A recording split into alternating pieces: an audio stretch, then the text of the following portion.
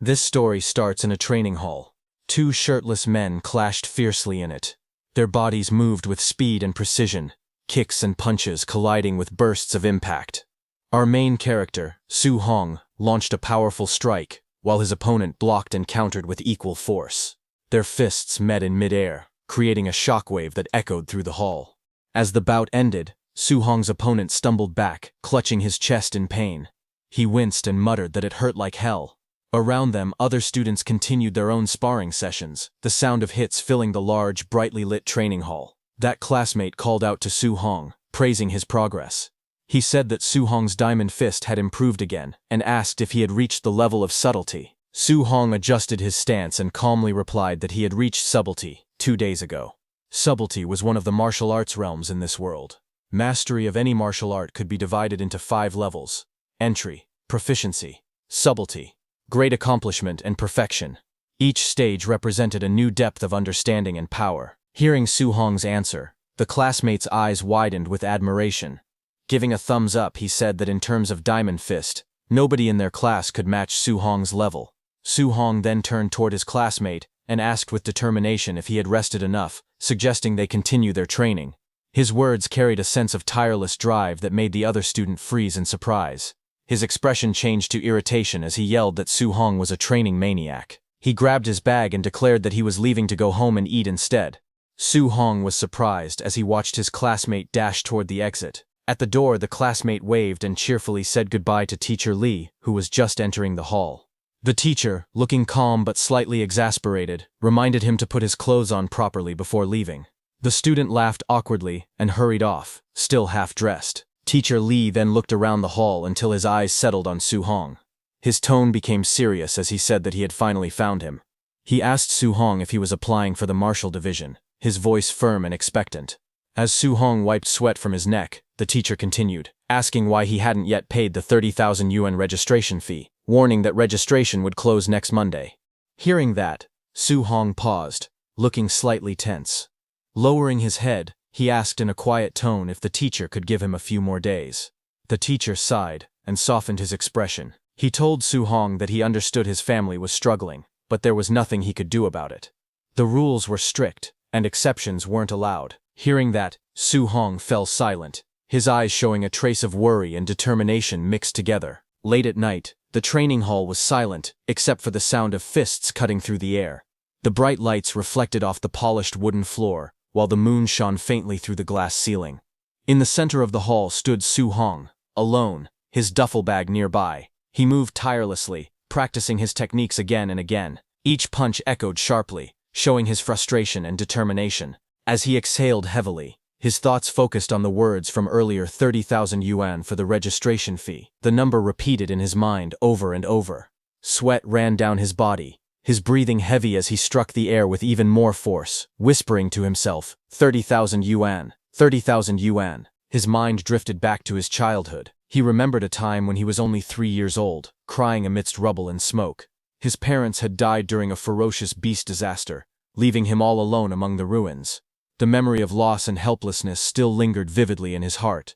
After that tragedy, his uncle and aunt had taken him in, raising him as part of their family. He looked at a photograph showing all of them smiling together, a happy family that had supported him through everything. Once they discovered his talent in martial arts, they encouraged him wholeheartedly, helping him pursue training even when times were tough. Because in this era where the world was plagued by monstrous beasts, martial artists were considered the top earners, protectors, and symbols of hope.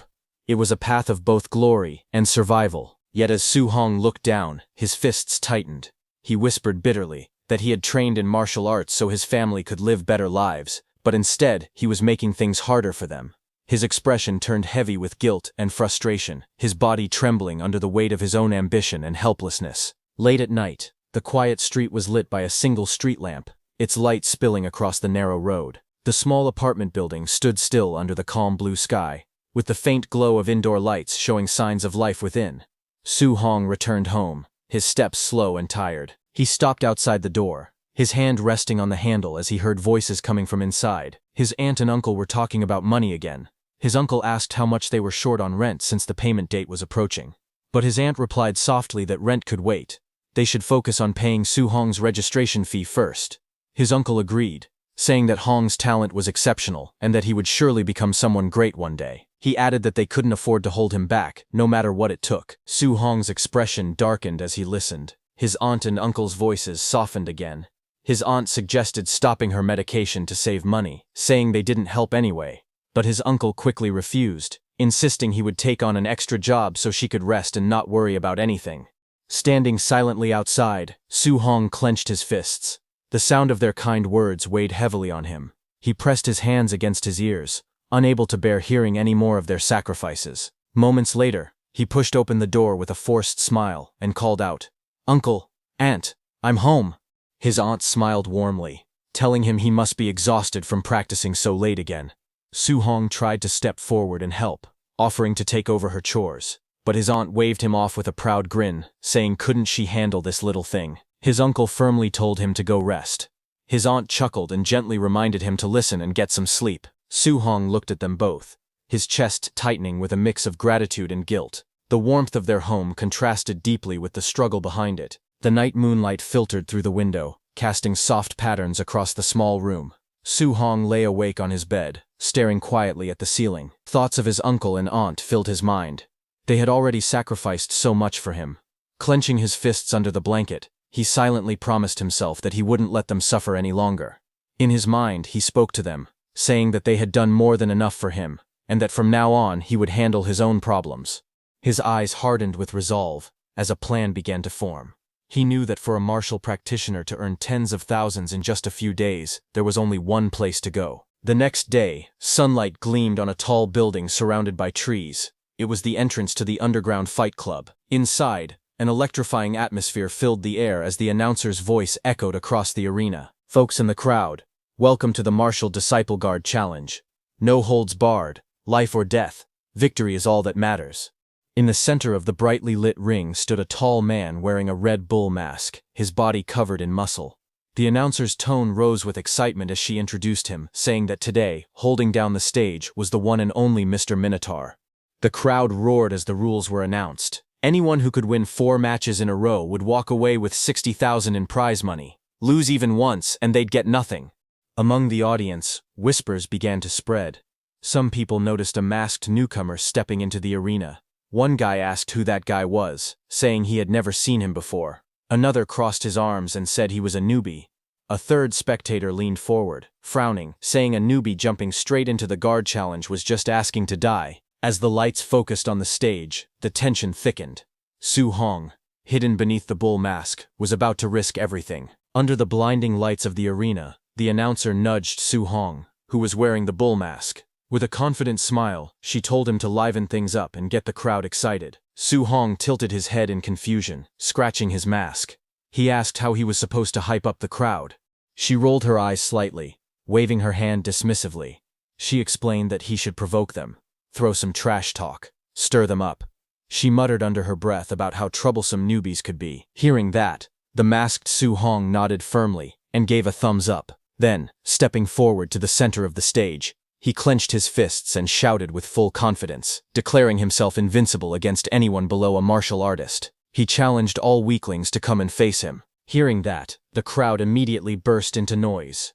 Some were shocked at his arrogance, whispering among themselves. One man frowned and said he was too cocky, while another laughed and called him a badass. Others muttered that he wouldn't even know how he died later. Excitement filled the air as people began chanting loudly, calling for his defeat, urging the fight to start. The announcer raised her microphone high and shouted, "Let's begin the match." As the crowd's cheers echoed through the arena, Su Hong stood tall behind his bull mask, his eyes sharpened with focus. He could feel the killing intent surrounding him. It was far stronger than anything he had felt before, but he wasn't surprised.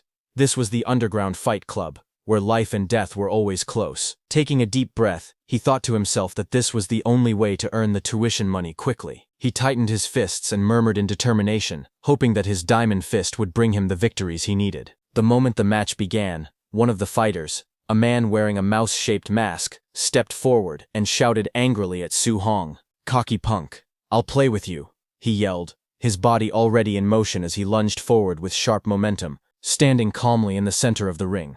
Su Hong watched the opponent's movements with a steady gaze from behind his bull mask. His sharp eyes analyzed the man's form in an instant. He noticed the speed and aggression, but also saw the weakness in the man's footing. His lower stance was unstable, his balance off. Su Hong smirked slightly, thinking to himself that this opponent would be easy to handle. The mouse-masked fighter closed in on Su Hong fast, shouting, "What are you daydreaming about?" He swung his fist towards Su Hong's head with a burst of power, but before the strike could land, Su Hong's arm moved like lightning. Energy gathered around his hands, swirling with bright blue force. With precise control, he unleashed his martial technique, the floating light palm. His glowing hand slammed straight into the attacker's face, the impact echoing across the arena. The mouse-masked man's eyes rolled back as his body was lifted off the ground and sent crashing into the floor with tremendous force. The crowd erupted in shock as Su Hong stood over his fallen opponent, the air around him still trembling from the energy of his strike. Under the blinding lights of the arena, Su Hong, wearing the bull mask, stood tall over his fallen opponent. Raising his fist high toward the ceiling, he shouted loudly, demanding the next challenger. The crowd erupted into cheers as the announcer's excited voice echoed through the speakers. "Minotaur, 1 win," she declared, her tone filled with energy. The audience roared in approval. Shouts of "badass" and "unbelievable" filled the air, the tension in the arena growing thicker with excitement. Soon after, another fighter stepped onto the stage. He was a tall man with curly blonde hair and a red mask covering his face. His muscular frame and confident smirk made it clear that he wasn't a rookie. The man taunted Su Hong, calling it a lucky break. Cracking his knuckles, he told Su Hong that his luck had run out now that he was facing him. Su Hong, still wearing his bull mask, stood calmly. His eyes narrowed as he observed the new opponent. Then, in a steady voice, he gestured for the man to make the first move. He analyzed his opponent's physique and aura, noting that the man seemed skilled and experienced, just the right kind of fighter to test the true strength of his diamond fist technique. The air grew still for a moment before the blonde fighter roared, charging forward with incredible speed. "Incoming," he shouted, as his massive frame blurred into motion. The two fists collided in a flash of blue energy, the shockwaves spreading across the stage. Both men gritted their teeth as their power clashed violently. The masked opponent widened his eyes, shocked by the strength he felt. It was the powerful fist wind that made him realize the impact behind Su Hong's strike. But Su Hong, calm and unshaken, analyzed the exchange with precision. His opponent's punch was strong, but still weaker than his. As the clash of fists echoed through the arena, Su Hong punched his opponent with his other hand. His punch landed squarely on the opponent's face. The masked man's mind raced as he felt his opponent's overwhelming strength. Su Hong's eyes sharpened beneath the bull mask. His analytical gaze focused on the fighter's movements. After taking the punch, his opponent's upper body was overcommitted, and his waist was left wide open with flaws. Taking advantage of that instant, Su Hong's body twisted sharply, and he kicked his opponent with explosive power. The impact sent the opponent flying across the ring, the force blasting through the air like thunder. The audience gasped in disbelief. "Holy crap! He's strong!" someone shouted from the stands. Dust and shattered flooring marked where the opponent had crashed, lying motionless. Su Hong straightened his back, his voice echoing through the silent arena. "Next," he said firmly. The announcer jumped with excitement, raising her microphone. "Minotaur, 2 wins in a row," she shouted, her voice filled with awe and energy as the crowd erupted once again. Inside the underground fighting arena, the crowd roared as Minotaur stood victorious once again in the center of the ring. In a luxurious viewing room above the ring, several men in black suits stood guard around an older man dressed sharply in a black suit. He watched the scene below with calm interest, his tone low and assessing. Looking at Su Hong, the man murmured that he wasn't even a quasi-martial artist, yet his strength was far above that of average disciples. That kid was no joke. Just then, the announcer's voice echoed through the loudspeakers. "Minotaur, 3 wins in a row," she shouted, excitement filling the air. "That man in the suit said Su Hong was not elite, but solid enough," he commented with a smirk, saying he was perfect for throwing matches.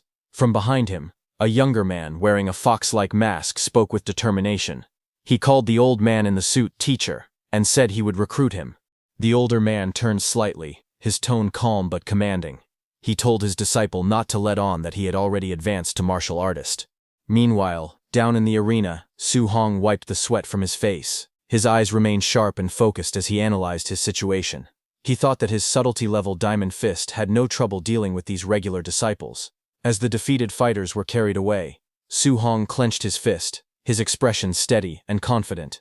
A faint smirk crossed his lips, as he thought that with one more win, he would get that 60,000. But the crowd suddenly erupted in excitement, their voices echoing through the arena. Someone shouted from the stands that it was White Fox. Su Hong, wearing his bull mask, froze for a moment and turned his gaze toward the entrance. Everyone's eyes widened slightly when they realized that White Fox was challenging too. From the opposite end of the stage, the man known as White Fox walked calmly onto the platform. The crowd murmured, whispering among themselves. Someone asked if he wasn't Quasi. One person said a Quasi fighting against disciples was a total cheat. Su Hong's expression hardened as he assessed the situation. Hearing that his opponent this time was Quasi, he muttered under his breath that this one was tricky, but he couldn't lose. Determination gleamed in his eyes as his stance lowered, ready for battle. Across from him, the white-haired man in the fox mask smiled faintly. A confident glint flashed in his golden eyes. Stepping forward with composed elegance, he adjusted his white suit and spoke in a calm, steady tone. He told Su Hong not to fear, saying he knew his limits. Under the bright arena lights, the announcer raised her hand and shouted across the stage, declaring the start of the guard challenge final round. Both fighters stood ready, Minotaur with his fists clenched, and White Fox calmly standing tall in his white suit. The crowd held its breath as tension filled the air. Then, with a sharp cry, the announcer commanded, "Begin." In an instant, both figures burst forward, moving so fast that their afterimages trailed behind. The ground cracked beneath their feet as they collided in the center of the stage. Su Hong's eyes focused sharply beneath his bull mask. He thought to himself that his realm was lower, so his first move had to be all in. His muscles tightened, and with a roar, he launched a powerful punch straight at White Fox. The impact tore through the air like thunder. A wave of force spread outward, shaking the ring. But as the shock cleared, Su Hong's expression changed. Something felt off. He staggered back slightly, his eyes widening. After feeling his opponent's power, he realized that he was no Quasi. Sweat rolled down Su Hong's face as his thoughts raced. He realized that his opponent was a real martial artist. He was holding back his chi and blood on purpose. Su Hong's opponent wasn't just strong, he was far beyond the level of an ordinary challenger. White Fox's golden eyes gleamed from behind his mask as he drew in a deep breath. His voice was calm yet filled with restrained power. As he inhaled, a faint red aura began to rise around him, swirling like flames. Then, in a blur of movement, he stepped forward. His fist crackled with energy as he roared, rushing thunder fist, striking Su Hong in the face. The impact hit like a lightning bolt. Su Hong's body was sent flying backward, blood spraying from his mouth. He struggled to regain his balance, disbelief flashing across his eyes. He thought in shock if this was the strength of a true martial artist.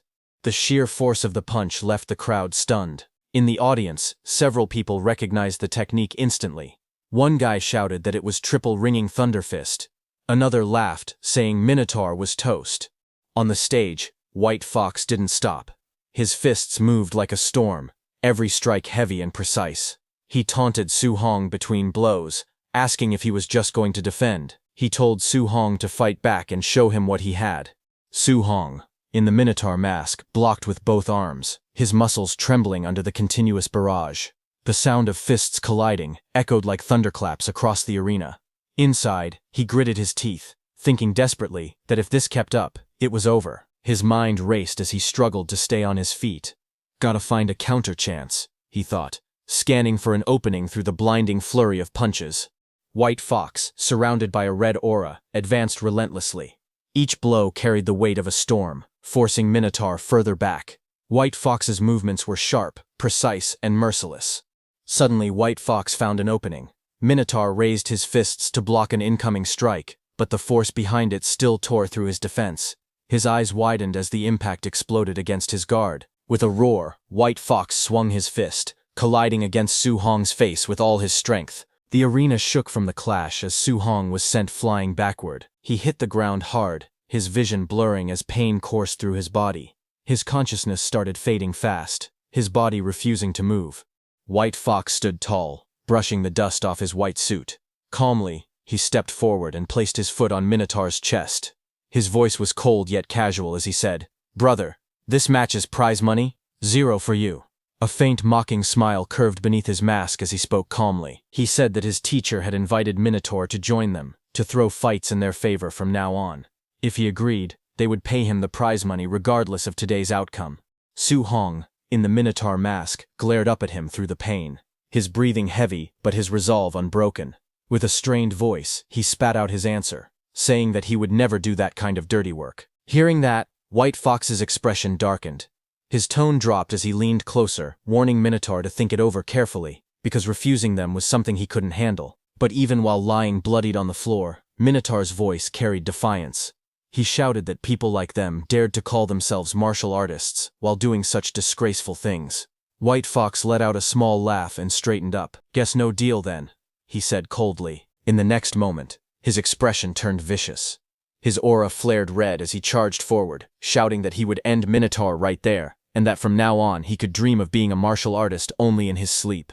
He raised his leg to attack. At that moment, Minotaur's eyes widened, blood dripping down his face, as fury and determination burned within them.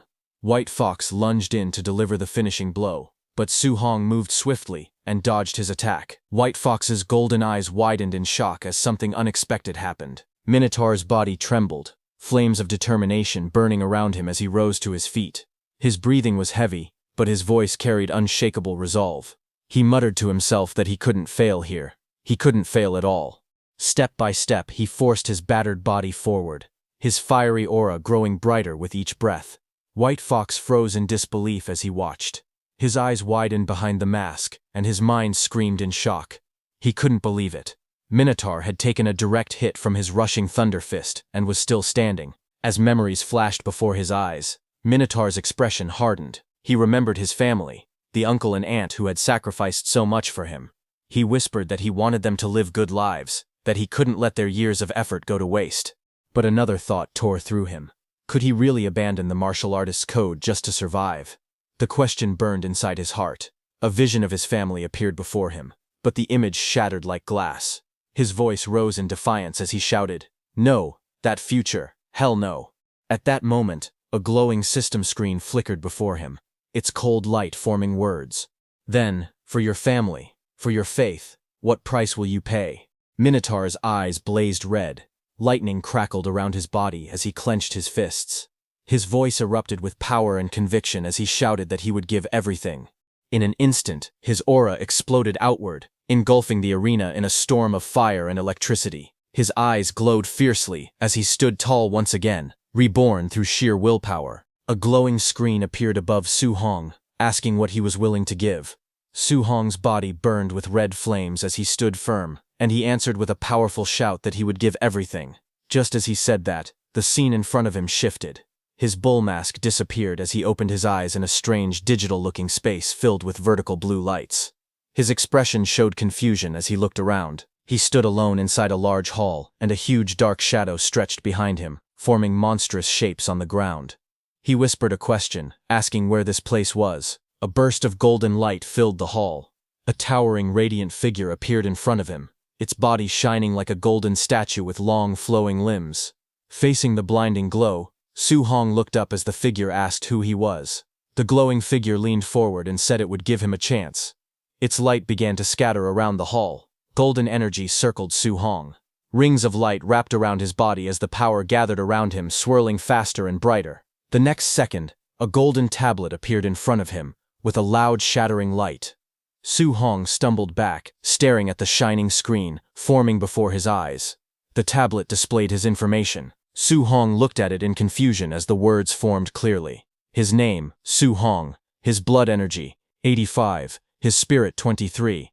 His physique, mortal body at 3%.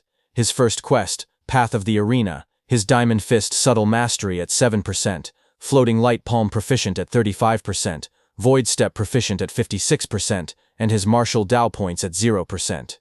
He raised his hand toward the tablet, tapping it carefully. He wondered if the strange thing was touch-operated. The glowing screen continued to float before him, listing his quest. Su Hong saw the description telling him to train his martial arts and face White Fox outside. The quest objective was to hone his skills, raise Diamond Fist to Grand Achievement, and raise Floating Light Palm and Void Step to Subtle Mastery. For the quest reward, The system told him that this was a beginner tutorial, so there was no reward. Current progress showed his Diamond Fist subtle mastery at 7%, Floating Light Palm proficient at 35%, and Void Step proficient at 56%. It also noted that this quest could unlock a beginner tutorial. Su Hong read through it with narrowed eyes, quietly repeating the words beginner tutorial as he tried to understand. While he was thinking about that, something suddenly appeared behind him, forming from the blue light. The next second, Su Hong's head snapped sharply as a fast blow came toward his head from behind, cutting off his thoughts in an instant. It was a clone of Su Hong. It rushed toward him with a fierce strike, forcing Su Hong to lower his body and dodge. The two figures moved at high speed, their motions blurring as their blows passed each other by inches. Su Hong's eyes widened in shock. He realized the attacker looked exactly like him. He understood that the figure was his clone, and the clone was using Diamond Fist just like he did. As he watched the movements, he noticed that the clone's technique looked even more polished than his own, clean and precise, like a perfect demonstration. Su Hong's breathing steadied as he analyzed the fight. Seeing such a refined example in front of him, he thought it was a chance he could not waste. He tightened his stance and moved forward, deciding to learn from the flawless execution displayed by the clone. The two clashed again, their arms striking in a clean collision. Suddenly, the clone grabbed Su Hong's arm and moved to attack. Su Hong watched every detail, thinking that the clone seemed to be showing the technique step by step. But before he could react properly, the clone's attack came too fast. Su Hong's expression changed in panic as the punch hit him squarely in the torso. His body bent from the impact, and he cried out as the force blasted him backward. Su Hong slid across the floor, coughing lightly as he steadied himself. His clone stood firmly on the other side, the force of its last attack still rippling through the air. For a moment, Su Hong glanced at the golden panel glowing beside him. The progress bar under Diamond Fist showed a new number. He stared in surprise, remembering it had been 7% before. Now it displayed 10%. He wondered how he had improved so quickly. He tightened his stance again, realizing that fighting here really did allow him to raise his martial skills at an incredible speed. Both he and the clone rushed forward at the same time, their steps carving sharp lines across the floor as they closed the distance in an instant. Their fists clashed again and again. Each collision sent out shockwaves, and with every exchange, the mastery numbers on the floating panels increased. One panel showed Diamond Fist reaching 15%. Another panel flashed as Su Hong's level climbed to 23%. The two continued moving, their bodies blurring as they shifted positions. The Void Step progress bars rose as well. Su Hong's Void Step reached 59%, then climbed to 70%. The battle continued, the room filled with streaks of motion and rising skill levels as the two figures pushed each other forward. They clashed again and again, their fists and palms striking with blinding speed. Each impact sent shockwaves through the air as their movements grew sharper, faster, and more refined. As they exchanged blows, glowing system panels appeared around them. The panels showed the progress of their skills. Floating Light Palm rose from 39% to 47%. Diamond Fist, subtle mastery increased to 62%. Void Step, proficient climbed from 82% to 88%. Diamond Fist, subtle mastery surged to 88%. Floating Light Palm, proficient reached 95%. Void Step, proficient pushed even higher to 97%. Their movements grew even more explosive as their mastery continued rising. Then, one panel flashed brightly. Floating Light Palm, proficient hit 100%, and the technique evolved into Floating Light Palm, proficient subtle mastery. The fighter unleashed the newly mastered technique, striking forward with overwhelming force. Another panel lit up. Void Step, proficient reached 100%, changing into Void Step, proficient subtle mastery. His body blurred as he stepped through the air with perfect precision. A final golden panel filled the screen. Diamond Fist, subtle mastery reached 100%, transforming into Diamond Fist, subtle mastery grand achievement. He threw a crushing punch, the blow landing cleanly and sending his clone flying. With this, the battle ended. He stood alone in the quiet hall, breathing heavily as golden fragments of the clone drifted around him. He lowered his fists and exhaled with exhaustion. He breathed out softly. A moment later, a system window appeared in front of him. The notification congratulated player Su Hong, telling him that he had completed the quest Path of the Arena. The quest rewards had been issued, and the system asked if he agreed to return to reality. He looked at it and whispered with a faint smile, "Thanks a lot." The next second, he returned to reality, where not even a second had passed. Wearing the bull mask, Su Hong stood calmly as flames rose around his body. His eyes glowed through the bull mask, and he gave a short reply, saying that he agreed. Across from him, White Fox watched the transformation with narrowed eyes. White Fox suddenly rushed forward. He called Su Hong a show-off and shouted for him to take his attack. His body shot across the arena in a straight line, wind trailing behind him. He attacked with explosive force and launched a fierce technique, his punch cutting through the air at high speed. But Su Hong moved even faster and dodged all his attacks easily. He then tilted his head slightly and answered in a low voice that White Fox's attack was too slow. Hearing that, White Fox's eyes widened. Before he could react, Su Hong's counterpunch smashed into him. The impact shattered the fox mask into pieces, sending fragments flying and knocking him backward. Su Hong rushed forward with fierce determination, his eyes sharp as debris scattered around him. The crowd in the stands gasped in shock as they watched the impact unfold. In the ring, the Minotaur-masked Su Hong stood tall and unmoving. His dark silhouette and glowing eyes loomed over his fallen opponent, who lay unconscious at his feet. The arena fell silent. A moment later, Su Hong looked toward the side of the ring where the announcer was standing. He spoke calmly, saying he had won the fourth match, and asked when he would receive his prize money. The announcer nearby blinked in surprise, before answering in a flustered tone. Inside the VIP viewing room, Fox Mask's teacher watched as the announcer announced the victory. She declared that Minotaur had successfully defended the arena and won the 60,000 yuan grand prize. The old man stared ahead in disbelief as he questioned how a martial apprentice could reach grand achievement in Diamond Fist, something even trained warriors struggled to do. He ordered his subordinates to follow the Minotaur and find out who he really was. The two men in suits bowed and replied that they understood. Sometime later, the night was quiet as Su Hong walked alone down a narrow street, his hands in his pockets and his steps echoing softly between the buildings. His expression remained calm, but his eyes shifted slightly, sensing something behind him. Farther back in the alley, two men in black suits hid in the shadows, watching him carefully. When Su Hong glanced over his shoulder, the two men stiffened. A moment later, he suddenly disappeared from their view, leaving them confused. They rushed farther into the alley, whispering anxiously. One of them complained that the boss had ordered them to uncover Su Hong's identity, yet they had already lost him. Above their heads, Su Hong clung effortlessly between the walls, suspended high above the alley. He watched them with a relaxed expression and muttered that they were still trying to tail him. The night sky hung quietly above Su Hong's neighborhood. 1 hour after escaping from the men tailing him, Su Hong returned home. Inside the house, Su Hong's family stared in shock at the huge stack of cash on the table. His uncle leaned forward with trembling hands and asked if he had robbed a bank, wondering where all that money came from.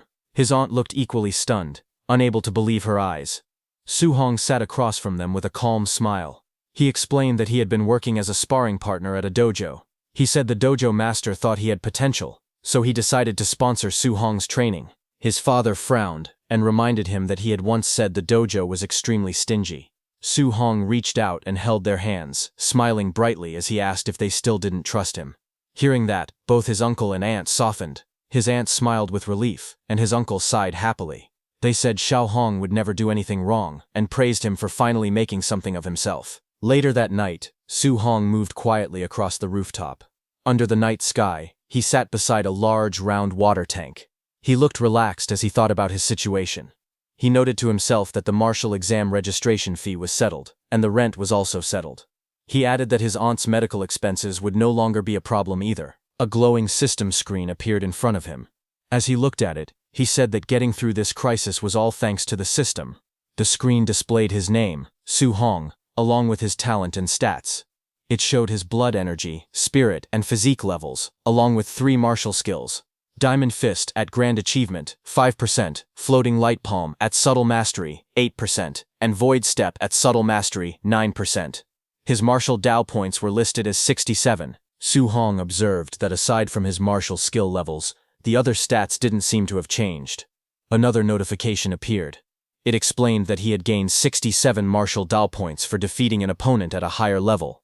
It said that martial Dao points could enhance blood energy and martial skills, and reminded him to allocate them wisely. Su Hong looked at the screen and said he should try it right now. He reached forward to adjust the numbers. A system sound followed, and the screen showed his blood energy rising to 90. Su Hong's eyes widened as energy surged through him. his entire body filled with heat and power. Flames of aura rose around him as he stood with a sharp, awakened expression. His clothes fluttered from the force of the energy as he felt the change taking place. Su Hong looked at the glowing screen in front of him.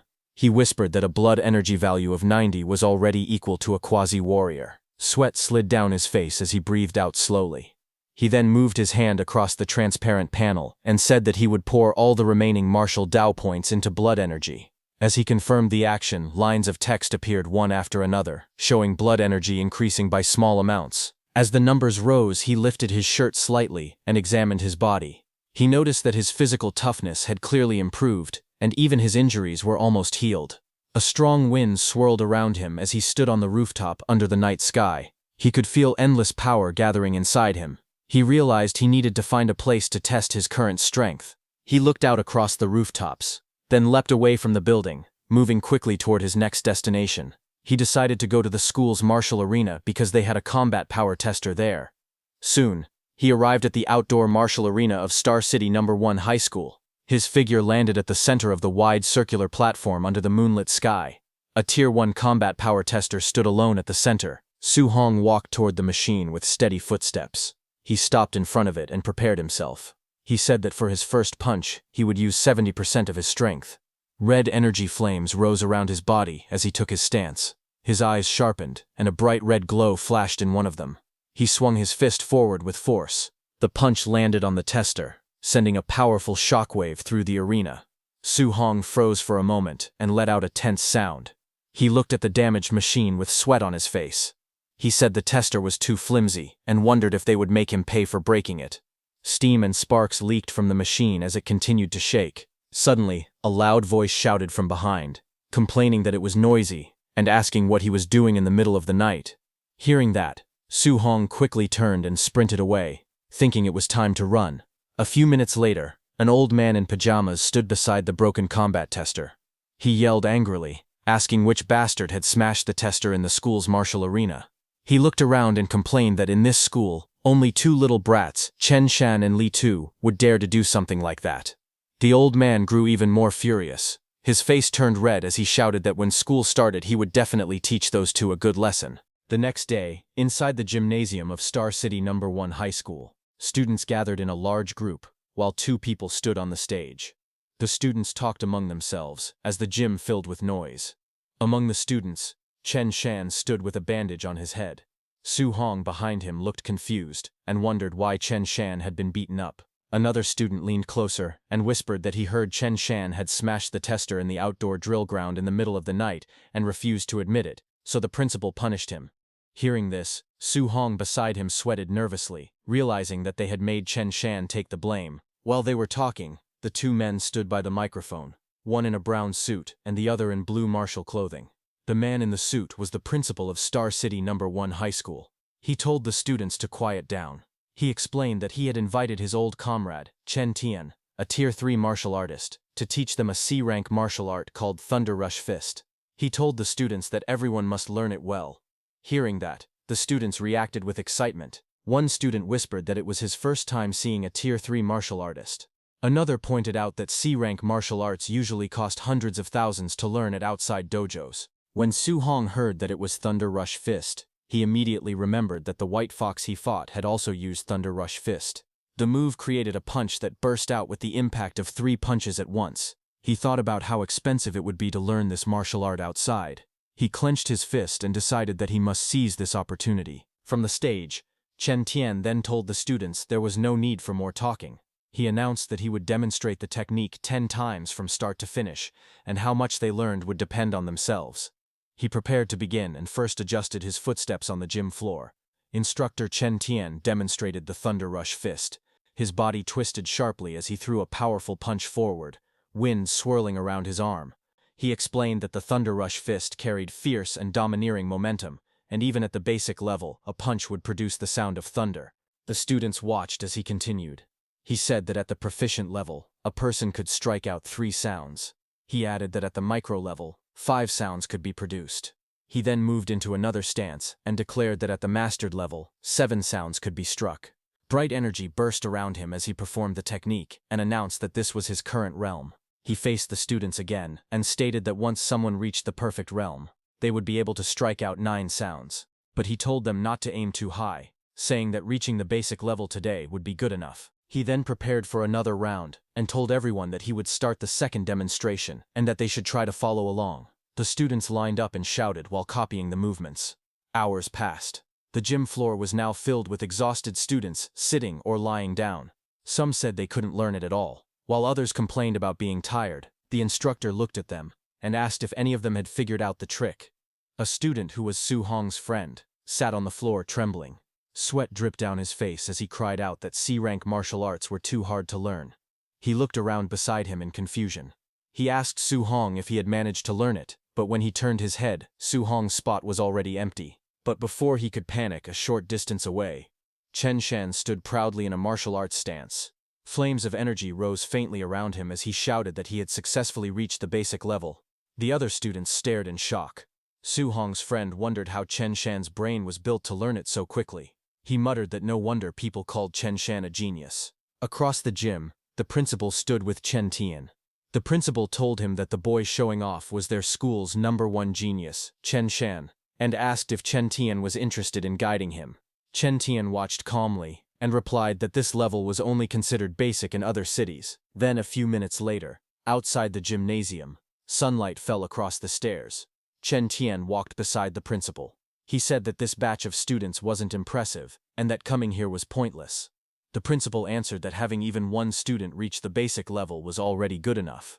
He asked if Chen Tian really expected them to find a top-tier genius. In the courtyard, as they walked side by side, Chen Tian told the principal that martial Dao cultivation was extremely cruel and that talent was simply too important. The principal nodded and replied that relying only on hard work without any opportunity was absolutely impossible. Just as they were talking, suddenly both of them stopped. Their eyes widened as loud explosive sounds echoed around them. They turned and saw that a burst of lightning appeared on the training grounds. Su Hong stood there with lightning wrapped around his body. Seeing him, Chen Tian shouted in shock, saying it was the 7-sound Thunder Rush Fist and that the school actually had such an expert. The principal beside him said it was impossible because he had never heard of it.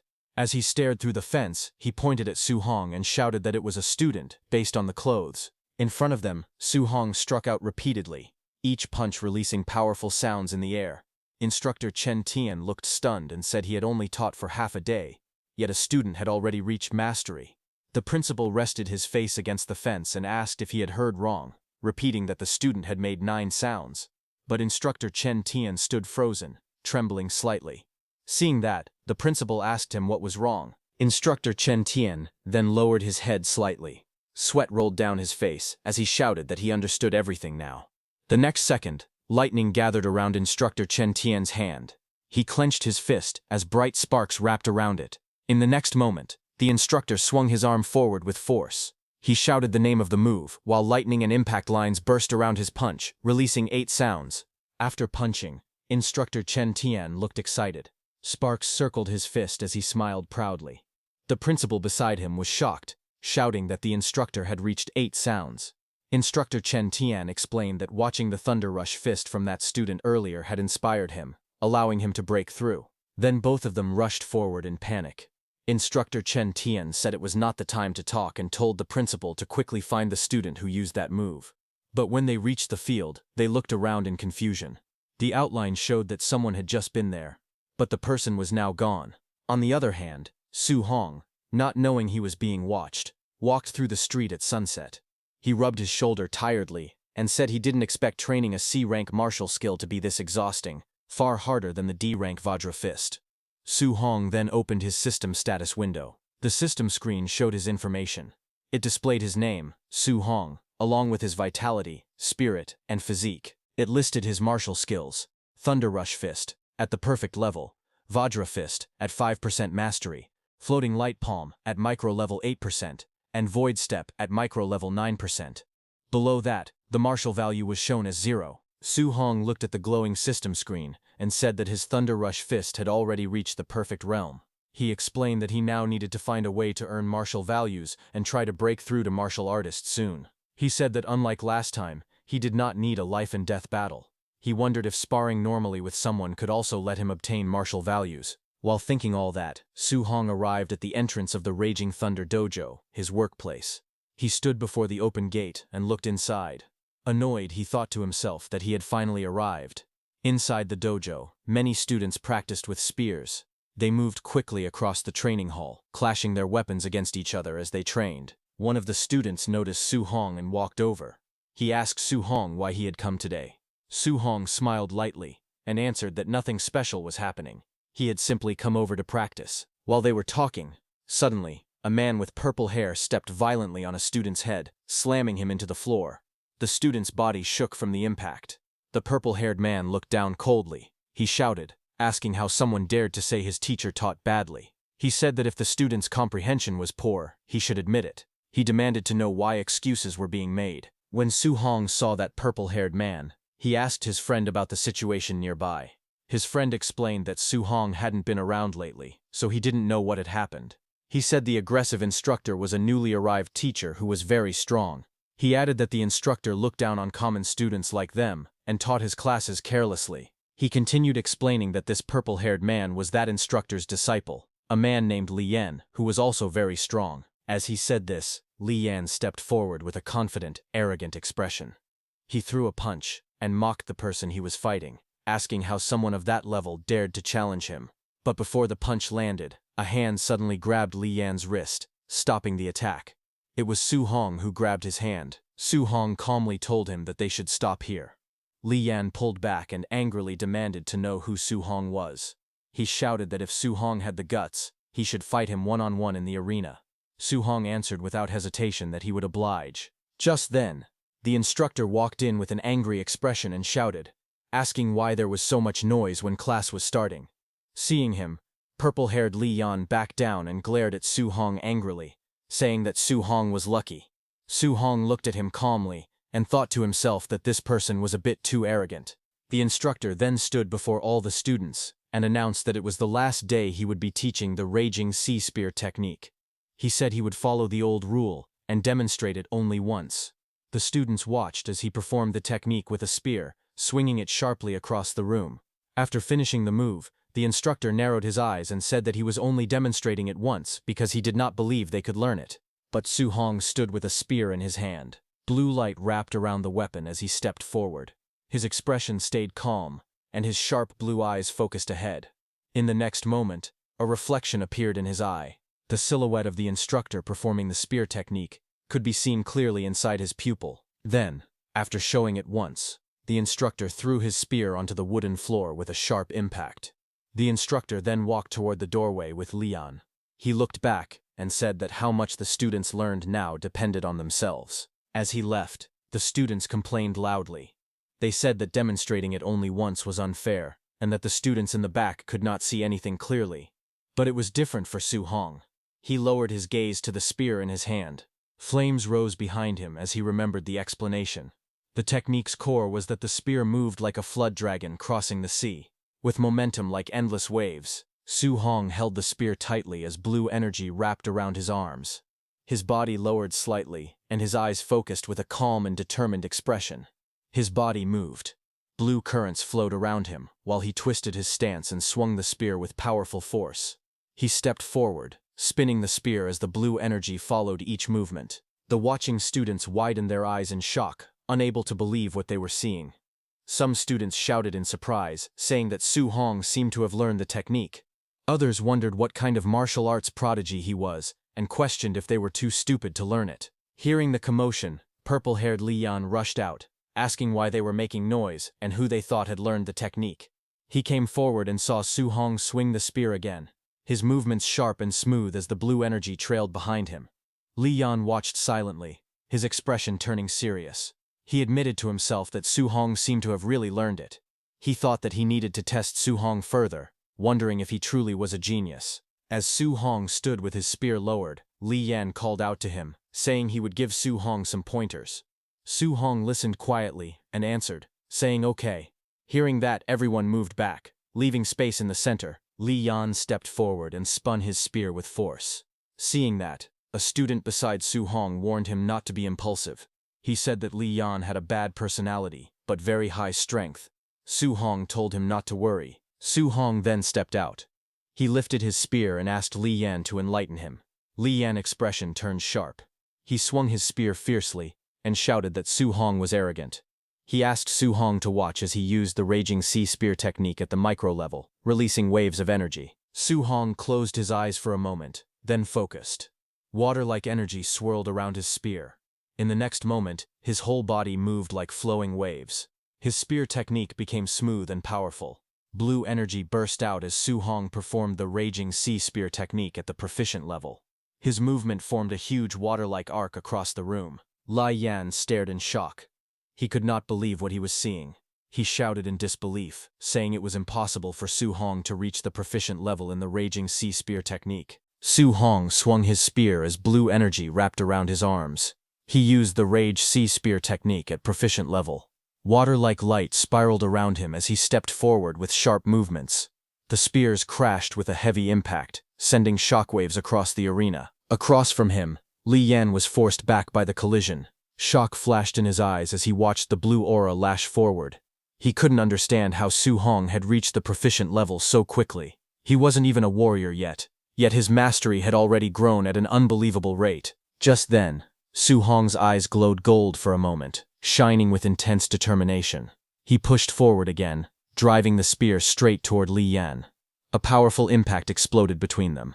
Blue energy burst outward as Li Yan's spear was knocked back across the room. A glowing system message appeared in front of Su Hong, displaying that he had defeated a higher-level warrior.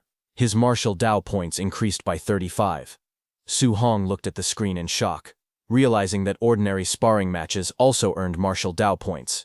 He decided that he should spar with people more often. On the other hand, Li Yan fell to his knees, trembling as he stared at the floor. He muttered that it was impossible, absolutely impossible. He could not believe that Su Hong had trained the Rage Sea Spear technique to proficient level so quickly. His frustration rose, and he grew furious. He asked what would happen to him. He wondered what all his years of effort had meant. In the next moment, he shouted and rushed forward, swinging his fist toward Su Hong. He yelled, demanding to know what all his hard training had been for. But before the punch could land, a voice echoed, telling Li Yan to stop. Immediately, Li Yan's attack froze inches from Su Hong's face. The angry Li Yan turned his head and saw his teacher standing there. The teacher walked forward, slapped Li Yan, and scolded him. He said that if Li Yan could not even face defeat, then he was not worthy of being a martial artist. That slap struck Li Yan to his core, and his eyes widened in shock. The teacher looked at Li Yan's fallen spear in disbelief. He couldn't believe that just by watching his demonstration once, Su Hong had learned the Rage Sea Spear technique to proficient level. He admitted that even the geniuses from the imperial capital couldn't be this exaggerated. The teacher grabbed Li Yan by the head and bowed slightly towards Su Hong, thinking that Li Yan had talent but was far too arrogant, and that being beaten by someone like Su Hong was good for him.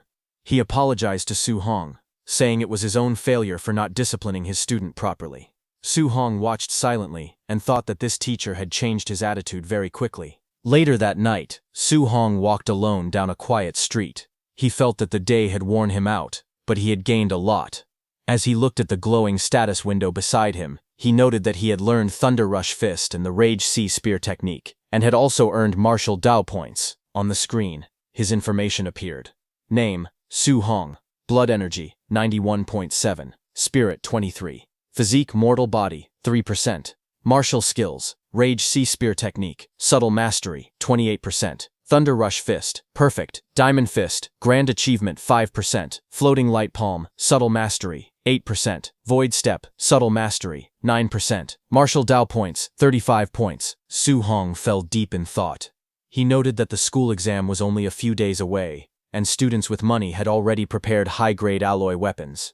He thought that he needed to prepare his own weapon for the exam as well. He tested the feeling of the spear in his hand, and said that it felt comfortable. He thought that he might as well stick with using a spear from now on. He decided that he needed to buy an alloy spear, but remembering the price, he frowned. He admitted that his savings weren't even enough for his aunt's medical treatment, let alone buying an alloy weapon. Walking alone on the street, he wondered quietly what other ways he could make money. Just then, inside a convenience store, he overheard a broadcast. The announcement said that fierce beasts outside Star City were increasing every day, and the city lord was gathering warriors to hunt them. The rewards were described as generous. Hearing this, Su Hong looked up in surprise as an idea formed in his mind about leaving the city to hunt fierce beasts. Meanwhile, at Su Hong's house, his aunt stood behind his injured uncle, placing warm pads on his back as she scolded him. She asked why he was still working so hard when Su Hong had already given them money last time. His uncle, tired but firm, replied that Su Hong was still young, and they couldn't place all the household burdens on him. He said that as long as he could still work, he needed to save more for the kids. Just then, the door opened, and Su Hong stepped inside, calling out that he was home. Both his uncle and aunt turned in surprise before greeting him warmly. Su Hong walked over with a smile and offered to take over the chores. His aunt reminded him that they had told him to rest whenever he came home. Su Hong then turned to his uncle and gently placed a patch on his back. He told his uncle that he could earn money now and suggested that it would be better for him to stay home and take care of his aunt instead of working so hard. His uncle admitted that it sounded nice, but said he couldn't just sit still. With a confident grin and a thumbs up, he reassured Su Hong that he was only earning a bit for daily expenses and wouldn't push himself too hard. Su Hong's aunt smiled softly and told Su Hong that he would still need a lot of money for his martial arts training in the future. She said that both of them wanted to save as much as they could for him. Su Hong looked down at the hot patch in his hands and softly murmured to himself, calling out to his uncle and auntie. A determined look appeared in his eyes. He thought about how his uncle and auntie had always lived frugally. Unless he earned enough money to support them for a lifetime, they would never feel safe enough to retire and focus on their health. His expression hardened. He told himself that he absolutely could not miss the opportunity to hunt fierce beasts for the bounty. Sometime later, on his rooftop, Su Hong considered the idea of hunting down fierce beasts but remembered the dangers outside the city. The wilderness was unpredictable. To stay safe, he needed to raise his strength as much as possible. He decided to put all the martial Dao points he had earned into increasing his blood energy. That night, blue system panels appeared around him as he allocated his points. One by one, new notifications popped up, each showing his blood energy rising by small amounts. Eventually, a larger panel appeared before him, displaying that his blood energy was now 95.2. Su Hong sat cross-legged in a circle of burning red aura. Flames curled around his body as he checked his progress. He realized that he was now just one step away from becoming a warrior. 2 days later, at the school gymnasium late at night, Su Hong lay on the floor, drenched in sweat. System panels floated around him, displaying each of his martial skills: Rage Sea Spear Technique, Thunder Rush Fist, Diamond Fist, Floating Light Palm, and Void Step, all marked as perfect. After 2 full days of intense training, he had finally brought every martial skill to its peak. Breathing heavily, Su Hong stared upward. He told himself that all preparations were complete. It was finally time to leave the city. It was Saturday at the Star City Warrior base. Su Hong finally arrived and muttered that the place was really far away. As he walked through the gates, he looked around with curiosity. He thought that although he had seen the base many times on TV, this was his first time visiting it in person. Inside, he noticed warriors everywhere. Warriors who were rarely seen in daily life appeared all around him in the bustling streets. He opened a sheet of paper and read the bounty list silently. Unranked fierce beasts were worth 300 blue star coins each. Tier 1 lower stage fierce beasts were worth 1,000. Tier 1 middle stage fierce beasts were worth 3,000. Then he reached the line mentioning Tier 2 lower stage fierce beasts. Another line in the rules stated that after killing a fierce beast, its left ear must be cut off as proof. Without that, no payment would be issued. He stared at the rule with an awkward expression and wondered why it was so primitive. Nearby, a warrior walked up to the payment window and placed a bag on the counter. He asked the clerk to calculate how much everything inside was worth. Watching him, Su Hong thought that the bag must be filled with the left ears of fierce beasts. Just then, a loud shout echoed through the area as a group of people pushed forward. Someone at the front yelled for everyone to move aside. Su Hong turned his head and saw a group approaching. Among them was a blond young man walking confidently, while others cleared the path for him. One of the men shouted that young Master Ye was coming. As Su Hong observed, he quietly noted that the blond man's outfit and attitude looked similar to White Fox from the underground arena. Nearby, a few warriors whispered among themselves. One of them complained that the blond man was always showing off, saying that if his uncle were not the base director, he would have been beaten up long ago. Another person added that the blond man had already been beaten by someone a few days earlier, and it had been satisfying to watch. A third person responded that this explained why he hadn't been seen recently. Hearing that, Su Hong looked back. The blond young man passed by and glanced in his direction. The large masked warrior beside him also turned slightly.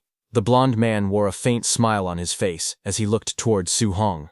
Su Hong stood silently, his expression calm as he looked ahead. He thought to himself that the danger did not only come from fierce beasts, but also from humans.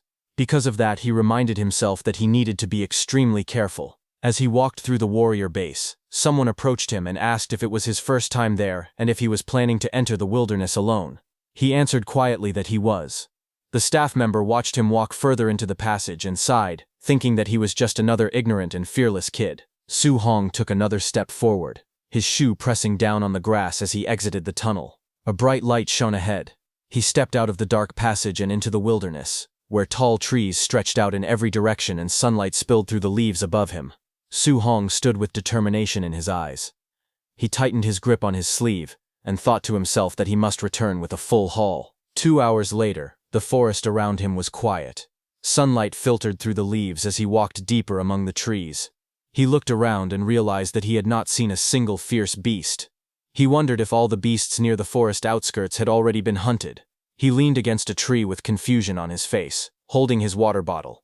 Question marks hovered above him as he tried to figure out the situation. A moment later, he decided to head further inside. His body shot forward in a leap, speeding deeper into the forest. Su Hong rushed forward through the forest, his breathing sharp as the wind whipped past his face. Sweat formed along his cheek as he heard a sound ahead of him. A moment later, a white wolf, with glowing red eyes, burst through the trees. The beast lowered its body and growled, its claws digging into the dirt as it prepared to attack. Su Hong stopped and faced it cautiously. He looked at the creature and recognized it. According to his textbooks, this was a Tier 1 lower stage fierce beast, the Shadow Moonwolf. He thought to himself that this was the first time he had ever seen a living one. The wolf suddenly roared loudly, saliva flying from its jaws as it lunged toward him with its fangs bared. Su Hong tightened his stance as the beast leapt at him. Its crimson eyes locked onto him while it howled. The attack came down from above, straight toward Su Hong. Su Hong stood still as the fierce beast lunged at him with its claws extended. The wolf's red eyes glowed with killing intent as it swung its massive paw toward him. The wolf's attack cut through the air, but Su Hong dodged it by leaning back. The beast missed its strike. Lightning gathered around Su Hong's fist. His hand glowed with bright golden energy as he clenched it tightly. He stepped forward and struck the wolf with a powerful blow. Lightning exploded across the wolf's body as the impact sent it flying backward. The wolf crashed into a tree, rolling across the forest floor while letting out a weak howl. Su Hong then stood over the fallen beast. Lightning still flickered around his arm as he looked down at the defeated wolf lying motionless on the ground. Su Hong then looked at his trembling hand with bright eyes. He wondered if this was what fighting monsters felt like. It was even more exciting than he had imagined. His fingers shook as he remembered the battle. The feeling made his heart race. He clenched his fist with confidence. He thought to himself that he could now kill a Tier 1 initial stage ferocious beast in a single move. He wondered how he would perform against a Tier 1 middle stage ferocious beast. While he was thinking that, 2 glowing red eyes appeared quietly in the forest behind him. The next second, a huge figure stepped out. The scene revealed a Tier 1 middle stage ferocious beast, a raging black bear. The bear roared from behind him as Su Hong stood calmly with his fist raised. A powerful strike flashed across the darkness. In the next moment, the raging black bear collapsed with its eyes rolled back, beaten in a single blow. Standing over the fallen beast, lightning still flickered around Su Hong's arm. He thought that with his current strength, as long as he didn't provoke a Tier 2 beast, he wouldn't face too much danger. Finally, he crouched beside the defeated bear with a smile. He held up the bear's ear and thought proudly that 3,000 prize money was secured. A blue system window appeared in front of him. It displayed a reminder saying that his accumulated martial value was now enough for him to break through into a martial artist, and he should upgrade as soon as possible. Su Hong looked at the screen with excitement. He thought that he could finally break through and become a martial artist. But suddenly, he felt a very powerful aura behind him, shocking Su Hong completely. He turned quickly, sweat covering his face. He looked toward the forest and sensed the pressure coming from afar. He thought that the aura was extremely intense and wondered what kind of ferocious beast it was. He decided to go take a look and rushed through the forest at high speed. He landed on top of a large rock and looked down. His eyes widened in shock as he whispered that this was. Before him stood a massive creature, A glowing description appeared, explaining that it was a Tier 1 late-stage ferocious beast, black jade giant python. Below, 2 men were fighting the python with their weapons. The python struck them with its giant tail. The men used their shields to block, but the python's power was too much, making them spit out blood with just one attack. The python's massive tail smashed into both of them, sending them flying backward. Their bodies slammed into a rocky wall, breaking the stones on impact. From a distance, Su Hong watched the scene with widened eyes. Suddenly, shock flashed across his face as he stared ahead. The python lunged again. It swung its tail with incredible force, aiming straight at Su Hong. The ground cracked apart as the huge tail cut through the air. The beast's body twisted sharply. Its tail curved like a giant whip, moving faster than Su Hong expected. He gritted his teeth, thinking it was too fast, as the python's attack came crashing down. The giant python's body smashed into Su Hong, sending him sliding across the dirt as dust exploded everywhere. Nearby, dark blood splattered across the stone. A weak voice coughed again and again, the sound mixed with the shaking of the earth. Su Hong knelt down, covering his mouth as he coughed blood. In front of him, another man lay motionless, his body torn open and stained black with blood. He wiped the blood from his lips with the back of his hand. His expression stayed calm even though pain filled his body. Reaching forward, he grabbed the fallen man's spear and lifted it from the ground. He quietly said that he would borrow it for a moment. Then he stood up again and faced the enormous python. The python rose high into the sky, its golden eyes glowing fiercely. Wind whipped around them as it hissed loudly, towering over him. Su Hong held the spear tightly and stepped forward to face the beast. The giant python opened its jaws wide and rushed forward with a roar, its sharp fangs flashing as it dove down like a falling mountain. Su Hong dodged aside just in time. The creature's massive body slammed into the ground, sending rocks flying everywhere. In that moment, Su Hong quietly recalled something. Normally, killing a Tier 1 late-stage ferocious beast required several martial artists working together. But he was different. All of his martial skills had already reached perfection.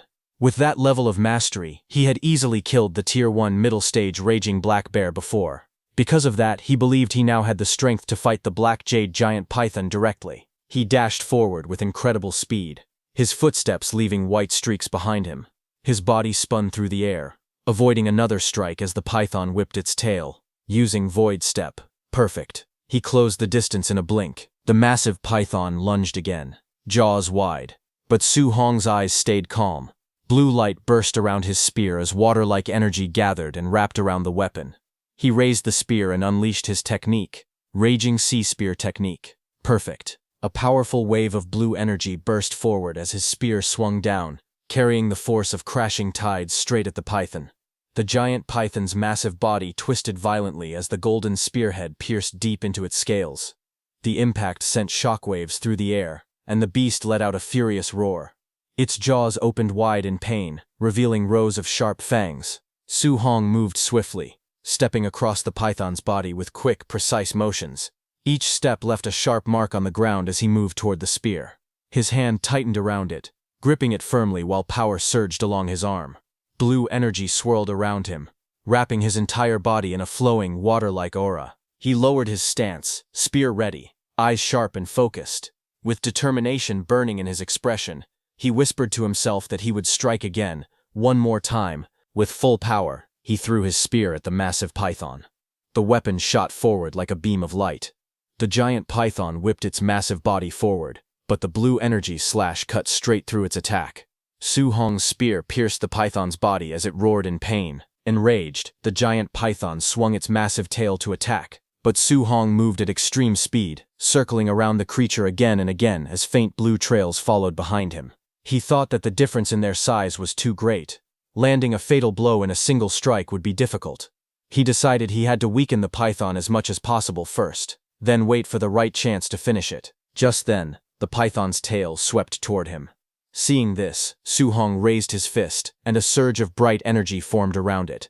He used his Thunder Rush fist, perfect technique, as his entire arm shone with crackling power. He launched himself forward, delivering a powerful strike that sent waves of lightning bursting across the battlefield. The ground shook as the giant python's tail whipped across the battlefield. After landing a successful strike, Su Hong quickly leapt back, widening the distance between himself and the massive creature. Dust rose behind him with each step as he prepared his spear again. He reminded himself that after every attack, he needed to back away fast. Only by keeping his distance could he avoid being crushed by the python's huge body. The python twisted angrily, its scales scraping against the ground. Su Hong stayed alert. He told himself to wait for an opening, attack again, and then retreat right away before the monster countered. The constant movement tired him. His breath grew heavy, and sweat rolled down his face. Still, he knew this method kept him safe. He exhaled as he steadied his stance. Across from him, the python trembled. Its growls grew weaker. It seemed to be nearing its limit too. Seeing this, Su Hong realized he only needed to circle it a few more times and strike carefully to bring it down. He gripped his spear and called out in determination, ready for another round. But just as he prepared to move, something caught his attention. A sudden sound behind him. Su Hong sharply turned his head, his eyes widening as he sensed something approaching. He demanded to know who it was. A large masked man suddenly leapt toward him from above, laughing loudly with a flaming fist raised. Su Hong quickly lifted his arm to block, gritting his teeth as the flaming punch crashed down on him. The force of the attack sent him flying across the ground, rolling until he came to a stop. He pushed himself up with difficulty, coughing as he tried to regain his breath. When he looked up, several figures were standing in front of him. He shouted, asking who they were. The man in the long coat stepped forward, surrounded by his group. It was the White Fox. He looked down at Su Hong with a confident smile and told him that they were meeting again. He then asked Su Hong to hand over the black jade giant python. The group of 5 stood together on the rocky path, watching the injured Su Hong kneel in exhaustion. His spear lay stuck in the ground beside him, its blade cracked from the earlier battle. White Fox stepped forward with a calm smile. His eyes narrowed slightly as he recalled the moment he saw Su Hong leaving the city alone. He said that when he first witnessed that reckless decision, he was certain Su Hong would die somewhere outside the city walls. He spoke again, amused. He admitted he never expected Su Hong's luck to be so strong. Not only had he survived, but he had even managed to encounter a critically wounded black jade giant python, one that was already on the verge of death. Hearing that, Su Hong stared at him quietly, realizing that if they thought he had merely found the python, that meant these 5 had just arrived. He observed them carefully. All 5 were martial artists. He realized that they had the numbers advantage. Fighting them head-on was impossible. Suddenly, the large masked fighter stepped forward aggressively. He shouted at Su Hong, asking if he hadn't heard young Master Ye's words. He demanded to know why Su Hong was still standing there when young Master Ye wanted the giant python for himself. Hearing that, Su Hong lowered his head slightly. His fists clenched. His jaw tightened. He said nothing, but his body trembled with anger. Su Hong glared forward, electricity crackling around his fist as he spoke. He said that they had only pushed him back earlier because of a sneak attack, and he asked if they really thought he couldn't defeat them. In the next moment, he shot forward and slammed his glowing fist into the masked brute's punch. The impact exploded outward, sending the large man flying. The brute's eyes widened behind his mask as he felt the force of the blow. Shock filled him as he thought about the terrifying power striking him. Su Hong didn't stop. He rushed in again, his fist flashing with red light, and struck the brute hard enough to knock him into the ground. The remaining group stood in the distance, watching their fallen companion lying in the grass. None of them moved. Then White Fox stepped forward slightly, looking at the scene with interest. With a slight smile, he commented on the attack. He said it was an excellent Vajra fist, and confirmed that Su Hong was indeed the Minotaur. Hearing that, Su Hong turned his head sharply, his expression tightening when he confirmed that it really was the White Fox mask. White Fox stood calmly, with his hand covering part of his face. His voice was smooth as he spoke. He said that Su Hong was the first person to humiliate him in front of so many people. He then dropped his hand and gave an order. His voice was cold as he commanded his subordinates to kill Su Hong. All 4 men around him rushed forward at once. Their weapons drew streaks across the ground as they charged towards Su Hong. Su Hong reacted instantly. His hand tightened around the spear, and his body shot upward in a single motion. Behind him, White Fox's group shouted to chase him. They sprinted after him as he leapt away from the rocky cliff. Deeper in the forest, the group slowed down, scanning their surroundings.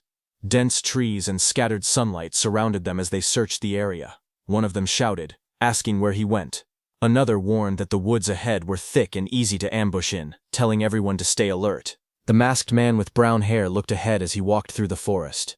He scoffed and said there were so many of them, wondering if they were really afraid of just one man. Just as he said that, suddenly, a blur shot past him. Su Hong moved at incredible speed. The masked man's eyes widened as Su Hong dashed forward. Su Hong's eyes glowed with a sharp blue light as he closed the distance. In the next moment, he struck. The masked man was smashed into the ground with overwhelming force. From Su Hong's punch, 9 continuous sounds echoed in the air. Blood splattered across the man's mask as he lay motionless on the forest floor. Farther back, White Fox watched in shock. Sweat slid down his face as he stared at the settling dust clouds left behind by Su Hong. He cursed under his breath, unable to hide his disbelief. He wondered how Su Hong could possibly be this fast. White Fox's remaining 3 men stood together. One of them suddenly shouted in shock. He told young Master Ye that the technique being used by Su Hong was the Thunderclap Fist, specifically the 9 Echo Thunderclap Fist.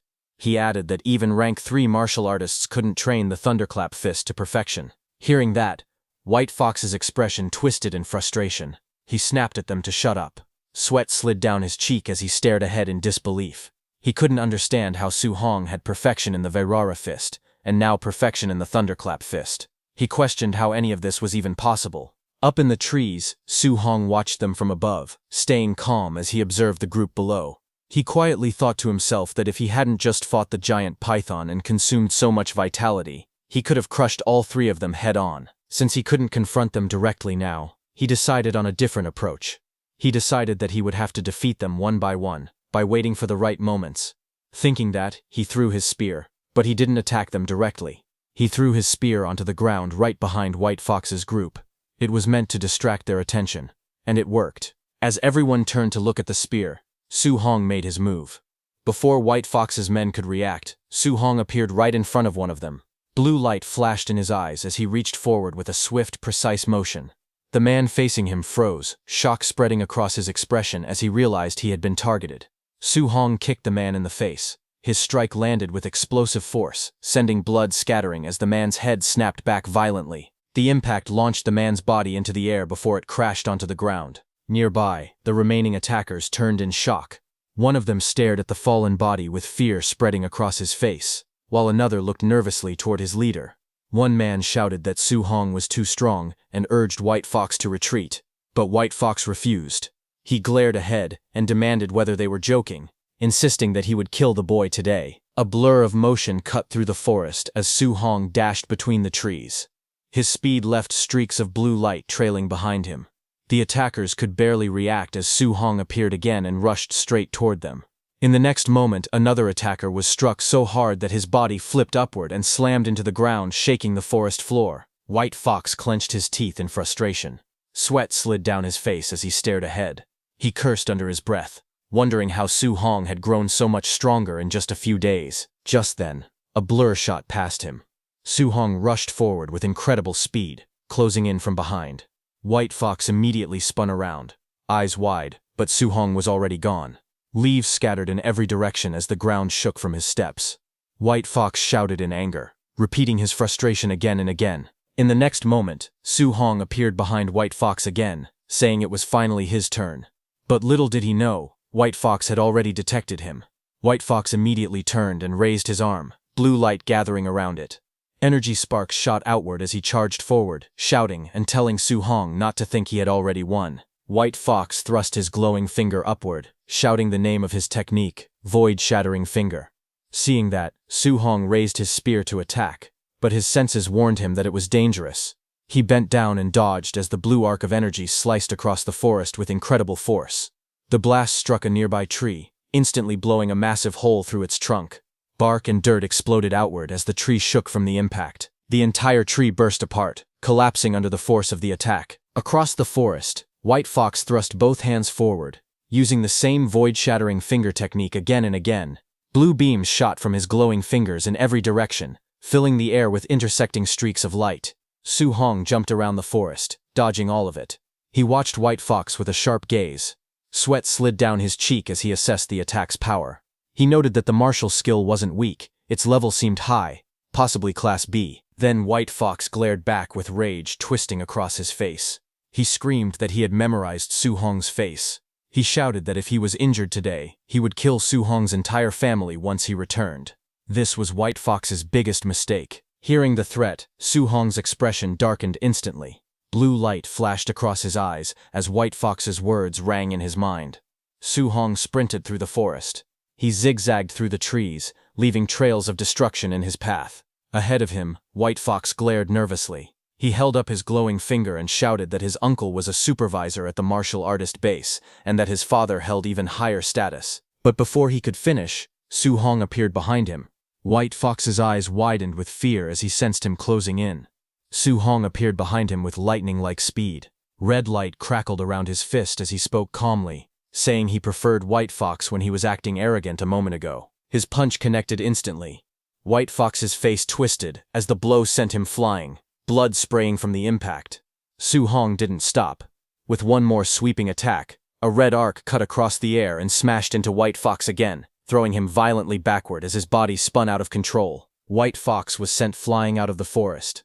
He fell from the cliffside and hit the ground with a violent impact, sending dust exploding into the air. Thick clouds of smoke rolled across the rocky ground. Through the haze, White Fox slowly pushed himself up. He coughed and panted heavily as the smoke began to clear. Su Hong, surrounded by a red aura, walked out of the shadows. His eyes were dark and cold. He looked straight at White Fox and said that he should never have used his family as a threat. Blood covered White Fox's face and clothes as he struggled to lift his head. He asked why Su Hong was so strong, and said it shouldn't be possible. He panted weakly and stared in disbelief, saying the other wasn't even a martial artist. White Fox screamed, asking Su Hong what he actually was. Just then, behind him, a massive black python rose from the ground, its eyes glowing and its tongue dripping blood. Terrified, White Fox's eyes widened as he turned around after sensing the black python. Just then, the black python slammed its tail onto the ground with tremendous force, cracking the earth. Seeing that, Su Hong got ready to face the giant python directly, gripping his spear. He said he had spent too much time fighting the others. As the monstrous snake coiled and lifted its head, he realized it had already regained its stamina. On the other hand, White Fox's 3 men whom Su Hong had knocked out before stood in the forest, shaken and confused.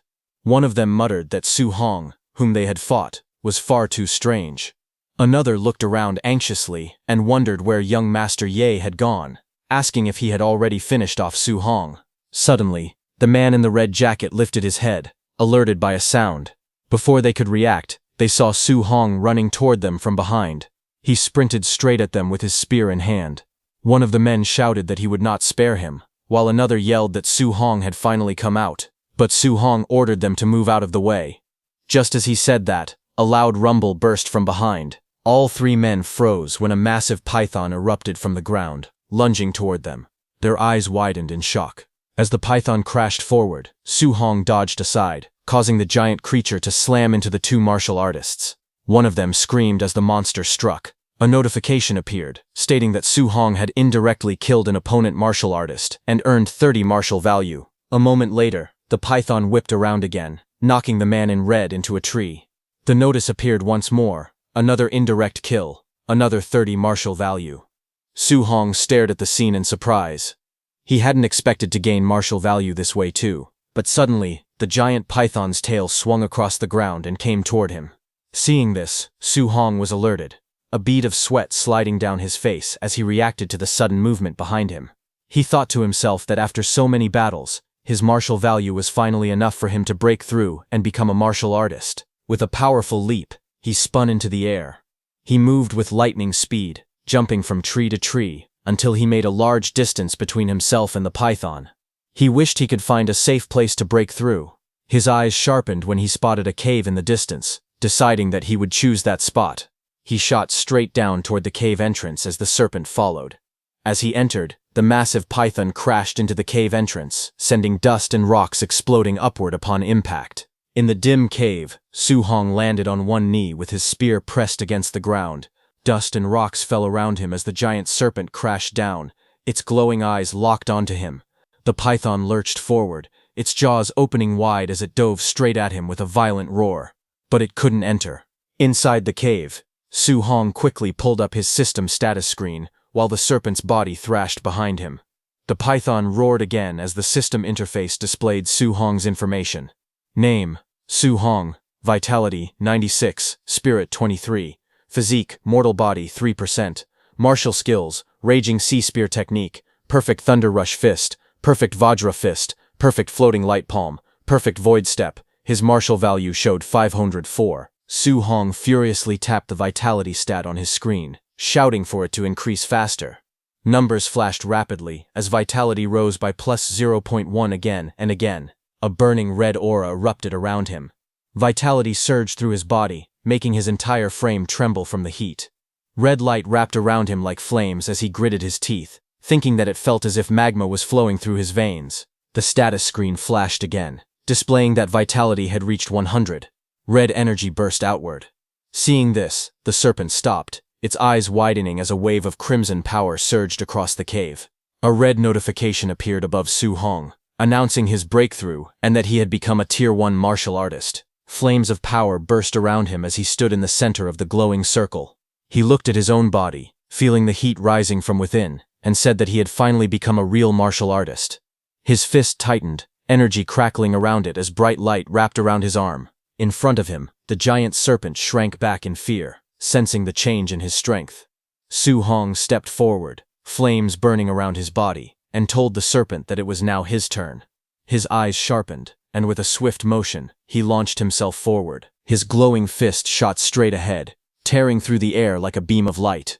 The python was using its whole body to crawl out of the cave, but a loud impact echoed when Su Hong's punch struck the serpent's body. The python let out a furious roar as golden energy surged upward, launching the python high into the sky. The giant serpent's face filled the panel. Its scales cracked, and its fangs stained with blood. It let out a fierce hiss as fresh wounds covered its jaw. Su Hong charged forward with glowing eyes and a blazing fist. Energy sparked around his arm as he shouted the name of his technique, Vajra Fist. He leaped through the air, aiming straight at the serpent's open mouth. The enormous snake lunged upward, roaring as it extended its tail to attack Su Hong from behind. Su Hong met its tail attack head-on, blocking it with his burning fist. Red lightning surged around him as the impact exploded against the serpent's tail. Su Hong gritted his teeth. Blood trickled from the corner of his mouth as he pulled back his arm. He tightened his grip on his spear and steadied himself. He then drove his spear downward with full strength. Blue energy burst outward as he slammed the attack straight into the serpent's stomach, forcing the massive creature down with overwhelming force. A blinding column of blue energy crashed down the python's body onto the ground. Lightning burst outward on impact, making the creature roar in shock and pain. From high above, Su Hong descended with flames wrapped around his arm. His fist burned like molten fire as he shouted the name of his technique, Thunder Rush Fist. He dove straight toward the thrashing serpent. Su Hong's fiery punch slammed into the creature's skull, sending waves of sound force rippling through the air. The impact echoed through the forest. The serpent's head recoiled violently, as golden lightning swallowed it. Su Hong's attack smashed it downward, driving its head deep into the ground. The earth cracked beneath the blow, and the forest shook from the impact. Smoke and dust rolled across the battlefield in thick waves. When the dust slowly cleared, Su Hong stood firmly on top of the python's massive head. His red aura flickered as he looked down at the defeated beast. He noted that although the giant python had already been heavily injured, he was now strong enough to withstand its attacks directly. A glowing panel appeared beside him, confirming that his martial value had increased by 94. The enormous serpent lay motionless beneath him. Its threat finally ended. Su Hong then sat on top of the giant python's severed head, holding a knife in his hand. As he looked at the huge corpse beneath him, he muttered that hunting ferocious beasts normally required cutting off their left ear to exchange for money. But then he paused. The thought trailed off into silence as he stared at the massive serpent. Snakes didn't have ears. He wondered helplessly what he was supposed to do in this situation. After a moment, he sighed and stood up. He said it was better to forget it and head back quickly. The scene shifted to a distant view of the cliffside where he had first fought that massive python and white fox. His footsteps echoed softly as he approached someone lying bloodied on the ground. It was White Fox, but he was already dead after being crushed by the giant python's tail. Su Hong looked down at him calmly. He said that ending up like this, White Fox had gotten off easy. Su Hong then crouched beside the fallen body and began searching through his belongings. While checking his pockets, he wondered if he might find the high-level martial technique White Fox had used earlier. His hand paused when he pulled out a small booklet. The cover was worn, but the words were clear. He read the title out loud, Void Breaking Finger. Later that night, As the massive corpse of the giant python rested motionless, something shone nearby. It was a small fire flickering inside a cave, whose entrance was covered by a wall of stone. Inside the cave, the warm glow of the fire lit up the rocks. Su Hong sat cross-legged with the void-breaking finger manual open on the ground. He calmly stated that he had already memorized the entire introductory method of the void-breaking finger, and the next step was to use the system to master it quickly. Soon, the surroundings shifted into a dark, digital-like space. Su Hong sat in the center and called out for the system to begin. In front of him, a glowing blue projection of himself slowly appeared. Training began instantly. Light beams surged around him, and a sharp force shot past his body as he practiced. He narrowed his eyes and continued. One by one, streaks of blue energy burst from his fingertips as he repeatedly used the void-breaking finger. His voice echoed as he shouted the name of the technique. System panels floated beside him, showing the mastery level rising rapidly, 51%, 63%, and 93%. Blue light filled the entire space as he continued to train, pushing the technique closer and closer. Suddenly, a faint blue screen flashed before Su Hong's eyes, showing a message that void-breaking finger had reached the basic stage. But before Su Hong could celebrate, a sharp beam of blue light shot into his forehead, causing his body to tremble. His eyes widened in shock. He coughed weakly, holding his chest as he returned to reality. He looked at the manual in his hand and thought that, as expected of a B-rank martial skill, even reaching the basic level put heavy pressure on him. While catching his breath, he decided he needed to find a monster to test the technique's power. 3 days later, deep in the forest, a massive bear with glowing red eyes burst through the trees. The beast roared furiously as it charged forward. Just then, Su Hong stepped in, raising his arm. Blue energy gathered at his fingertip. As he released his attack, he unleashed the void-breaking finger, sending a piercing beam of energy straight into the bear monster. The bear was struck violently, its body shaking under the force of the blow. Su Hong stood calmly with blue energy swirling around his finger. He realized he had finally reached the perfect realm of the technique. He felt satisfied, thinking that its power was truly worthy of a B-rank martial skill. Just then, a glowing notification appeared, displaying that he had mastered void-breaking finger to perfect void-breaking finger. With the skill perfected, he lowered his hand and said that it was time to go back. The scene shifted to a large fortified compound, the martial artist base, where countless martial artists were gathered within the wide courtyard. The martial artist base was lively that day. At the exchange counter, a startled clerk counted the rewards and announced loudly that the total came to 230,000. The surrounding hunters murmured in surprise. One of them praised the Thunder Squad, saying they were incredibly fierce for killing so many beasts. Another muttered that this single harvest equaled several months of his own hard work. Just then, a little distance away, new voices rose in excitement. Hunters pointed out that this guy didn't bring back a single non-ranked beast. Every corpse he carried was a Tier 1 ferocious beast, and some were even high-stage ones. Those voices attracted the Thunder Squad's attention. Those voices were for Su Hong. He stepped forward with a large bundle. The clerk checked the records and read out the numbers in disbelief. 72 initial stage beasts, 83 middle stage beasts, and 17 high stage beasts. The total reward reached 406,000 blue star coins. The hunters nearby stared at him in shock. Su Hong lowered his gaze slightly, sweat forming at his temple. He wondered if he had hunted too many beasts and become too noticeable. If he had known this would draw so much attention, he thought he should have killed fewer. Just then, loud noises echoed through the base. A burst of force shattered part of the plaza, catching everyone's attention. Hunters gathered and stared at the destroyed area. People shouted in confusion. Someone asked how the base could be attacked. Another questioned how this was possible when so many high-level martial artists were stationed there. Su Hong stepped forward among the crowd, gripping his spear as he looked toward the smoke rising from the damaged building. From the smoke, a pale hand pressed against the ground, a faint glint of light reflecting off several metal rings wrapped around its fingers.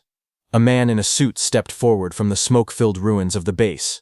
His expression twisted with fury as he shouted for the base to be sealed, ordering that not even a single fly be allowed to escape. This man was Ye Qi, the person in charge of the base, and White Fox Ye Feng's uncle. His subordinates responded instantly, shouting their acknowledgement. Seeing this, another supervisor hurried toward him, panic visible on his face. He asked Ye Qi what had happened. Ye Qi's eyes burned red with rage as he answered. He shouted that his nephew Ye Feng, along with the 4 martial artists accompanying him, were all dead. News of the death spread quickly among the crowd. Several martial artists whispered in shock, wondering how Ye Feng could possibly have been killed and how an entire group of 5 could be wiped out at once. Some people muttered bitterly. One man thought that if not for Ye Feng's background, he would have killed him long ago. Another person said that everyone there had been robbed by Ye Feng before. More voices joined, saying the scourge had finally been eliminated. Hidden among the crowd, Su Hong stood silently, listening to their reactions as the discussions grew louder around him. Ye Qi walked forward, announcing in a stern voice that a B-rank martial skill found on Ye Feng's body was missing. He declared that all martial artists had to be body searched and cleared of suspicion before they were allowed to leave. Amid the tense crowd, Su Hong stood quietly with his spear.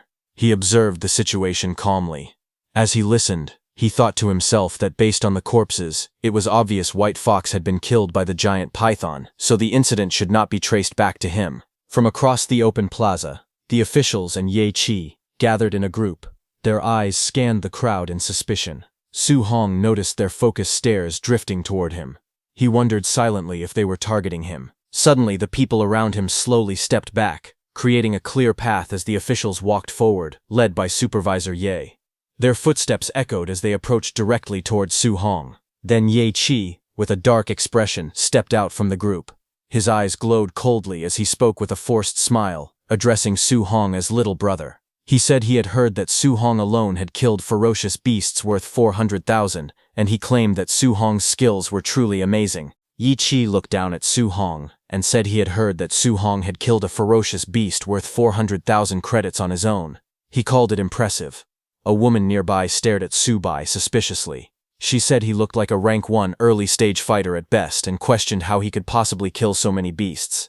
She insisted that he must have scavenged young Master Yi's belongings and ordered the guards to search him immediately. 2 suited enforcers stepped forward, flames burning around their arms. One of them warned Su Bai not to resist, saying things would get ugly if he did. But before they could touch him, Su Hong moved. In an instant, his spear was at one guard's face. The guard froze in shock. He asked Su Hong what he was doing. The guard was stunned because he couldn't even follow how fast the spear had been drawn. Su Hong then asked calmly if they truly wanted to search him. He reminded them that he was a student of Star City High No. 1. Hearing that, Investigator Ye Qi narrowed his eyes as he thought about the situation.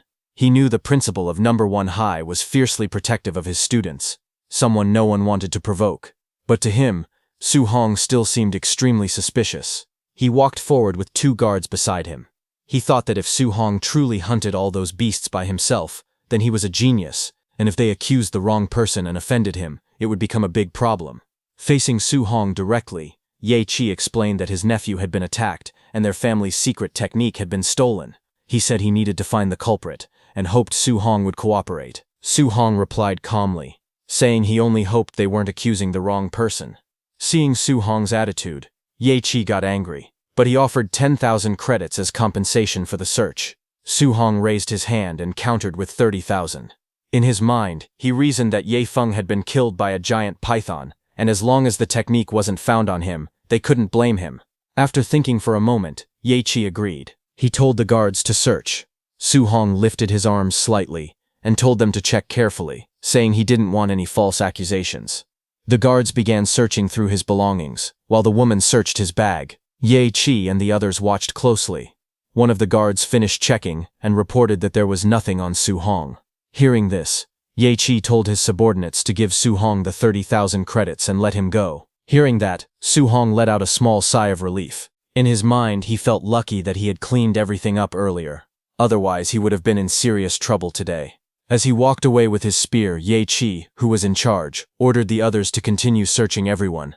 No one was allowed to leave until they were cleared of all suspicion. Su Hong left, thinking about his next steps.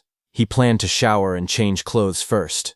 After that, he wanted to go to the Martial Artists Association to register for the assessment. He needed to get a guidance technique as soon as possible. Later, he arrived at an underground hotel inside the martial artist base. Inside a quiet and bright room, he sat shirtless on the bed, with his status window open in front of him. He checked his stats and was surprised. He had accumulated 534 martial points. He realized he had been so focused on training the void-shattering finger and hunting beasts these past few days that he hadn't used any of his points. His status panel showed name, Su Hong, vitality, spirit, 23, and physique, mortal frame at 6%. His martial arts were void-shattering finger at perfection, raging sea spear technique at perfection, thunderclap fist at perfection, vajra fist at perfection, floating light palm at perfection, and void step also at perfection.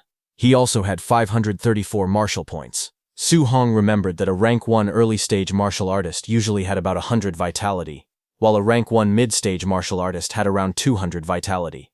He calculated quietly.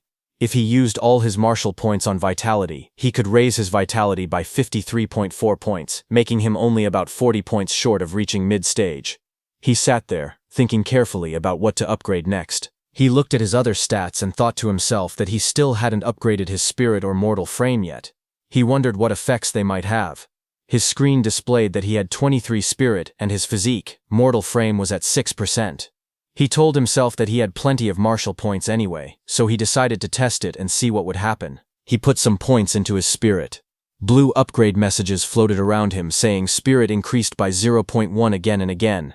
As the light faded, he looked at his hands and admitted that he didn't feel much different after raising his spirit. Then he shifted his focus and began upgrading his mortal frame instead. Bright blue energy burst around him as new messages appeared. Mortal frame increased by 0.1, over and over. This time, he felt the strength increase clearly. He nodded to himself and decided to add even more. His status window updated again, showing that his spirit was now 26.5 and his physique mortal frame was at 36.1%. His martial arts list stayed the same: void-shattering finger, raging sea spear technique, thunderclap fist, vajra fist, floating light palm, and void step, all at perfection level. His martial points dropped to 0. He looked at his window and decided that his mortal frame level was enough for now. He planned to put 200 martial points into vitality next and the rest into spirit. A new wave of glowing panels swirled around him. Vitality increased by 0.1, filling the air, followed by more upgrades pouring into spirit. Suddenly, red energy exploded from his body. Su Hong clenched his fists as power surged through him. It felt as if an endless supply of strength was rising from deep inside, overflowing with unstoppable force. His body became very muscular. As the intense red aura around him faded, Su Hong's body slowly returned to normal. The overwhelming surge of power that had twisted his muscles settled down, leaving only a faint glow around him. He sat cross-legged on his bed, letting out a long breath. He was relieved that his body had returned to its usual shape. He thought to himself that if he had stayed in that bulky, muscle-bound form, he would have had no idea how to explain it to people he knew. Time passed, and an hour later, he arrived at the Star City Martial Artists Association. The tall building stood out among the surrounding structures. Inside the hall, Su Hong walked up to the front counter. He politely told the receptionist that he was there for the martial artist assessment. She nodded and told him that a staff member would guide him soon. As he followed her through the corridor, the guide glanced at him and commented that he looked quite young. She asked if it was his first time taking the assessment. She explained that to pass as a rank 1 martial artist, a person needed at least 100 vitality and over 1,000 combat power. She wished him good luck. Su Hong simply thanked her and continued walking. Nearby, 2 martial artists noticed him. One of them wondered aloud why Su Hong had come alone, without even a master accompanying him. The other guessed that Su Hong was probably just testing things out, considering his age. Su Hong continued forward quietly as their voices faded behind him. But just as he entered, his eyes widened slightly. His attention locked onto the assessment area ahead. A staff member read out the results loudly.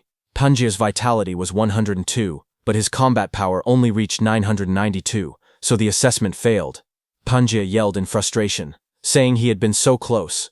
The crowd murmured all around. Next, another candidate stepped forward. The staff read the numbers again. Li Ming, vitality 105, passed. The examiner then announced that the next stage would be the combat power test. Li Ming faced the testing machine while the examiner watched. He took a stance and struck with full strength. The room shook from the force as he shouted. A moment later, the screen displayed the result. Combat power 1763, passed. Seeing that, the crowd murmured that Li Ming's combat power was 1763, almost reaching the level of a mid-stage rank 1 martial artist. People whispered that Jiang Ming from the Raging Thunder Dojo had a disciple named Li Ming. They guessed he must be that disciple and praised his talent, noting that he even used the thunderclap fist. Su Hong listened quietly. He wondered to himself why they mentioned Jiang Ming's disciple. He recalled that Jiang Ming's disciple was Li Yan, and questioned how many disciples that dojo master actually had. While he was lost in thought, Li Ming stepped toward Su Hong and told him it was his turn. As Su Hong went inside, Li Ming smirked confidently. He thought to himself that he was taking the assessment at this age, because he was a genius. Watching Su Hong enter, he wondered if someone the same age could ever compare to him. But suddenly, shocked reactions filled the room. People stared at the screen and cursed in disbelief. They wondered if the vitality tester was broken. They couldn't understand how someone's vitality could be that high. Hearing this, Li Ming was stunned. He looked back in shock as the examiner announced the result. Su Hong, vitality, 123. Li Ming, who had mocked Su Hong earlier, shouted in frustration, saying it was impossible. He tried to steady himself. He told himself to calm down, repeating that high vitality meant nothing and that only combat power truly mattered. A moment later, the examiner announced that the combat power test was about to begin. Everyone watched as Su Hong stepped up in front of the machine. He thought about his progress. He had already advanced to a martial artist and strengthened his body, so his power had grown a lot. He guessed that using 40% of his strength should be enough for this test. But then he worried. If he held back too much, he might fail the requirement. To be safe, he decided to use 50%. He took his stance and focused. His eyes sharpened as he rushed forward, his fist glowing with power. In the next instant, he struck the machine with a powerful blue force, sending a huge shockwave through the entire room. The machine went flying back violently as his attack blasted straight into it, leaving the ground cracked behind him. The machine exploded into pieces the moment his punch landed, leaving behind streaks of motion as fragments of metal scattered across the floor. Everyone watching froze in shock.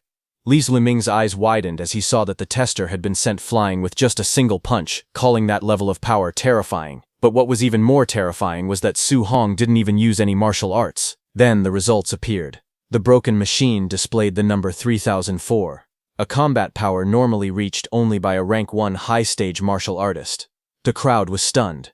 They said that number was unimaginable. Up on the balcony, an instructor pointed at the chaos below. He told his superior that the same kid had caused trouble again, calling him an absolute monster. The superior looked down and recognized Su Hong. That was the same man who had watched Su Hong's match in the underground arena. With a calm expression, he said that it all made sense now. Meanwhile, in a bright office filled with sunlight, the president of Star City's Martial Arts Association, Wu Linshen, sat at her desk. She complained that the Yang City branch next door kept producing geniuses and showing off every day. She worried that if Star City didn't produce any geniuses soon, she would lose her job. Suddenly, an assistant burst into the office in a panic. He yelled that a monster had appeared in the martial artist assessment. Wu Linshen was startled enough to nearly drop her phone. He quickly explained that a rank 1 early-stage youth had sent the testing machine flying using only raw physical strength, and his combat power had reached 3000. Hearing this, Wu Linshen's eyes widened. She stared ahead, shocked by the news. Meanwhile, the Martial Artists Association's central hall was busy, filled with people walking around and talking. Su Hong stood near the escalators, with a staff member dressed in a suit. The staff member told Su Hong that he would first take him to the second floor to register his martial artist identity. After that, they could go collect his allowance. Su Hong nodded and thanked him. As they spoke, someone walked down the escalator. A pair of high-heeled boots appeared at the top, and a woman's voice said that the staff member could leave because she would personally handle Su Hong. The staff member froze. Then the woman stepped fully into view. It was the president. Her long golden hair flowed behind her as she looked down at them from the escalator. The staff member called out in surprise. The president walked up to Su Hong and asked if he was Su Hong. She introduced herself as Wu Linshen, the president of the Star City branch of the Martial Dao Association, and told him to follow her.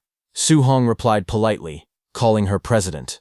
At the same time, he thought to himself that this person was the president of Star City's Martial Artist Association. He had heard rumors that she was a Tier 5 martial artist. She looked different from what he had imagined. The scene then shifted to the president's office.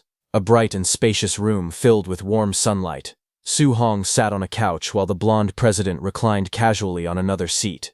She looked at him with a relaxed smile and began speaking. She said she knew he was a student from Star City No. 1 High School, and mentioned that Principal Lee Chengshan had complained to her before. According to him, the school had produced only 2 ordinary Tier 1 martial artists this year, yet Lee Chengshan somehow hit a major genius like Su Hong. Su Hong looked confused, and asked why she had brought him to her office. He explained that he only wanted to register as a martial artist, and collect his allowance and guidance technique. The president waved her hand confidently.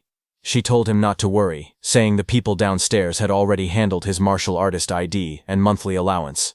As for the guidance technique, she said she would teach him personally. She stood before him and asked how much he currently understood about guidance techniques. Su Hong thought for a moment. He said the textbook mentioned that heaven and earth spiritual chi had different attributes, and that guidance techniques were methods to absorb those spiritual energies to strengthen the body. He also added that absorbing spiritual chi of different attributes required a matching guidance technique. The president lifted her hand, and a warm orange flame appeared in her palm. She explained calmly that the textbooks were not wrong, but guidance techniques were more than just cultivation methods. She gave an example. The heavenly flame guidance technique she practiced mainly absorbed fire attribute spiritual chi. While it strengthened her body, it also gave her attacks the power of fire. As she spoke, the flame in her hand burned brighter and sharper. She then released the flame outward. A stream of fire shot across the room like a blazing whip, lighting up the entire office. She said that if someone could release attribute attacks externally, it would also increase their attack range. But for a Tier 1 martial artist, even carrying a small trace of attribute power was already impressive. Su Hong stared in surprise. He asked if guidance techniques could actually be used for attacking. He thought they were only for absorbing spiritual chi to cultivate. The textbooks never mentioned this part. The president raised her hand again, and symbols representing different elements appeared beside her. She explained that heaven and earth spiritual chi had 7 attributes: metal, wood, water, fire, earth, thunder, and wind. Each had its strengths and weaknesses, but in pure attack power, thunder ranked first, metal second, and fire third. She added that the guidance technique someone could cultivate depended on their compatibility. As she spoke, she lifted a glowing red crystal ball from the table. Su Hong nodded slowly. He realized it wasn't possible to cultivate any guidance technique freely. One had to match their own compatibility first. The president held the glowing crystal ball in her hands. She explained that it was used to test a person's compatibility. The brighter and larger the glow, the higher the compatibility. She said that ordinary martial artists usually had only 20 to 30%. Her own compatibility was around 80%, which was already considered extremely high. She looked at Su Hong with confidence, and told him that someone as talented as him would definitely go beyond 90%. As she spoke, the flame inside the crystal disappeared, and she handed the ball to him. Su Hong looked at the crystal ball quietly. He thought to himself that President Wu had become a Tier 5 martial artist at such a young age, and was already considered a genius, yet her compatibility was only 80%. If he reached 90%, it would be too unbelievable. When Su Hong placed his hands on the ball, a blinding light erupted instantly. President Wu's eyes widened in shock. The entire crystal ball burst with intense red light, filling the whole room. The president jumped in excitement, and shouted that it was completely full. His fire attribute compatibility had reached 100%. She rushed to Su Hong and grabbed his shoulders, asking if he understood what this meant. He admitted that he didn't. She explained with great excitement that this meant he could absorb 100% of fire attribute spiritual chi from heaven and earth, without wasting even a single trace. She then explained calmly that her own compatibility was only 80%. Because of that, she lost 20% of the fire attribute spiritual chi every time she absorbed it. Even so, she had already reached Tier 5 as a martial artist, and had become the president of the Star City Martial Artists Association. Then she leaned closer to him. With a confident smile, she said that his future achievements would definitely be higher than hers. She admitted that she never expected a small place like Star City to produce someone as talented as him. Someone who was not weaker than geniuses from the Magic City Imperial Capital region. Su Hong looked at the crystal ball in his hands. He thought quietly to himself that the fire attribute was good, but he still preferred the thunder attribute. He wished he had the thunder spirit attribute instead. Just as he said that, the crystal ball suddenly burst with bright golden lightning. Thunder-like patterns flashed inside it, as powerful light filled the room. When he lifted the glowing sphere, President Wu stared at him in shock. He looked at her and said that his thunder attribute compatibility also seemed to be 100%. She stayed silent, unable to respond. President Wu stared at the test results in shock. She wondered if it was real or fake because the thunder and fire attributes both showed 100% compatibility. She felt overwhelmed and thought to herself that Su Hong was a monster, something far beyond normal. Just then, Su Hong, now holding a green crystal ball, spoke nervously. He told the president that the wind attribute also seemed to be 100%. Hearing this, the president looked even more stunned, unable to believe what she was seeing. She quietly muttered that the situation was too outrageous. A few minutes passed. The room became calm. Sunlight spilled in through the windows, while the two of them sat on separate couches. The president leaned back weakly, still trying to process everything. She slowly sat up and wiped the sweat from her forehead. She whispered that something was not right. All the attributes she tested were full. Every single one was at 100%. She wondered if she was dreaming. Her thoughts drifted back to her past. She once believed she was a top-tier genius. Becoming a 30-year-old Tier 5 martial artist was as rare as phoenix feathers or unicorn horns. But when she once faced an opponent beyond common sense, she realized she was just an ordinary person. She remembered standing before a massive monster. The ground cracked beneath her feet as the beast roared loudly. In that moment she understood that to defeat something beyond common sense she would need someone just as extraordinary. She then recalled a man standing atop that fallen creature, looking down with calm eyes. Only those who were also beyond common sense could fight such beings. Back in the room, she looked at Su Hong and thought that he was an existence ordinary people could never understand. On the other hand, Su Hong was lost in thought. Thinking seriously, he muttered that all 7 of his attributes were at 100%. If he focused only on thunder and ignored the other 6, it felt like a waste. He sighed, saying the situation was distressing. Then he turned to the president with a smile and asked if she could give him copies of the guidance techniques for all 7 attributes. The president stared at him speechlessly. She explained slowly that human energy was limited. No matter how talented someone was, it was recommended to cultivate only 1 or 2 attributes. She gave an example. In the past, someone had tried cultivating all 7 guidance techniques at the same time. Even after training for decades, that person remained only a Tier 1 martial artist. Hearing that, Su Hong told her that he could not choose a path yet, so he wanted to cultivate all attributes first and decide later which one to focus on. President Wu agreed, but warned him not to fool around and not to waste such rare talent. She then asked Su Hong if his school's monthly exam was coming soon. Su Hong nodded and asked why she suddenly mentioned it. President Wu explained that tensions on the All-Heavens battlefield were growing stronger. A huge war between the 10,000 races and the human race could break out at any moment. Because of this, nations had invested a lot of resources to create a genius training camp, and she wanted to recommend him. She said that if he could take first place in the school's monthly exam, she would give him a recommendation spot. Su Hong repeated her words softly, thinking about the war of the 10,000 races and the training camp. He then remembered the tragedy from over 10 years ago, the war that took the lives of all his relatives except his uncle and aunt. He clenched his fists and agreed, saying he would definitely work hard. Images of his past flashed in his mind, crying as a child, his uncle comforting him, and scenes of fear and chaos. He whispered to his uncle and aunt in his heart, promising that he would never let that tragedy happen again. Finally, Su Hong strengthened his resolve. He told himself that he must become strong enough to protect everyone around him. Late at night, Su Hong's home stood quietly under the dark sky. Inside, Su Hong sat at the table with a bright smile. He held an identification card in both hands and told his uncle and aunt that he had officially become a martial artist. His aunt wiped the tears from the corner of her eyes, happy and emotional. His uncle trembled with excitement as he held the card, unable to believe that Su Hong had really succeeded. They both praised him, saying that he had become a capable young man. Su Hong explained that a Tier 1 martial artist received a monthly allowance of 10,000, so his uncle no longer needed to work with such difficulty. His uncle laughed happily and said that Su Hong had now become the pillar of their family and that they would listen to him from now on. Su Hong smiled gently and promised that he would support the family from this day forward.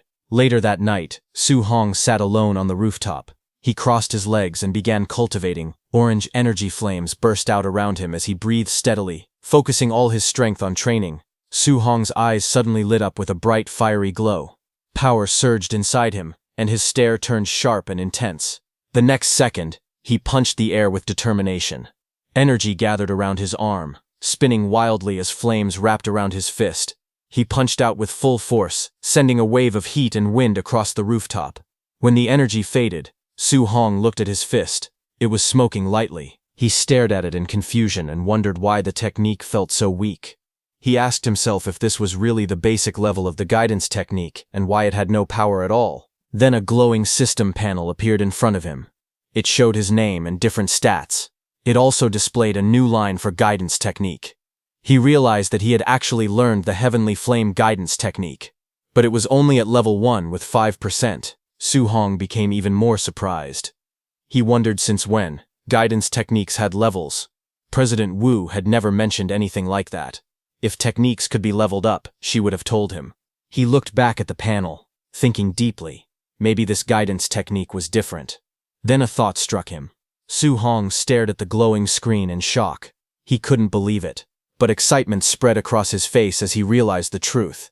Only he could level it up. Su Hong stood before the glowing blue panel and stared at it seriously. He asked himself how he was supposed to upgrade guidance techniques, wondering if they were improved the same way as martial value. Just as he touched his system window, a red warning screen flashed in front of him. The panel showed the message: insufficient martial value. Seeing that, Su Hong sighed. He decided to first cultivate the rest of the guidance techniques. He told himself he would figure out how to earn more martial value later. He then sat cross-legged on the rooftop, surrounded by books. Flames of spiritual energy burst around his body, brightening the whole surrounding. Several hours later, Su Hong's inner view appeared, showing 7 glowing points of spiritual qi. Each point represented a different guidance technique. Thunder guidance technique, level 1. Water marsh guidance technique, level 1. Thick earth guidance technique, level 1. Spirit wind guidance technique, level 1, and others. The 7 different attributes of spiritual qi pushed against each other. Su Hong gritted his teeth as sweat rolled down his face. He understood why President Wu once said that a genius who cultivated 7 guidance techniques had stayed a Tier 1 martial artist for decades. He continued to channel the power. Flames rose around him, and he tried to control the energy. He noticed that although all 7 types of spiritual qi existed in his body, he could only use one attribute at a time. A ball of fiery spiritual qi formed in his hand as he breathed heavily. That bright flame swirled in Su Hong's hand as he watched it closely. He had realized that if he forced himself to use a second attribute, the 2 glowing forces instantly collided, followed by a violent explosion.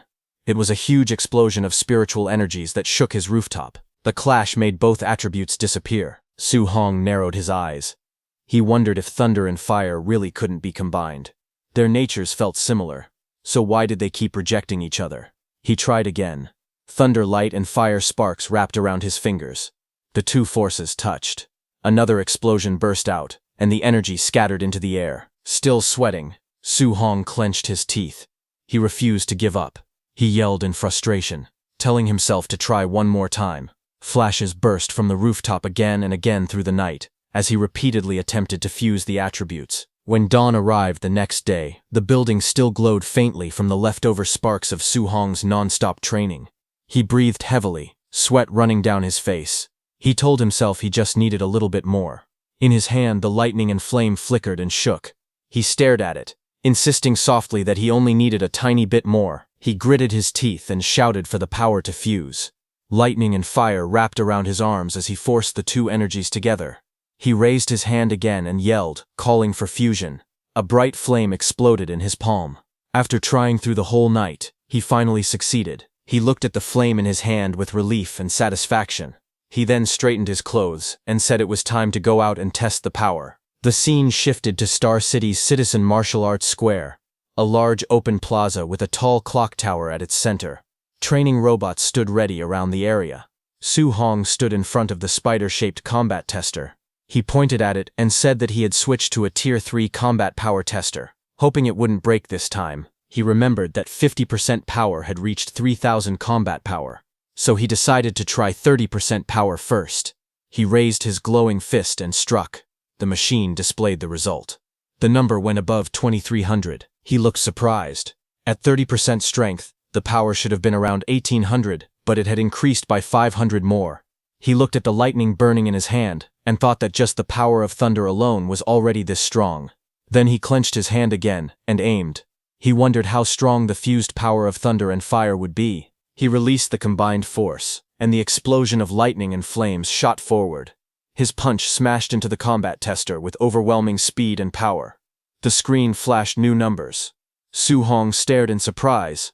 It showed 3041, far higher than he expected. He muttered in shock, wondering how it had passed 3000. He stood beside the damaged tester, rubbing his hands. He thought about how, with only his physical strength and the fused thunder fire, 30% of his power already surpassed a Tier 1 high-stage martial artist. Then he glanced at his own status and sighed. His vitality was only 123 points, which made the result even more terrifying.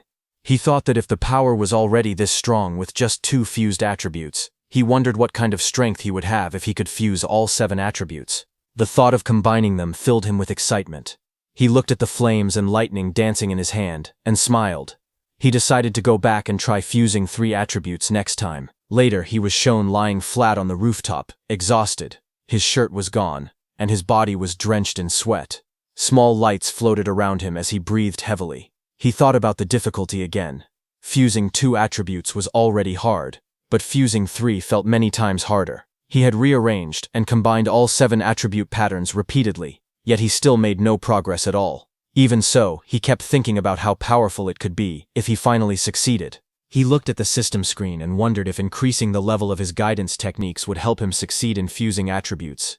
The screen listed the techniques he had. Thunder Guidance Technique, Level 1. Heavenly Flame Guidance Technique, Level 1. Water Marsh Guidance Technique, Level 1. Thick Earth Guidance Technique Level 1, and Spirit Wind Guidance Technique Level 1. He reminded himself that the monthly exam was tomorrow, and he needed to earn as much martial value as he could. The next day, all the students gathered at Star City No. 1 High School. Students stood on the field as the principal walked onto the stage. The principal told them that this monthly exam would be different. Because the front lines were under heavy pressure, a special training camp would now be held every year to select geniuses for focused training. He explained that the training camp had many resources, powerful martial arts, rare pills, and even grandmasters who would serve as instructors. The top 3 students in the monthly exam would be allowed to join Star City's training camp. Hearing that, the students became excited. Some shouted about wanting to enter the genius training camp. Others were shocked that a Tier 7 grandmaster might be an instructor, since even their principal was only Tier 3. Amid the noise, Su Hong stared ahead with a tired face as he remembered President Wu telling him that if he got first place, she would give him a spot. But didn't the top 3 all receive spots anyway? A friend of Su Hong told him that Chen Shan and Li Tu had already become Tier 1 martial artists. Beside them, several others had also reached the basic level of Thunder Rush Fist, and he felt they had no chance of winning. Su Hong looked confused. He thought about how he had only missed school for 10 days. Yet those students had already broken through to martial artist. His friend explained that recently, the principal had asked Senior Chen Tian, the instructor of Thunder Rush Fist, to give private lessons to talented students. Because of this, Chen Shan and Li Tu's vitality had already exceeded 100, and their Thunder Rush Fist could echo 3 times. While they were talking, suddenly Chen Shan and Li Tu walked forward confidently. One of them said he wanted everyone to know who the real No. 1 genius was. The other replied that when he beat him to the ground he hoped he would stay just as confident. Elsewhere, as Su Hong's principal came down from the stage, instructor Chen Tian asked him if he had found the genius who performed the 9 Echoes Thunder Rush Fist. Principal Li answered that he had searched everywhere recently, and didn't think that person was from his school. While they were talking, they suddenly heard some noise behind them and turned. A tall man in a black suit walked up with 2 others. It was Jiang Ming, who had taught Su Hong that spear technique. Along with him were Li Ming and Li Yan. Jiang Ming joked, calling Principal Li, Old Li, asking why he looked like his wife had run away. The principal looked at Jiang Ming and asked what he was doing at his school. Jiang Ming smiled and said that the quality of this year's students didn't seem very good. He then explained that he had brought 2 disciples with him. After the monthly exam, he suggested letting the first-place student come over for a spar. Hearing that, Principal Li's expression tightened. He knew that Jiang Ming had clearly come to embarrass him. He thought that if he refused, it would be like admitting that his school had no talented students at all. Jiang Ming continued speaking lightly. He said the students here looked weak anyway, so if the principal refused, he could understand. Hearing that, instructor Chen Tian snapped back angrily, asking if Jiang Ming was looking for trouble on purpose. Nearby, one of Jiang Ming's students, Li Yan, pointed toward the crowd. He told his teacher there was bad news. The kid named Su Hong had appeared. Jiang Ming looked confused and repeated the name, asking which Su they meant. As he turned toward the group of students, he suddenly recognized Su Hong standing at the back. Jiang Ming shouted in surprise. He realized it was that same little monster he had seen before. Su Hong looked at them calmly, a faint smile on his face as the crowd blurred around him. Jiang Ming stared in shock as sweat formed on his face. He realized that the kid they had been talking about was actually from Nome High School. He looked at his two disciples and grew even more troubled. He thought that if Li Yan and Li Ming fought Su Hong, they would definitely lose. Rather than letting them lose face in front of everyone, he needed to avoid the match. He quickly put on a smile and waved his hand. He told Principal Li and Instructor Chen not to be angry. He said he had only been joking and that there would be no competition. He even called his own disciples trash, saying they could never compare to the other school's students. Li Yan and Li Ming immediately shouted that they conceded. Hearing that, both Principal Li and Instructor Chen were furious. Their faces twisted in anger as they thought about how these men dared to mock them so sarcastically. Soon after, the scene shifted to the arena.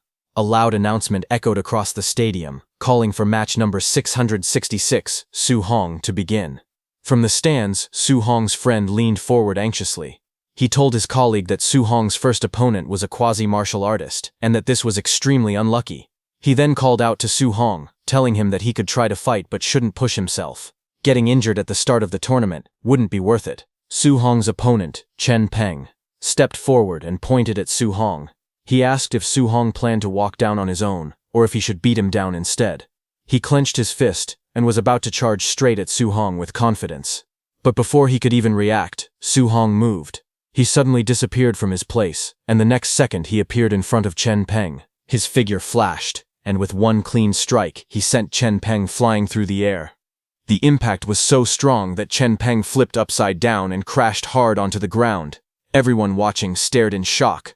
One student shouted in disbelief, asking when Su Hong had become so fierce. The others were stunned into silence. Su Hong stood calmly in the center of the field, surrounded by rising smoke.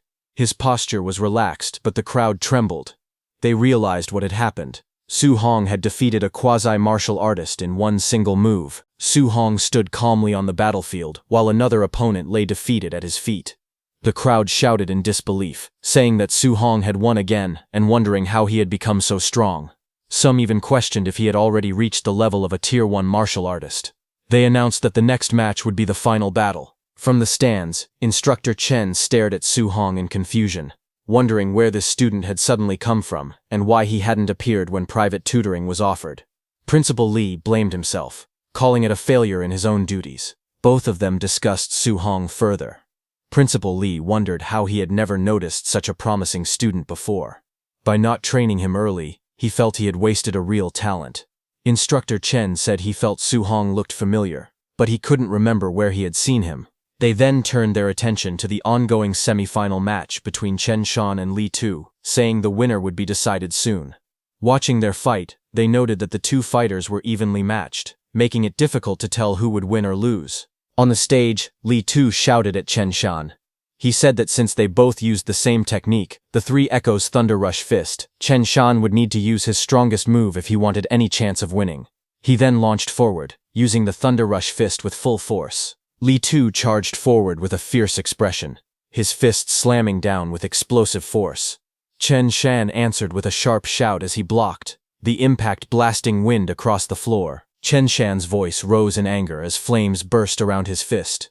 He yelled at Li Tu to watch carefully, declaring himself the true number one of the school. From the sidelines, the students stared in shock. They shouted that Chen Shan was performing attribute externalization, unable to believe he had already mastered it. They recognized the blazing fist as the fire attribute, known for its immense power, second only to thunder. Li Tu stepped forward with a calm smirk as water-like energy flowed around his arm. He replied that attribute externalization was nothing special, and anyone could do it. The students gasped again. They shouted that Li Tu could also externalize attributes, and his was the metal attribute, a force even stronger than fire in combat. Li Tu dashed ahead, chains of metallic energy swirling around his fists. He announced that he also possessed this power as he launched his attack. His punches echoed with 5 sounds. Chen Shan, who charged forward, was shocked when he saw Li Tu unleash the 5 Echoes Thunder Rush Fist. A violent impact followed as Li Tu's strike landed cleanly. blasting his opponent backward in a streak of motion and shockwaves that tore across the arena floor. From the viewing platform, Principal Lee and Instructor Chen watched with widening eyes. Principal Lee muttered that Lee Tu had been hiding his strength deeply.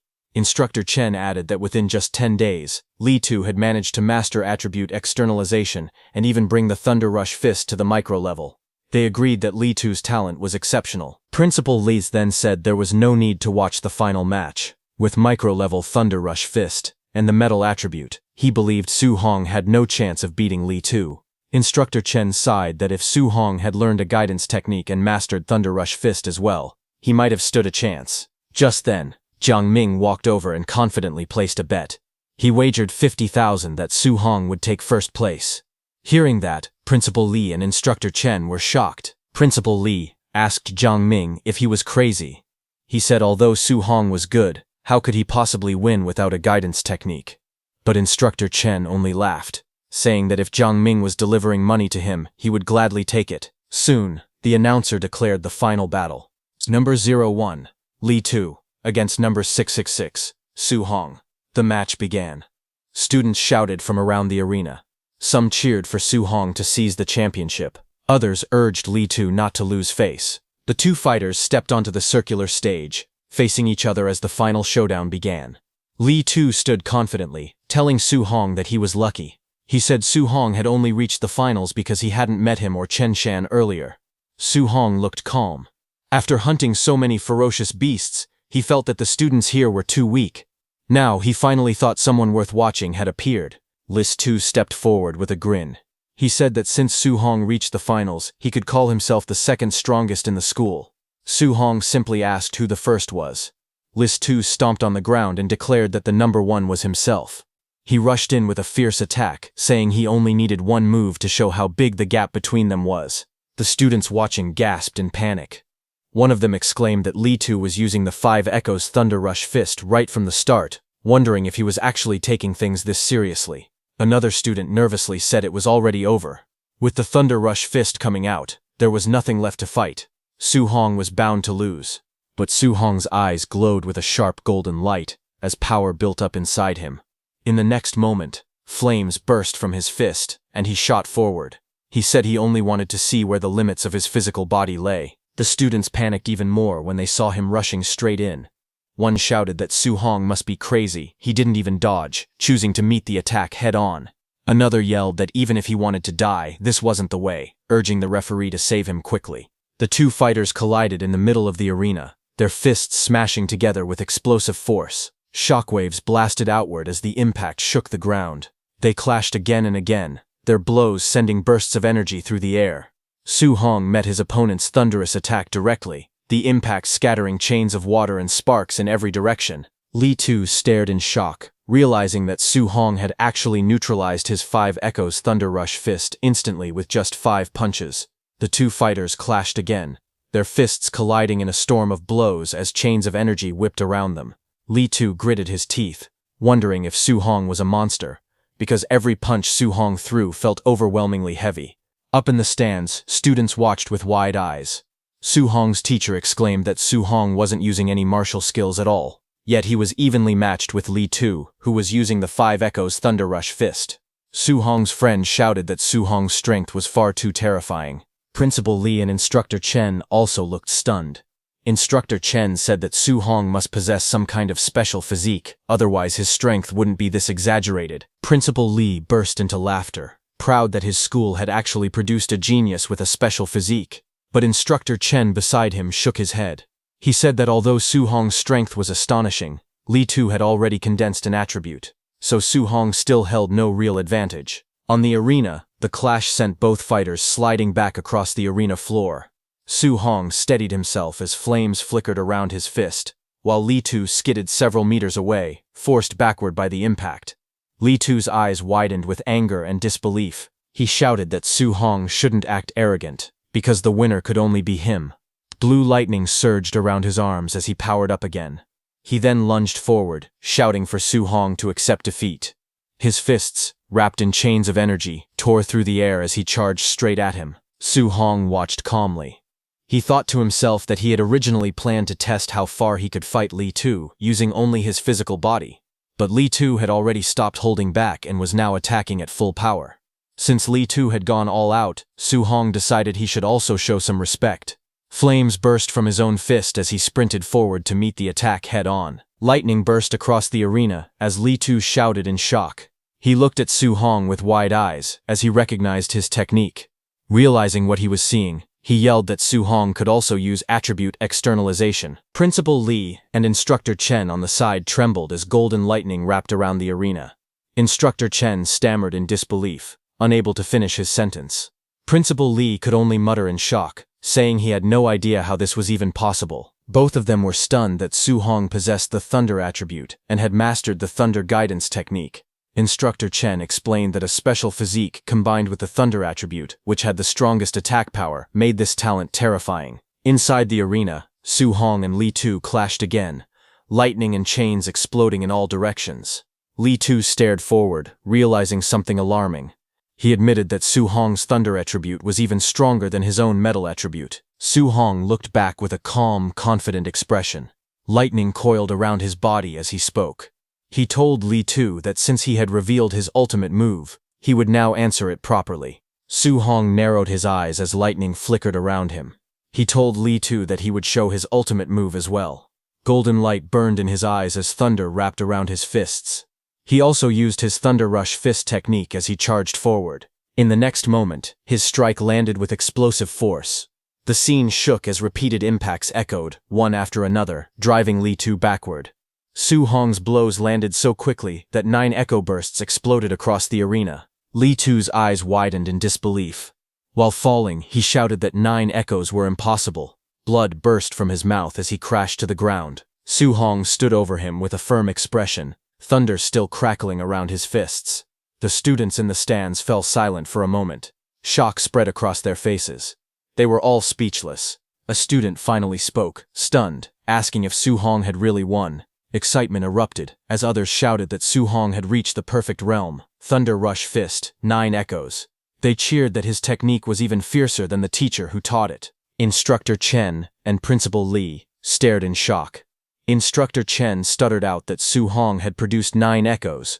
He asked if Su Hong was the same genius who had disappeared from school that day. Principal Li trembled as he said that this wasn't just a genius. This was the dragon of Star City No. 1 High School. Instructor Chen wiped his sweat and said that once a monster like Su Hong entered the training camp, he couldn't imagine how devastated the other geniuses with powerful backgrounds would be. Not far away, Su Hong walked forward calmly in his school tracksuit. Looking at him, Instructor Chen spoke with admiration, saying that a golden carp was not meant to stay in the pond. Once it met wind and cloud, it would transform into a dragon. To him, Star City was nothing more than a small puddle for Su Hong. Principal Li nodded with confidence. He said that in the upcoming training camp, Su Hong was destined to be a dragon rising from the abyss, soaring into the sky.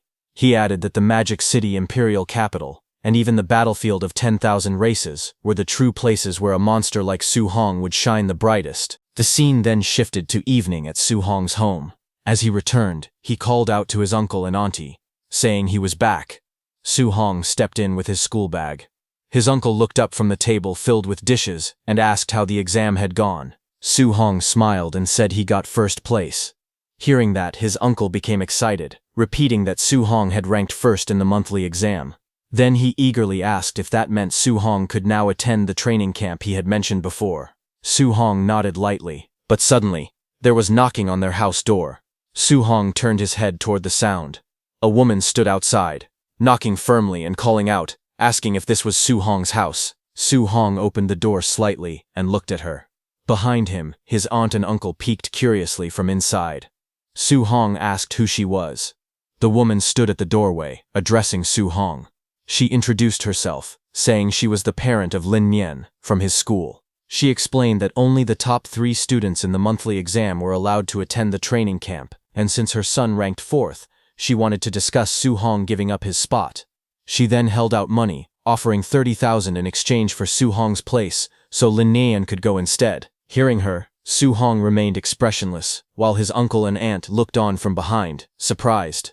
The woman grew irritated at his lack of reaction. She raised her voice, saying the training camp existed to nurture geniuses for the future battlefield. She warned that the competition was extremely cruel and that people could actually die. She continued, explaining that those in the camp consumed high-grade pills until they vomited and practiced high-level martial skills freely. She added that, given Su Hong's family circumstances, giving up early was for his own good. Hearing that, back inside the home, Su Hong's aunt looked worried and asked him if what the woman said was true and whether the camp was really that dangerous. Su Hong's uncle turned to his wife and told her to calm down. The uncle then looked at Su Hong seriously and asked if he could guarantee his own safety. Su Hong answered firmly that he could, a confident flicker in his eyes. Hearing that, the woman in the purple suit complained, saying they actually believed a child's promise. Su Hong's uncle replied that he trusted Su Hong. He said going to the training camp was Su Hong's own decision, and he believed his promise. He added that if he couldn't trust his own family, he wouldn't trust her instead. The woman shouted in anger, but the uncle slammed the door shut right in front of the woman's face, telling her to leave. The woman stormed out. As she walked away, she angrily muttered that they should wait to be eliminated from the training camp. Then inside the house, Su Hong stood in the room and looked at his uncle. He told his uncle that it was not like he had intentionally hidden the dangers of the training camp, but his uncle shook his head and told him it was fine. His uncle smiled and pointed at himself, saying he was just a rough man. He said Su Hong was more educated and understood the training camp better than he did. Since he had the resolve to face difficulties, they would support him. But his aunt suddenly slapped her husband's back and scolded him, asking what kind of talk that was. She stepped forward and told Su Hong that they did not ask for any ranking, they only wanted him to stay safe. Su Hong smiled gently and nodded. Night fell over the city. Lights from tall buildings glowed in the distance. Su Hong stood alone on the rooftop, looking over the skyline. He thought to himself that although his uncle and aunt supported him, they must still be worrying about him secretly. He told himself he absolutely could not let down their expectations. Standing under the night sky, he strengthened his resolve. He thought that to protect this hard-earned life, he had to become stronger. Su Hong looked at the glowing system panel in front of him. He said that he had fought more than a dozen matches in the monthly exam, and earned a total of 285 martial value points, but it still wasn't enough. The panel displayed his information: vitality, spirit, mortal body percentage, his guidance techniques, martial skills, and his total martial value. He tapped on the screen and increased his mortal body, which was currently at 36.1%. He said he didn't know what high-level skills or trump cards the geniuses in the training camp had. To fight against them, he needed to improve his physical combat power first. Immediately, red notifications floated around him one after another, showing that mortal body increased by 0.1. They appeared repeatedly as he pushed himself harder, sweat running down his face. A few minutes later, a new value flashed. His mortal body had reached 64.6%. Breathing heavily, he said he was still 35.4% away from reaching 100%. He wondered what kind of special physique would appear after the mortal body, but suddenly, he noticed something and looked at the panel again. He asked himself when the Thunder Guidance Technique and Heavenly Flame Guidance Technique had reached level 2. The screen showed both techniques listed at level 2. He touched his chin, thinking. He said he had only cultivated the guidance techniques for a few days and hadn't done anything else. He wondered if no special conditions were needed. Maybe simply cultivating the guidance techniques allowed them to level up naturally. Su Hong then activated his guidance techniques, thunder crackling in his left hand and flames rising in his right. He thought to himself that he would strive to level up one more time. The next morning, dawn broke across the city skyline as sunlight spilled between the tall buildings. Su Hong slowly opened his eyes after cultivating all night, sitting cross-legged with lightning and fire gathering in front of him. Notifications appeared showing that his Thunder Guidance Technique was now level 3, and his Heavenly Flame Guidance Technique had also reached level 3. He looked at the glowing panel beside him and realized that not only had his guidance techniques leveled up, but his vitality had increased by 3 points. He called it an unexpected harvest. The panel showed his stats. His vitality was at 126, spirit at 26.5, physique mortal body at 64.6%. In his guidance techniques, Thunder Guidance was at level 3, and Heavenly Flame Guidance was at level 3.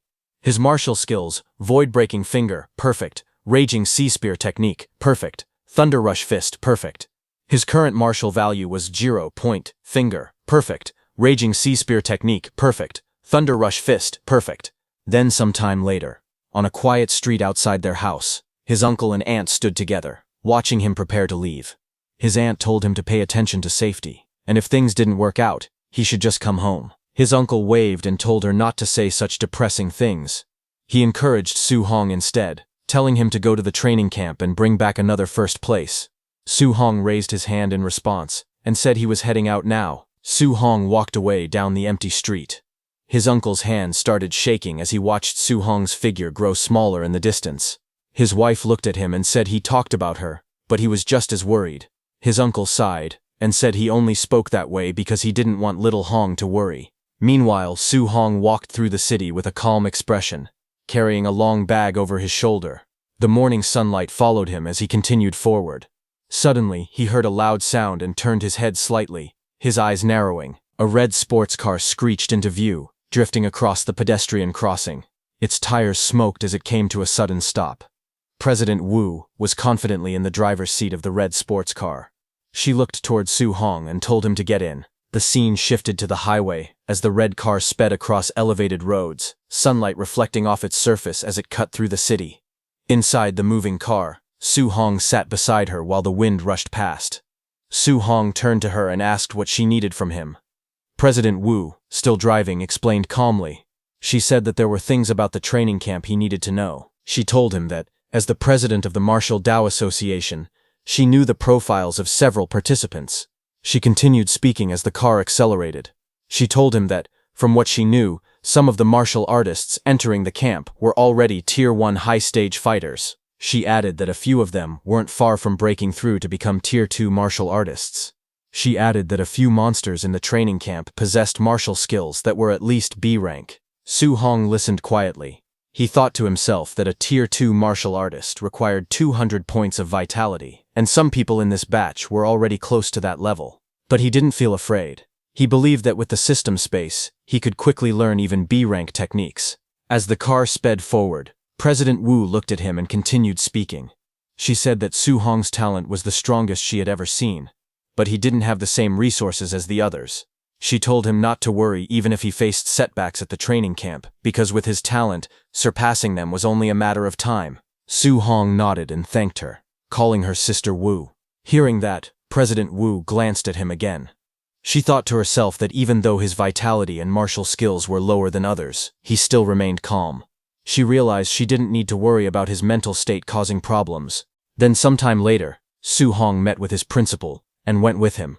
Their vehicle drove along the winding road of the Tianlin mountain range. Snowy peaks and green slopes stretched far into the distance as the car made its way deeper into the mountains. Inside the car, Chen Shan and Li Tu were shocked and asked their principal why the training camp was located in the Tianlin mountain range, a place filled with fierce beasts. The principal, who was seated behind Su Hong, tried to calm them. He told them that there was nothing to worry about because grandmasters were guarding the training camp, so normally their lives wouldn't be in danger. Su Hong sat quietly while listening. He recalled information about the mountain range. The Tianlin mountain range spanned multiple cities, including Star City and Yang City. It was rich in spiritual energy and full of dangerous beasts. Some of those beasts were strong enough to rival Tier 7 grandmasters. Su Hong remembered that competition among the beasts was extremely brutal. Even the outer ring Tier 1 beasts there were far more vicious than beasts elsewhere. Normally, even Tier 2 warriors wouldn't dare enter lightly. While he was lost in thought, the car entered the forest and continued driving through the dense trees as they approached the training camp. As they moved through the dark forest, pairs of red eyes slowly appeared between the trees. Growling sounds echoed as many large beasts stepped out of the shadows, their eyes glowing brightly as they watched the road. Seated inside the vehicle, Li Tu started to shiver. He said he felt like something was watching them. Chen Shen frowned and asked if Li Tu thought a fierce beast might ambush them. Su Hong looked ahead calmly. He thought to himself that the competition in the training camp would probably be just as brutal as the beasts tearing each other apart in the mountains. A strange smile formed on his face as he admitted that he must be crazy because he was actually starting to enjoy the feeling. Their vehicle eventually arrived at a fenced-off training area. Groups of students were already gathered near a large tent. As Su Hong and his group approached, Li Tu laughed and wondered how strong the other people there were. Just as he said that, a crowd of students turned to look at them. Their expressions were mixed, some curious, some hostile, and some cold and confident, as they judged the newcomers walking into the camp. Seeing them, Chen Shen and Li Tu turned silent. their expressions stiff as they looked ahead. Su Hong stood calmly in front of them, holding his wrapped weapon while a relaxed smile rested on his face. He turned slightly and told them it was time to go. Chen Shen and Li Tu quickly agreed, following behind him as he led the way through the training camp. But suddenly, a hand reached out from an approaching supervisor, signaling them to stop. It was an instructor. He informed them that they would wait until everyone arrived. After that, the entrance assessment would begin. Su Hong was surprised to hear that, and asked if there was an entrance assessment as well. Just then, a sudden shout went up from the crowd, announcing that those rich kids had arrived. Whispered complaints followed. Some of the students muttered that the big clans always acted like they owned the place, making everyone else wait for them. Behind them, a line of luxury cars sped down the dirt road, engines roaring as they approached the training camp gates. When the vehicles stopped, several men in suits stepped out first, opening the doors for their young masters. From the red car, a white-haired man in elegant clothes appeared. From another car, a muscular man in a sleeveless shirt climbed out confidently. Nearby students began whispering. One of them admired how beautiful and cool Xiaoyan looked, calling spiritual mind masters enviable. That white-haired man scoffed at the surroundings, saying the place wasn't elegant. Someone pointed out Lin Xinghe, from the Lin family, saying he was almost tier 2, but far too flashy.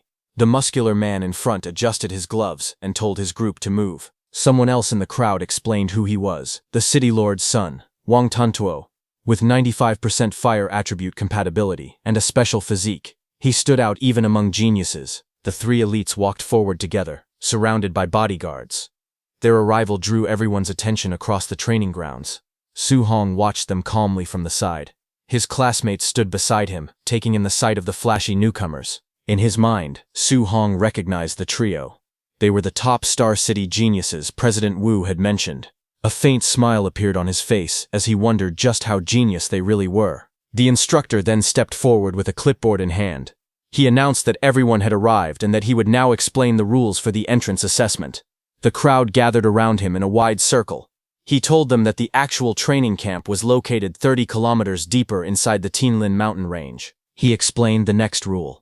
Some of the fierce beasts in the mountains carried these tokens inside their bodies. Only those who obtained a token would be allowed to enter the training camp. Hearing that, Chen Shen and Li Tu grew worried. Chen Shen said that walking 30 kilometers in 8 hours might sound simple, but not in a place like the Tianlin mountain range. Li Tu pointed out that once they went deeper, they could run into high-level fierce beasts, and people could actually die. Su Hong listened quietly. He wondered if the task was really just to reach the camp within 8 hours. To him, that meant he had plenty of time to kill extra fierce beasts and earn more martial Dao points. Just then, a black-haired student raised his hand. He asked the instructor what would happen if they ran into beasts far beyond their level. The instructor answered bluntly, if that happened, they would be eliminated, though someone would step in to save their life. Hearing that, the crowd erupted in complaints. Several candidates shouted that the rules were unfair. They argued that stronger people could be eliminated, while weaker ones might pass by pure luck. Others joined in, saying the assessment seemed too luck-based. Hearing them, the instructor's expression hardened. He told them that fairness didn't exist in this world. He explained that someone could train for more than 10 years and still die instantly to a passing powerhouse the moment they stepped onto the myriad heavens battlefield. He asked if they would call that unfair too. Facing the group, he continued with a cold voice. He told them that if they didn't want to encounter high-level fierce beasts, then they needed to act carefully. He reminded them that avoiding risks, bullying the weak, and ganging up on the few with the many, those were the laws of the battlefield. A boy in a black suit agreed, and stepped forward with a dismissive tone. He said that if they were scared of dying, they should quit early, instead of wasting everyone's time. He added that being afraid of everything made them nothing but trash. Hearing that, the black-haired student who asked that question got furious. He pointed at the black suit man and shouted back, demanding he repeat what he said. The man in the suit turned and told him directly that he was a coward and trash. If he wasn't convinced, he could hit him, and he would cripple him on the spot. Seeing them fighting, the instructor raised the clipboard to cover his face, and continued explaining the rules. He said there would be no fighting inside the camp, but once they entered the mountains, the instructors wouldn't interfere. Whether someone wanted to steal tokens, or beat someone up, just because they didn't like their face, it was all allowed. Hearing that, a spark of energy flashed in the crowd as tension rose. Both the black-haired boy and the boy in the suit looked at each other in anger. Off to the side, Su Hong watched the scene unfold. He noted that the training camp was far more brutal than he expected. The rules practically encouraged the candidates to fight one another. He guessed that with rules like these, at least half the people would end up eliminated. He gripped his staff tighter and looked back at all the participants. He thought that if fighting was allowed outside the camp, then defeating these people might let him earn a huge amount of martial Dao points. The instructor finally raised his voice. He announced that the talking was over, and the assessment officially began. He ordered everyone to start moving. The moment he gave the signal, the entire group burst into motion. Candidates sprinted out of the gate, shouting as they pushed forward. Some yelled that they had to pass no matter what. Others complained about being shoved aside. The crowd stampeded into the forest, kicking up dust as they ran. Moments later, the dense trees swallowed the runners one by one, their figures disappearing deeper into the mountain path. As the assessment began, the black-haired boy immediately chased after the boy in the suit. He shouted while charging forward. He pointed at the boy in the suit and yelled that he would send him packing back home immediately. The suited trainee responded coldly, saying that if the man was so eager to be eliminated early, he would be glad to help. The attacker lunged with a glowing fist, shouting that the other man was dead. The suited man countered with a burst of blue energy, releasing a sharp cry as their fists collided. The impact exploded outward, sending shockwaves through the forest. The two exchanged rapid blows. Yellow and blue streaks filled the air as their punches crashed again and again, each collision blasting white sparks around them. The force of their clash rattled the trees while the spectators watched from a distance. High above on a branch, another trainee calmly observed the fight. It was Su Hong. He rested his weapon on his shoulder and thought quietly. He had wanted to use this chance to test the combat strength of the so-called geniuses, but what he saw was disappointing. They were nowhere near as strong as the rumors had claimed. He sighed, concluding that even if he defeated every one of them, he probably wouldn't earn many martial Dao points. Su Hong turned and walked through the forest, deciding to move away from the noise behind him. He thought that it was better to spend his time hunting more high-level fierce beasts instead. But behind him, those two boys' loud arguing echoed in the woods. They clashed, their hands locked together, blue and yellow energy bursting between them. One of them shouted that poor trash would always be poor trash, and that no amount of training could compare to generations of his family's wealth. The other fighter yelled back, refusing to be grouped with what he called poor trash. Their voices carried through the trees, and hearing them, Su Hong stopped, stunned as the insults repeated, calling people working-class losers and insisting that hard work was pointless. His expression darkened. A faint smile curved on his face as he muttered that he couldn't waste a martial Dao points delivery that had walked right up to him. He stepped forward toward the fighting pair and told them to stop fighting. When they looked up, Su Hong stood there holding a thick wooden stick. Blue energy flickered faintly around him. He stared at the two brawling trainees and asked, almost casually, why they didn't play with him instead. The two arguing trainees turned toward Su Hong. One of them shouted angrily, calling him another poor trash and warning that he would beat him up as well. The other scoffed, asking how someone at his level dared to butt into their fight. Su Hong didn't react. Instead, he told them they were misunderstanding him. He clarified and said how about they stop fighting with each other and team up to fight him instead. Hearing that, both trainees froze, staring at him in disbelief. Then one of them snapped. He charged forward with a roar, shouting how dare Su Hong look down on him. He shouted that Su Hong was dead and lunged with full force, fist drawn back. Su Hong didn't move until the attack reached him. His leg shot forward like a bullet, the air distorting from the speed. He kicked the boy in the stomach, and the boy was hurled backward in a blur. Su Hong's eyes glowed red as the strike landed cleanly. The trainee's face twisted in shock before he let out a pained shout. The force of Su Hong's strike tore through the clearing, sending that trainee flying across the ground. Wind spiraled violently, as the impact carved a clean path through the forest floor. The second trainee staggered back, shocked by the display of power. He stared at his fallen companion slumped against a tree. Fear crept across his face as he wondered how someone with equal strength could be defeated in a single move. Before he could react, Su Hong disappeared and rushed toward him in a blur. Su Hong appeared instantly, moving at a speed the trainee couldn't follow. The boy in the suit was overwhelmed by how fast his opponent had suddenly become. Su Hong raised the wooden stick calmly and told him that it was now his turn. The trainee froze, sweat dripping down his face as he tried to brace himself. But Su Hong had already closed the distance. In the next instant, the wooden stick smashed into the trainee with overwhelming force. Blood burst outward as the boy in the suit was launched back through the air, skidding violently across the ground. The man in the suit was sent flying through the air, crashing into a tree with a loud thud. His eyes rolled back as he screamed, unable to resist the force that overwhelmed him. On the ground, Su Hong stood calmly with the wooden stick resting on his shoulder. He looked down at the two defeated men and said that this was what they got for looking down on ordinary cultivators. Inside the monitoring room, instructors watched the scene on a large screen. One of them pointed at the display and wondered where this guy even came from. He complained that the two men had been having a normal duel, and the newcomer just walked in and one-shotted both of them. Another instructor asked if the two who got knocked down counted as eliminated. The supervisor shook his head and explained that they hadn't called for rescue, so the assessment would continue. The staff member bowed slightly and replied with a respectful acknowledgement. Back in the forest, the man in the suit slowly opened his eyes and groaned. He held his aching face and muttered that it really hurt.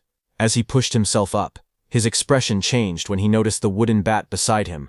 He jerked back in panic, yelling for him to back off.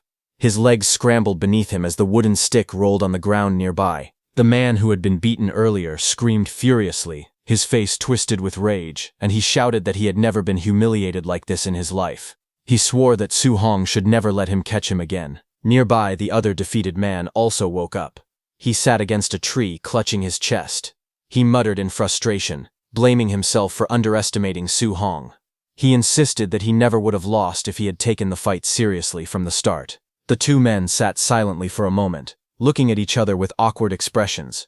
Neither spoke, but both shared the same bruised pride.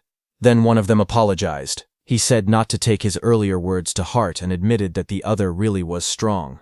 The man in the suit nodded and apologized as well, saying he shouldn't have mocked him. They shook hands, the hostility between them fading. Before long, the two stood up and walked side by side through the forest, arms around each other like brothers. One of them urged the other to go find Su Hong and get their revenge. The man in the suit agreed, saying he absolutely had to hit Su Hong a few times with the stick to vent his frustration. On the other hand, Su Hong sprinted through the forest with incredible speed, a spear in his hand. Blue energy trails followed behind him as he dashed forward, ready for whatever came next. Suddenly, Su Hong's eyes narrowed as he sensed movement ahead. His expression remained calm, but he could already tell trouble was coming. Moments later, an entire herd of giant tusk boars burst through the trees. Their red eyes glowed fiercely as they charged forward, shaking the ground. Su Hong looked at them and complained that it was yet another Tier 1, lower-stage giant tusk boar group. He muttered that the Tianlin mountain range was filled with fierce beasts, and wondered how many groups he had run into already. The boars snorted and kicked up dust, growing louder as they approached. Their massive tusks cut through the air with a heavy whooshing sound. The herd roared together and rushed straight at him, their steps thundering across the forest floor. Seeing them coming, Su Hong's eyes sharpened, a golden flash reflecting in them as his focus intensified. In the next instant, golden lightning burst out around him. His spear swung in a wide arc, and glowing lightning lines cut through the charging boars. The entire area lit up as his attack struck them head-on. Su Hong passed by quickly with golden light wrapped around his arm as he swung his spear. The force of his attack slammed into the giant tusk boars, sending them crashing to the ground. Dust and shockwaves rippled through the forest. When the fight ended, he stood quietly among the fallen beasts. System floating screens appeared around him, showing the martial Dao points he gained. He looked at them and said that before, defeating one beast would earn him several dozen points. But ever since he leveled up and became stronger, the rewards had been getting smaller and smaller. He let out a small sigh and said he should hurry up and find a token. He used his spear to cut open a boar's stomach. As he searched through the bodies, he muttered that the dozen or so Tier 1 lower-stage beasts he killed earlier had no tokens at all. He wondered if this new batch might have one. Soon, he crouched beside each fallen boar and searched them one by one. Every corpse turned up empty. He stood up again and said that, as expected, not a single token appeared. It seemed like only higher-level fierce beasts would have tokens inside them. Then, half an hour later, he moved swiftly through the forest. His spear cut through the wind as he dashed between trees, leaving long streaks of motion behind him. As he ran deeper into the forest, he thought about how things used to be. When he moved 3 to 5 kilometers inside, he could encounter more than 10 low-level fierce beasts in just 1 hour. But now, no matter how far he went, he couldn't find even a single one. Just then, a sudden roar cut through the silence. A massive black tiger, its eyes glowing red, leapt out from the trees and pounced toward him with incredible speed. Wind tore through the air as its claws descended. Su Hong looked up sharply, his eyes glowing blue. A smile appeared on his face as he recognized the creature. He finally found one. This was a Tier 1 upper stage Dark Knight black tiger. Blue energy gathered at his fingertips. The power swirled and brightened until it burst outward. He thrust his glowing finger downward. A piercing blue beam shot straight into the tiger, splitting the ground beneath it. The Dark Knight black tiger roared in pain, its jaws wide open as blood sprayed from its mouth. The Dark Knight black tiger hit the ground hard, cracking the earth beneath its body. Dust scattered around it as it struggled, its body twitching from the impact. Su Hong didn't slow down. He gripped his spear tightly and lunged forward with incredible speed. His body spun through the air, and the spearhead glowed with bright light as he brought it down. He struck the tiger directly on the head. Blue energy exploded outward, shaking the ground again. The beast roared one last time before its strength faded. A screen appeared beside Su Hong, showing he earned 35 martial Dao points.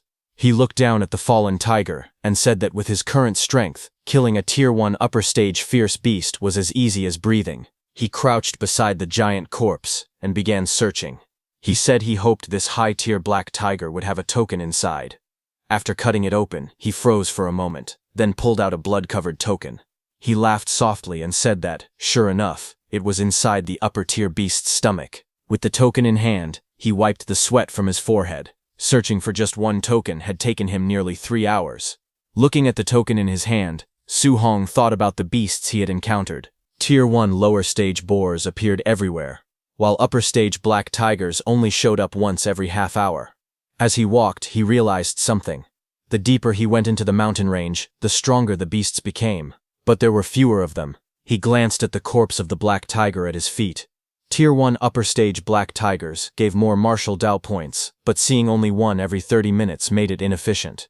Hunting the low-level fierce beasts on the outer edges would actually earn him more martial Dao points overall. He gripped the token and smiled to himself. Instead of chasing quality, he decided he might as well make it up in quantity. He raised his head and continued forward. There were 5 hours left in the assessment. He needed to gather enough martial Dao points to max out his mortal body progress. As he walked deeper, the forest shifted from sunlight to shadows. A blood-soaked clearing came into view. Deer were torn apart, their bodies floating in pools of red.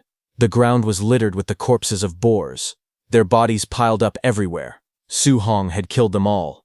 Just as Su Hong killed another boar with his bare hands, suddenly a massive bear with glowing red eyes lunged forward, roaring as it swung its claws down. Blood splashed across the ground as he moved to dodge the sudden attack. He spun to the side with incredible speed. Flames wrapped around Su Hong's fist as he charged at the bear. He said that after killing dozens of Tier 1 fierce beasts, he had finally run into another Tier 1 middle stage one. His fiery punch shot forward like a blazing cannon. The bear was blasted off the ground, flying through the forest as an explosion of light followed behind it. The bear hit a rock wall hard, roaring in pain. Blood poured from its mouth as it tried to raise its head.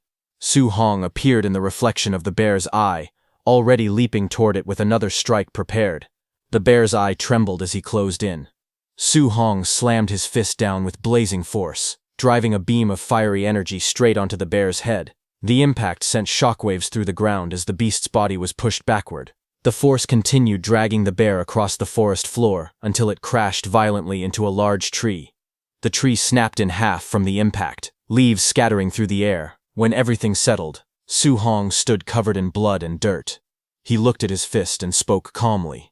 He said that once his mortal body reached 60%, he could kill Tier 1 middle-stage fierce beasts with physical strength alone. A system panel appeared in front of him, showing his stats. He noted that he had already earned 254 martial Dao points. With a little over 100 more, he could max out his mortal body progress. The panel listed his name, Su Hong, along with 120 blood energy, 26.5 spirit, and 64.6% mortal body physique. It also displayed his guidance arts, Thunder Guidance, and Heavenly Flame Guidance, both at level 3, and his martial skills, such as Void Piercing Finger, Rage Sea Spear Technique, and Thunder Rush Fist, all in perfect state.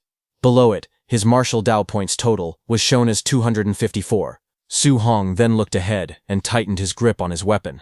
He said there were still over 3 hours left, and he absolutely had to gather all the martial Dao points he needed. But before he could do anything, suddenly a very loud roar echoed across the trees. Su Hong stopped and looked up as the noise echoed through the forest. With sweat on his face, he asked what that sound was. But suddenly, a massive shadow appeared above the trees. A gigantic golden bird descended from the sky, its wings glowing with bright light. Leaves and wind swirled everywhere as it hovered overhead. Su Hong stared in shock and asked what kind of fierce beast it was. As the creature spread its wings wider, golden feathers shined like fire.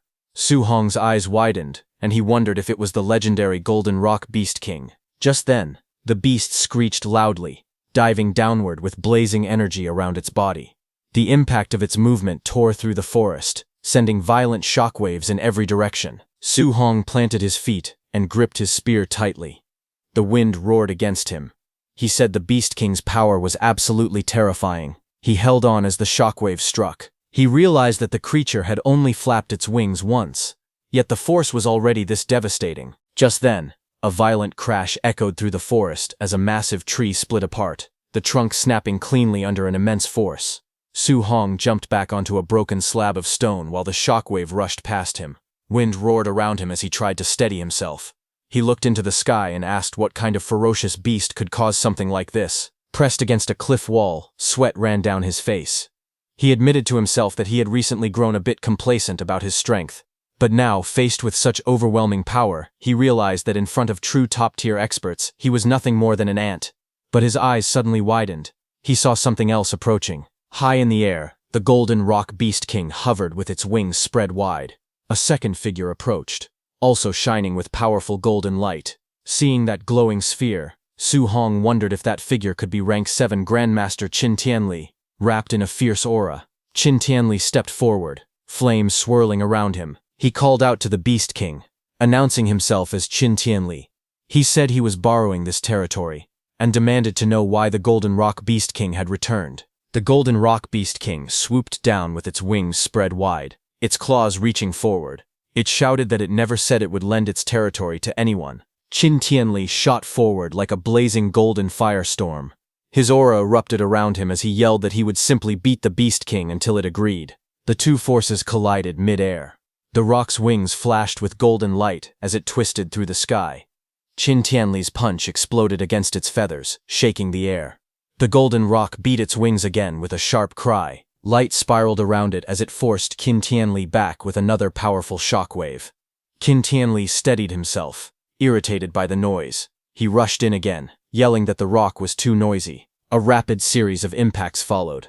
Explosions of golden force struck the rock's body again and again, lighting up the sky with bursts of energy as the two clashed violently in mid-air. Qin Tianli's punch smashed directly into the Golden Rock Beast King's head, sending feathers and blood scattering through the air. The explosive impact forced the massive beast backward. Qin Tianli floated calmly in the golden aura around him. With an icy voice, he warned the beast not to make him repeat himself.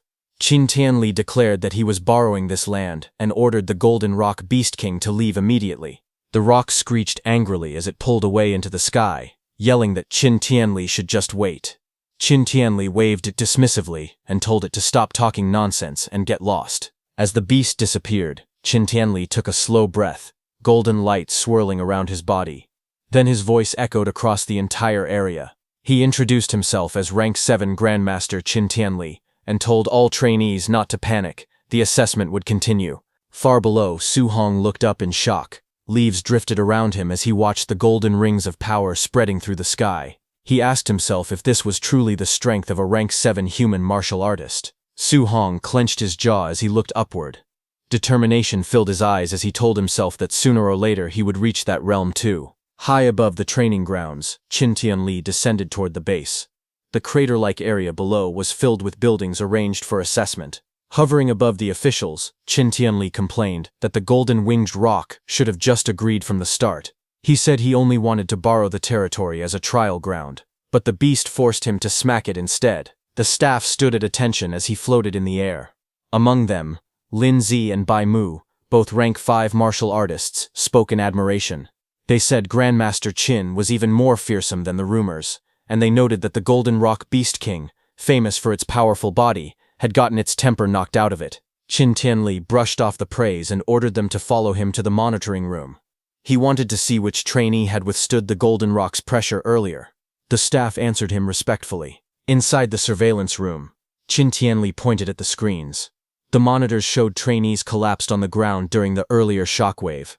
Lin Zi explained that most of them had been unable to move under the Golden Rock's aura. Qin Tianli stared at the surveillance footage with surprise.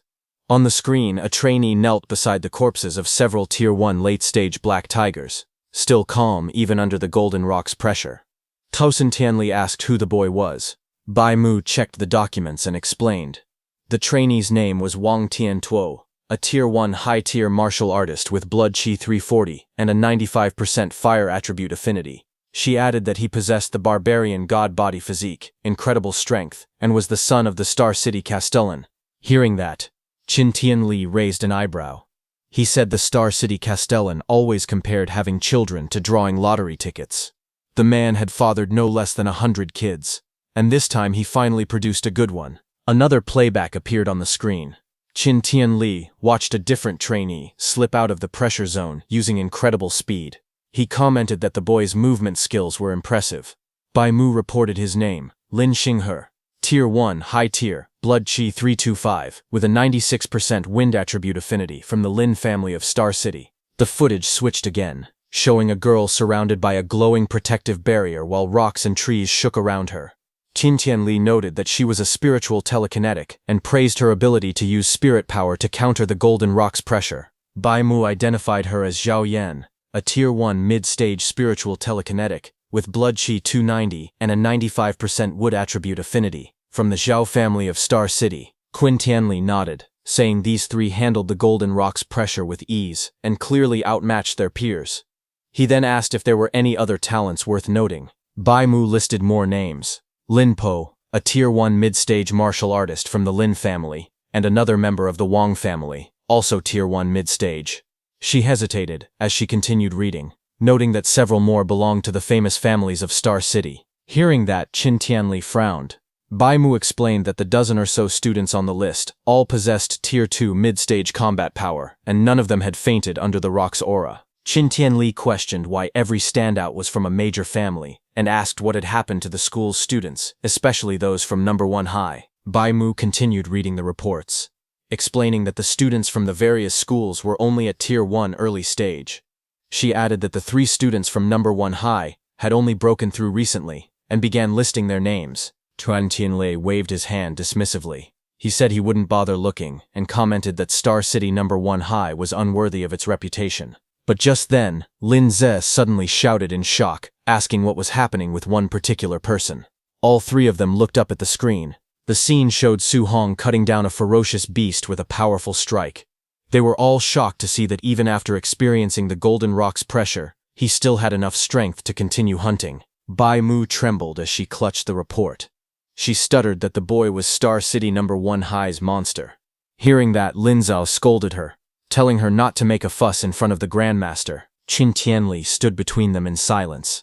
But after glancing at the report himself, Lin Zhao also began shaking. With wide eyes, he repeated the same word, monster. Qin Tianli glanced at the 2 of them. He reminded them that both of them were rank 5 and should have seen countless geniuses before. He asked why they were making such a big fuss. He added awkwardly that they were still young and their temperaments weren't that steady. But when Qin Tianli looked at the report, his eyes widened in shock too. He stared at the report and screamed internally, asking if the boy they were looking at was even human. The report displayed Su Hong's profile. 18 years old, from Star City number 1 high, Tier 1 early stage, blood chi 123. It stated that he had perfected the C-rank martial art, Rushing Thunder Fist, and during the assessment, his physical strike alone produced 3,004 points of combat power, enough to rival a Tier 1 high-level martial artist. It also explained that he likely possessed a special physique and had 100% affinity for all 7 elemental guiding techniques. He was cultivating all 7 at the same time. Qin Tianli trembled as he read the file. He muttered in disbelief that such a freak could come from a backwater place like Star City. He compared the boy to a once-in-a-century talent, then corrected himself, calling him a once-in-a-millennium rarity. His expression shifted from shock to joy. Clenching the paper, his eyes glowed red with excitement. He shouted that he had struck gold. Then he suddenly paused. Something didn't add up. He demanded to know why someone with Su Hong's talent was still only at Tier 1 early stage, and why his blood chi was only 123. With a monster like this, that shouldn't be possible. Bai Mu quickly explained. She said that Su Hong was cultivating all 7 guiding techniques at the same time. Hearing that, Grandmaster Qin erupted in frustration as he read Su Hong's details again. He said it was no wonder the boy's blood chi was so low. Anyone cultivating 7 guiding techniques at once would destroy themselves. Even an immortal would be doomed. With that kind of strain, Qin questioned how Su Hong's cultivation could rise at all. He growled that the president of the Star City Martial Arts Association, Wu Linxin, should have explained this to the child but hadn't. Just then, a staff member stepped into the room, reporting that trainees were now arriving at the training camp one after another. Qin nodded and said they would go take a look. Outside, the first 3 trainees quickly greeted him. Wang Tiantuo stepped forward and saluted, addressing himself as a junior before Grandmaster Qin. Qin praised them, saying the 3 of them were very good. Then, 6 hours after the assessment began, more students staggered toward the camp. Some complained they thought they were going to die. Another reminded them they had faced the Golden Rock Beast King. At 7.5 hours, more trainees gathered. Qin stood above the group, while the students who arrived earlier said that there shouldn't be anyone left behind. One student suggested ending the assessment early. Another scoffed that anyone who still hadn't arrived after all this time must be incredibly weak. But Grandmaster Qin wondered why Su Hong, his newly discovered freak, still hadn't shown up. He worried that Su Hong might be lost somewhere in the forest. A hint of panic crossed his face as he thought that his precious treasure might get eliminated. Then, a few minutes later, Grandmaster Qin finally spotted a figure walking out of the forest. He let out a sharp snort, thinking that the brat had finally decided to show up. Su Hong stepped into the light, dragging his spear behind him. Dirt and blood covered his clothes. He muttered to himself that he had made it in time. He admitted he had been so focused on earning martial value that he had almost forgotten the deadline. When he entered the camp, the other trainees looked at him in shock. One of them whispered that Su Hong was even more ruthless than he was. Another said he didn't see any injuries on Su Hong at all, and wondered how many beasts he had killed to end up so dirty. 2 men who had been embarrassed by Su Hong earlier glared at him from the ground. One shouted that he had finally waited long enough for Su Hong to arrive. The other stopped him, saying not to rush. Once they entered the training camp, there would be plenty of opportunities to deal with him. Nearby, the 3 elite trainees watched Su Hong approach. One commented that Su Hong had passed right at the deadline and called him an expert. Another simply said it was interesting. Wang Tiantuo, resting with his eyes closed, only gave a short nod in agreement. As the sunset cast a warm glow over the camp, Instructor Lin Zi stepped forward. He announced that the 8-hour limit had ended. Anyone who hadn't arrived by now was completely eliminated. He then said he would begin introducing the facilities and rules of the training camp. Instructor Lin began introducing the major facilities inside the training camp. He explained that the camp contained a gravity training room, a movement skill training room, and even a ferocious beast combat room. He continued the tour, pointing toward a large traditional building and announcing the martial arts pavilion. Inside that pavilion, trainees could exchange contribution points for martial arts, movement skills, pills, and weapons, some even reaching A rank. Hearing this, Su Hong sat among the other trainees, blood-covered but calm. He thought to himself that coming to this training camp had been the right decision. But then Instructor Lin shifted to the rules. He stated that all these facilities required contribution points to use. There was only one way to earn those points, by passing the various training subjects. Outstanding performance would bring extra rewards. With the sun setting behind him, he dismissed the group. He told those who still had energy to begin training immediately. Then he instructed the injured students to follow him to the dormitories so they could rest, saying he wouldn't allow anyone to die under his supervision. Su Hong entered his assigned dorm room and looked around. He was surprised to find that it was a single room. He thought to himself that from now on he could cultivate and level up without worrying about anyone seeing him. Then sometime later, he sat cross-legged on his bed, finally ready for the moment he had been waiting for. His status screen appeared before him. showing his stats.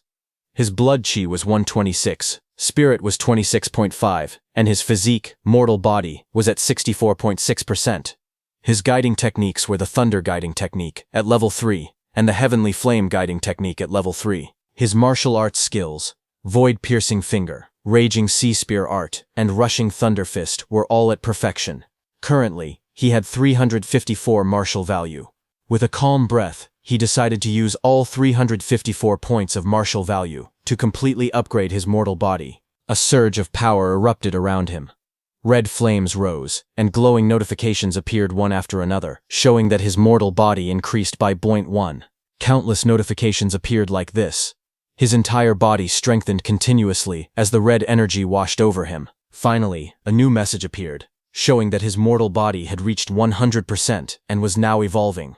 Su Hong's eyes snapped open, glowing with intense crimson light.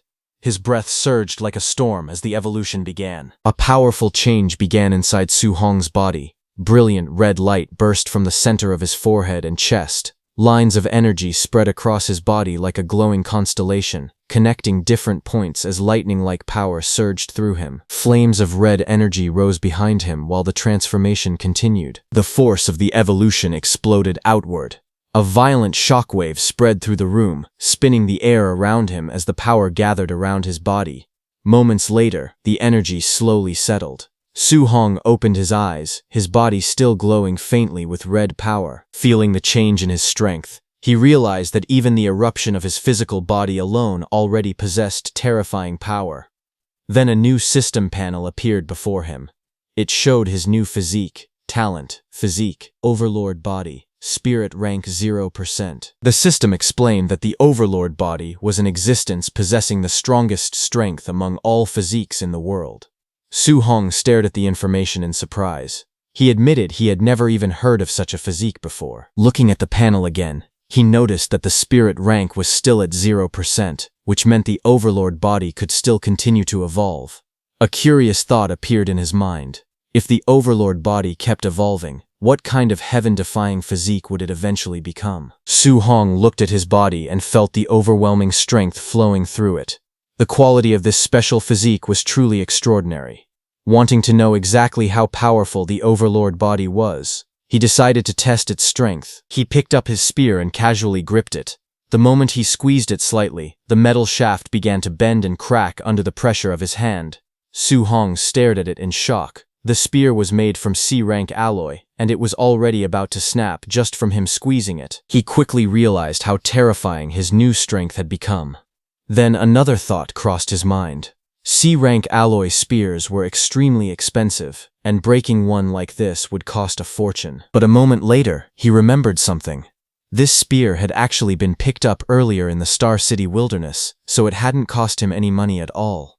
Still, he understood that he would need a stronger weapon from now on. Su Hong decided that he should gather enough contribution points as soon as possible so he could exchange them for an A-rank alloy spear. As he thought about his next step, a new idea formed in his mind. He realized that contribution points could be earned simply by wearing a weight vest and training. With a determined expression, Su Hong wondered whether his new Overlord body would allow him to carry several hundred kilograms of weight.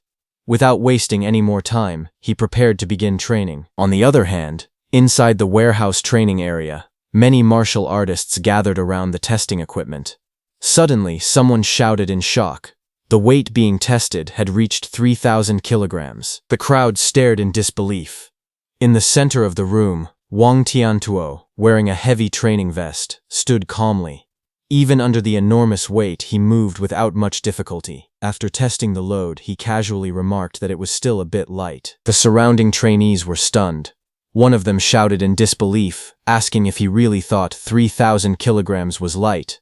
Another person looked at him jumping with the massive weight and exclaimed that he could still leap into the air despite carrying such a load. Everyone knew that a normal Tier 1 martial artist could only carry a few hundred kilograms at most.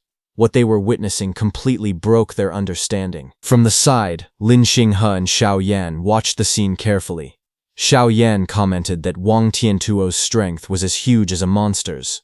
Lin Xinghe looked at him with a complicated expression and muttered that he was like a barbarian bull. Meanwhile, inside a monitoring room, Grandmaster Qin and staff members watched the training through a large screen. The footage clearly showed Wang Tiantuo carrying the enormous weight with ease. Grandmaster Qin spoke calmly, saying that Wang Tiantuo could easily carry a 3,000-kilogram load, a strength worthy of the barbarian god body. Nearby, Bai Mu, holding a report, asked Grandmaster Qin about Su Hong. She asked when they should find him to explain the matter of him simultaneously cultivating 7 guidance techniques. Grandmaster Qin shook his head slightly and said they could not approach him directly. He explained that geniuses always had strong pride. If they spoke to Su Hong too directly, it might only backfire. Instead, Grandmaster Qin decided they needed to use other methods, allowing Su Hong to understand the situation by himself and give it up voluntarily. Grandmaster Qin turned to Lin Zhe and asked if the night raiders he had arranged had finished assembling. Lin Zhe, standing beside him, replied that it would still take some time. Since they had to match the combat power of different students, arranging the personnel was a bit troublesome. Lin Zhe then smirked slightly and explained that the trainees had just finished the camp entrance assessment, so their mindset was probably very relaxed right now. Because of that, if they suddenly encountered a night raid, they would definitely panic and howl in misery. Grandmaster Qin then gave another order. He instructed them to arrange a Tier 1 high-stage martial artist to fight Su Hong, saying that he wanted Su Hong to be overwhelmingly defeated. After that, he planned to personally explain the disadvantages of simultaneously cultivating 7 guidance techniques. Once Su Hong experienced defeat, he believed that he would obediently listen and give it up. Hearing that, Lin Zhe hesitated and spoke carefully. He pointed out that a Tier 1 high-stage martial artist usually had more than 400 vitality and around 5,000 combat power points, while Su Hong's vitality was only a little over 100. Worried, Bai Mu said that this might not end well. If Su Hong were beaten too badly, his Dao heart might collapse from the defeat. Grandmaster Qin immediately rejected the concern. He said that he was doing this only to correct Su Hong's mistakes. With a cold expression, he added that if Su Hong's Dao heart collapsed so easily, then it would only prove that he was nothing but trash. Later that night, as Su Hong was going toward the warehouse, he heard someone shouting loudly that Wang Tiantuo was going to train in the gravity room, and everyone hurried over to watch the scene. Su Hong stood inside the training equipment room. When he heard that everyone had gone to watch Wang Tiantuo's training, he thought that he should also go take a look later. Before leaving, he noticed some equipment inside the room. On a nearby table was a box labeled "Scoring Bracelets, pick up on your own." Su Hong picked up one of the bracelets and examined it carefully. He wondered if this was the smart bracelet used for calculating points. After putting it on, he walked further inside the room and looked at the training equipment arranged there. In front of him were several weight vests used for training. He stopped in front of a rack labeled 1,500 kilograms and looked at the heavy vests hanging there. Then he continued walking and eventually saw another rack with an even larger label, 10 tons. Su Hong stared at it in surprise. He wondered if the heaviest one really weighed 10 tons, and whether it was forged from some kind of super heavy alloy. Looking at the massive weight vest, he couldn't help but question who could possibly wear something like that. After thinking for a moment, Su Hong decided to try one. The moment he lifted it and held it in his hand, his body immediately trembled under the terrifying weight. He realized that the vest was extremely heavy. Even though he could still wear it, the weight greatly reduced his speed, and he knew he wouldn't be able to last very long under such pressure. He then removed his jacket and picked up 5 tons of weight. With the heavy vest strapped to his body, Su Hong began testing his movements inside the training room. Each step slammed heavily against the ground as he moved, the tremendous weight making every motion difficult. Despite the pressure, he quickly adjusted his posture and stabilized his breathing. After testing it for a moment, he concluded that the 5-ton weight load was the most suitable level for him right now. Standing there in the training room, Su Hong thought about the others. He wondered how much weight Wang Tiantuo and the other 2 had chosen for their training. Since they were already at the Tier 1 high stage, he guessed their strength should be around the same as his, or maybe even a little stronger. After thinking for a moment, Su Hong wore his jacket on top of the weight vest and decided he should go watch their training. Observing their cultivation methods might help him learn something useful. With that thought in mind, he quickly left the training room and headed toward the gravity training hall, hoping to gain some experience. Outside the massive building, many students had already gathered, watching the training inside through a large display screen. Some of them spoke in amazement. They said that Wang Tiantuo was truly unbelievable because he had entered the gravity room without even removing his 3-ton weight vest.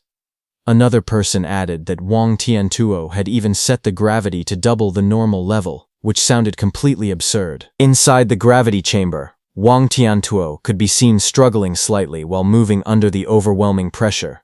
But even so, everyone watching knew the terrifying truth. The weight he was carrying had already reached 6 tons. Standing outside the gravity training hall, Su Hong listened to the discussions around him. When he heard that Wang Tiantuo's weight vest was only 3 tons, he was slightly surprised. To him, that sounded unexpectedly light. Realizing this, Su Hong understood that he might have misjudged the true toughness of the overlord body. Nearby, several students were gathered together, talking quietly. Su Hong recognized them as Chen Shan and Li Tu.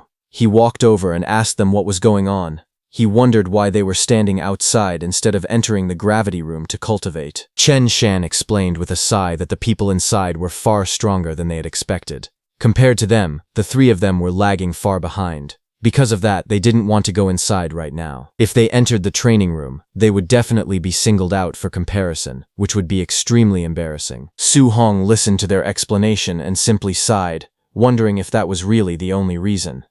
Without hesitating, he began walking toward the entrance of the gravity room. Seeing this, the others called out to him in surprise. They asked if Su Hong was really planning to go in right now, warning him that he might embarrass himself. They suggested waiting until there were fewer people before entering. However, some of the students watching from a distance began mocking him. One person sneered, asking if Su Hong was missing a brain. Another guessed that he probably wasn't even wearing a weight vest and was simply trying to surpass Wang Tiantuo by increasing the gravity multiplier instead. Someone else mocked him further, saying that a person with no sense of shame could become invincible in the world. But Su Hong ignored them and walked straight into the gravity room, without hesitation. He knew that gravity training rooms were extremely expensive to build, and usually only powerful aristocratic families could afford to use them. Ordinary martial artists rarely had the chance to train in such a place. Because of that, Su Hong was determined not to waste this rare opportunity. Inside the room, he quickly calculated the pressure he would face. Wearing a 5-ton weight vest, if the gravity were doubled, the pressure on his body would reach 10 tons. Under that level of force, he knew he would only be able to hold on for a little over 10 minutes. After thinking for a moment, Su Hong decided it would be better to start with 1.5 times gravity so he could last a bit longer. He reached out and adjusted the control panel. The screen immediately displayed the setting: Gravity 1.5x. The moment the gravity field activated, Su Hong's body trembled violently under the sudden pressure. The weight pressing down on him felt overwhelming. Outside the gravity room, the students watching through the screen began talking among themselves. Some of them mocked him, saying that he wasn't even wearing a weight vest, yet he only set the gravity to 1.5 times, which made no sense. Others laughed and pointed out that he had arrived last during the assessment, so they assumed his strength must be weak.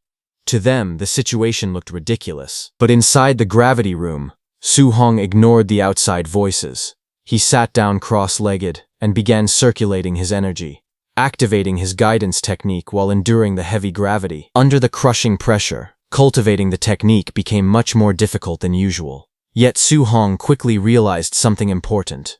Even though the difficulty had increased significantly, the speed of his cultivation had also accelerated greatly. 2 hours later, Su Hong was still inside the gravity room. Red energy flames surrounded his body as he continued circulating his guidance technique under the intense pressure. Sweat poured down his face, and his breathing became heavier, showing how exhausting the training was. After enduring the pressure for a long time, Su Hong finally stopped and checked his progress. Aside from the Thunder Guidance Technique and the Heavenly Flame Guidance Technique, all of his other guidance techniques had leveled up by 1 level. A system panel appeared in front of him, displaying his updated status. His vitality had increased from 126 points to 130 points, and his other techniques had improved as well. The results clearly showed that training inside the gravity room had greatly boosted his cultivation progress. Su Hong realized that the gravity room's effect was far better than he had expected. If the gravity training could produce such results, then the movement technique room and the ferocious beast room would probably be just as effective. Feeling completely exhausted, Su Hong slowly stood up and reached toward the control panel. With trembling hands, he turned the gravity machine off.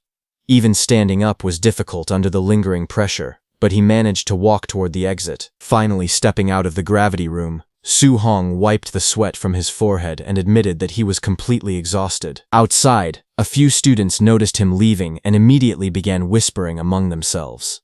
They mocked him, saying that the student who ranked dead last in the assessment had come out of the gravity room very quickly. One of them laughed and said that Su-hong wasn't even wearing a weight suit, yet he still couldn't handle 1.5 times gravity and came out drenched in sweat.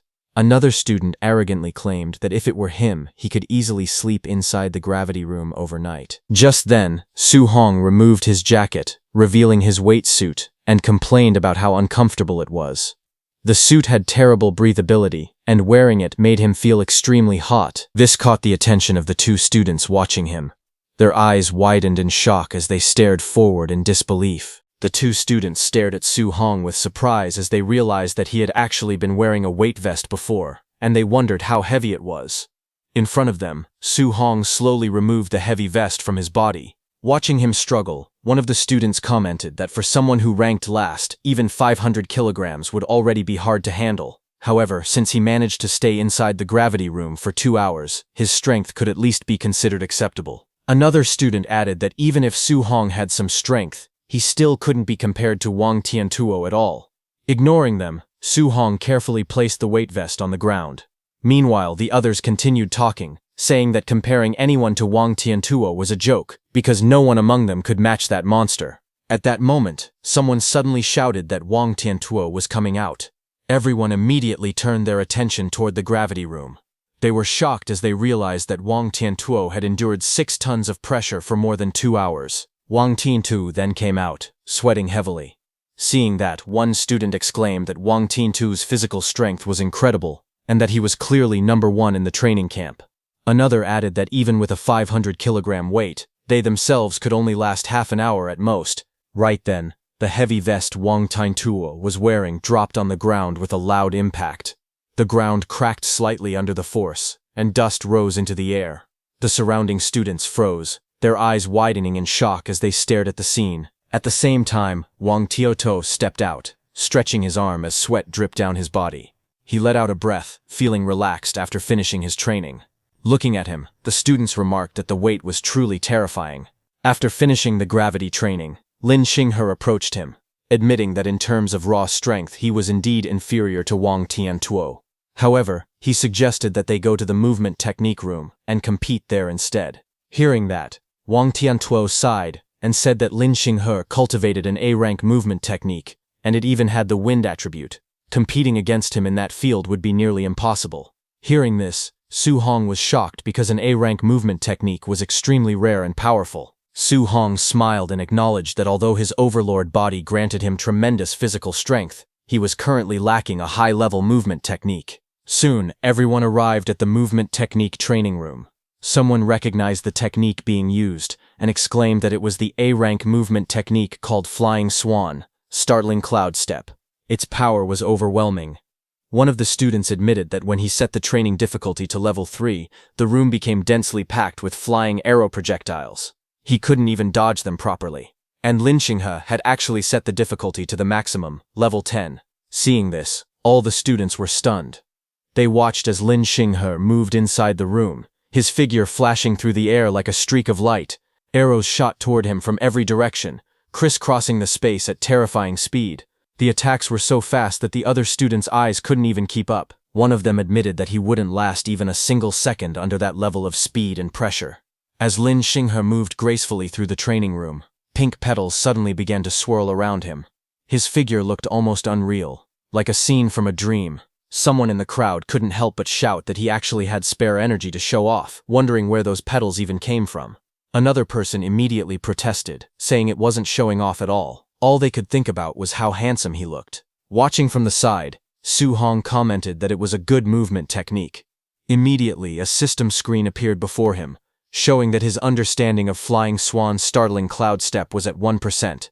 Su-hong's blue eyes sharpened as he focused carefully on Lin Xinghe's movements. Every step, every shift in balance, every subtle flow of force was reflected clearly in his eyes. He took a step forward. In the crowd, someone noticed him and shouted for the others to look quickly. Another person frowned in confusion. Soon, everyone noticed what Su Hong was doing. He began to move his body in the same rhythm he had just observed. Blue streams of light swirled around him as he mimicked the footwork. But seeing that, someone burst out laughing, saying they should look at what this guy was trying to do. Another mocked him, asking if he really thought he could learn the flying swan's startling cloud step just by watching Lin Xinghe's movements. Someone else laughed even harder, saying there was no way an A-rank movement technique could be so easy to learn. Su Hong's mind transferred to the digital space. Su Hong continued moving his body the same as Lin Xinghe, dodging flying arrows as his progress bar slowly started rising. It reached 8%, then 15%. His steps became smoother. His body began to follow the natural rhythm of the technique. Progress reached 30%. Blue light wrapped around him as he advanced rapidly, weaving through the complex grid of attacks. Inside the digital space, his progress continued to rise at an unbelievable speed. As it reached 43%, pink light swirled around his body. It went up to 78%, then 93%. Then a system notification appeared before him, congratulating him for officially reaching the basic level of the flying swan's startling cloud step. Blue energy surged around his body as he stabilized his stance. He realized that he had finally learned his first A-rank movement technique. However, as he thought about it, he felt a little awkward. Lin Xinghe's movements were too showy, they were flashy and overly dramatic. He admitted to himself that he had never seen a normal version of the flying swan's startling cloud step before. For now, he could only learn from Lin Xinghe. Just then, another system message appeared, saying that it was now sending Su Hong back to reality. When he returned, he clenched his fists with excitement. He thought that since he had already learned the movement technique, there was no need to continue training in the movement technique room in the future.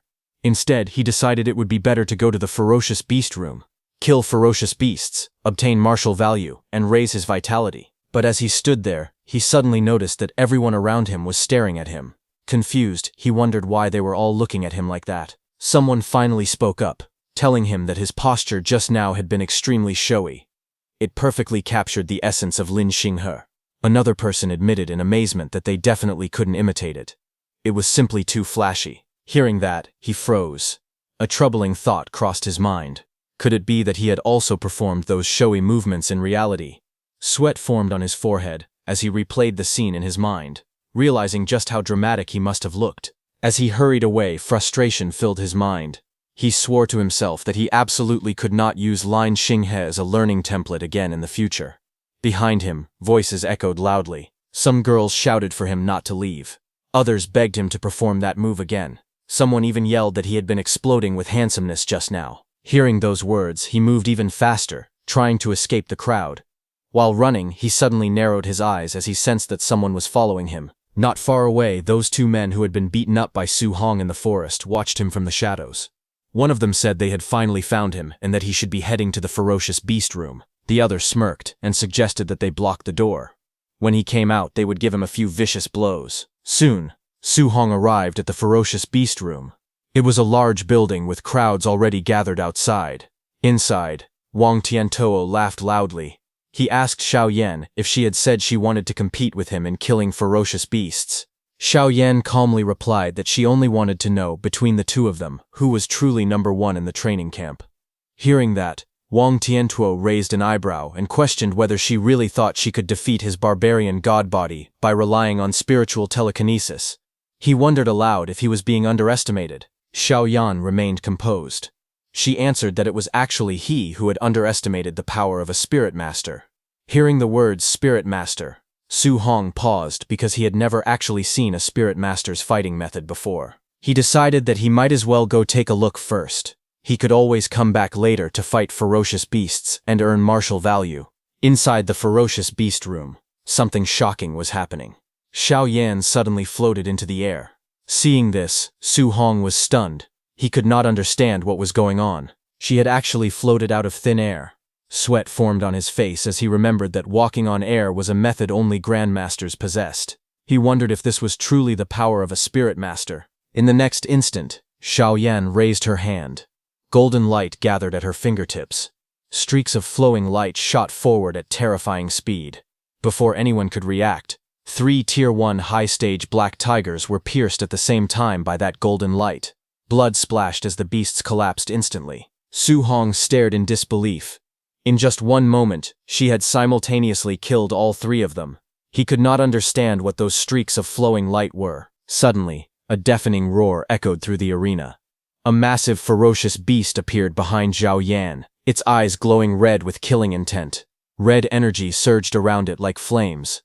But suddenly, the massive beast's eyes widened in shock. Xiao Yan turned sharply, and using her telekinesis, she grabbed the beast's neck. Su Hong was shocked to see that Xiao Yan was actually using spiritual telekinesis to forcibly bind and control her enemy. Golden energy flared again. Xiao Yan made a simple motion with her hand. In the next instant, blazing streaks of light slashed forward. The attack tore through the beast with explosive force. As Su Hong observed closely, he finally understood. Those streaks of flowing light were daggers. He felt a chill run down his spine, walking on air, controlling objects from a distance, even controlling enemies directly. Now he truly understood why spirit masters were known to be ridiculously strong enough to easily crush ordinary martial artists. Suddenly, the crowd behind him erupted in shock. They stared at the battlefield in disbelief. Someone shouted in confusion, asking what that giant sword was. Golden light filled the entire ferocious beast room as a giant ferocious beast appeared there. Seeing that, Xiao Yan created a massive golden sword in the sky. Blazing light poured down like a pillar from the heavens. Xiao Yan raised one hand calmly. In the next instant, the enormous sword slammed straight down. The giant ferocious beast opened its mouth and roared, but the golden blade pierced through it with overwhelming force. The beast's massive body trembled violently as the attack tore through it from head to tail. Watching from the side, Su Hong felt his heart shake. He realized that it was a weapon, but just moments ago she had not been holding any weapon at all. He could not understand how such a huge weapon appeared out of nowhere.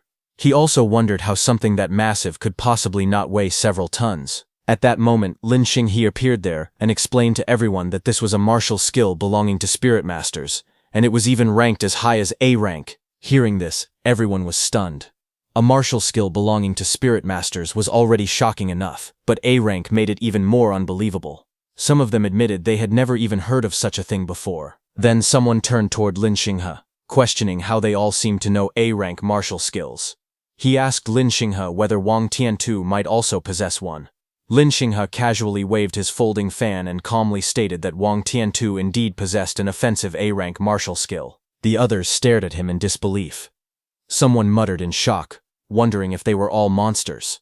Another voice questioned how they could be so heaven-defying. Sweat rolled down Su Hong's face when he heard that Wang Tiantu not only had an A-rank martial skill, but that it was also offensive.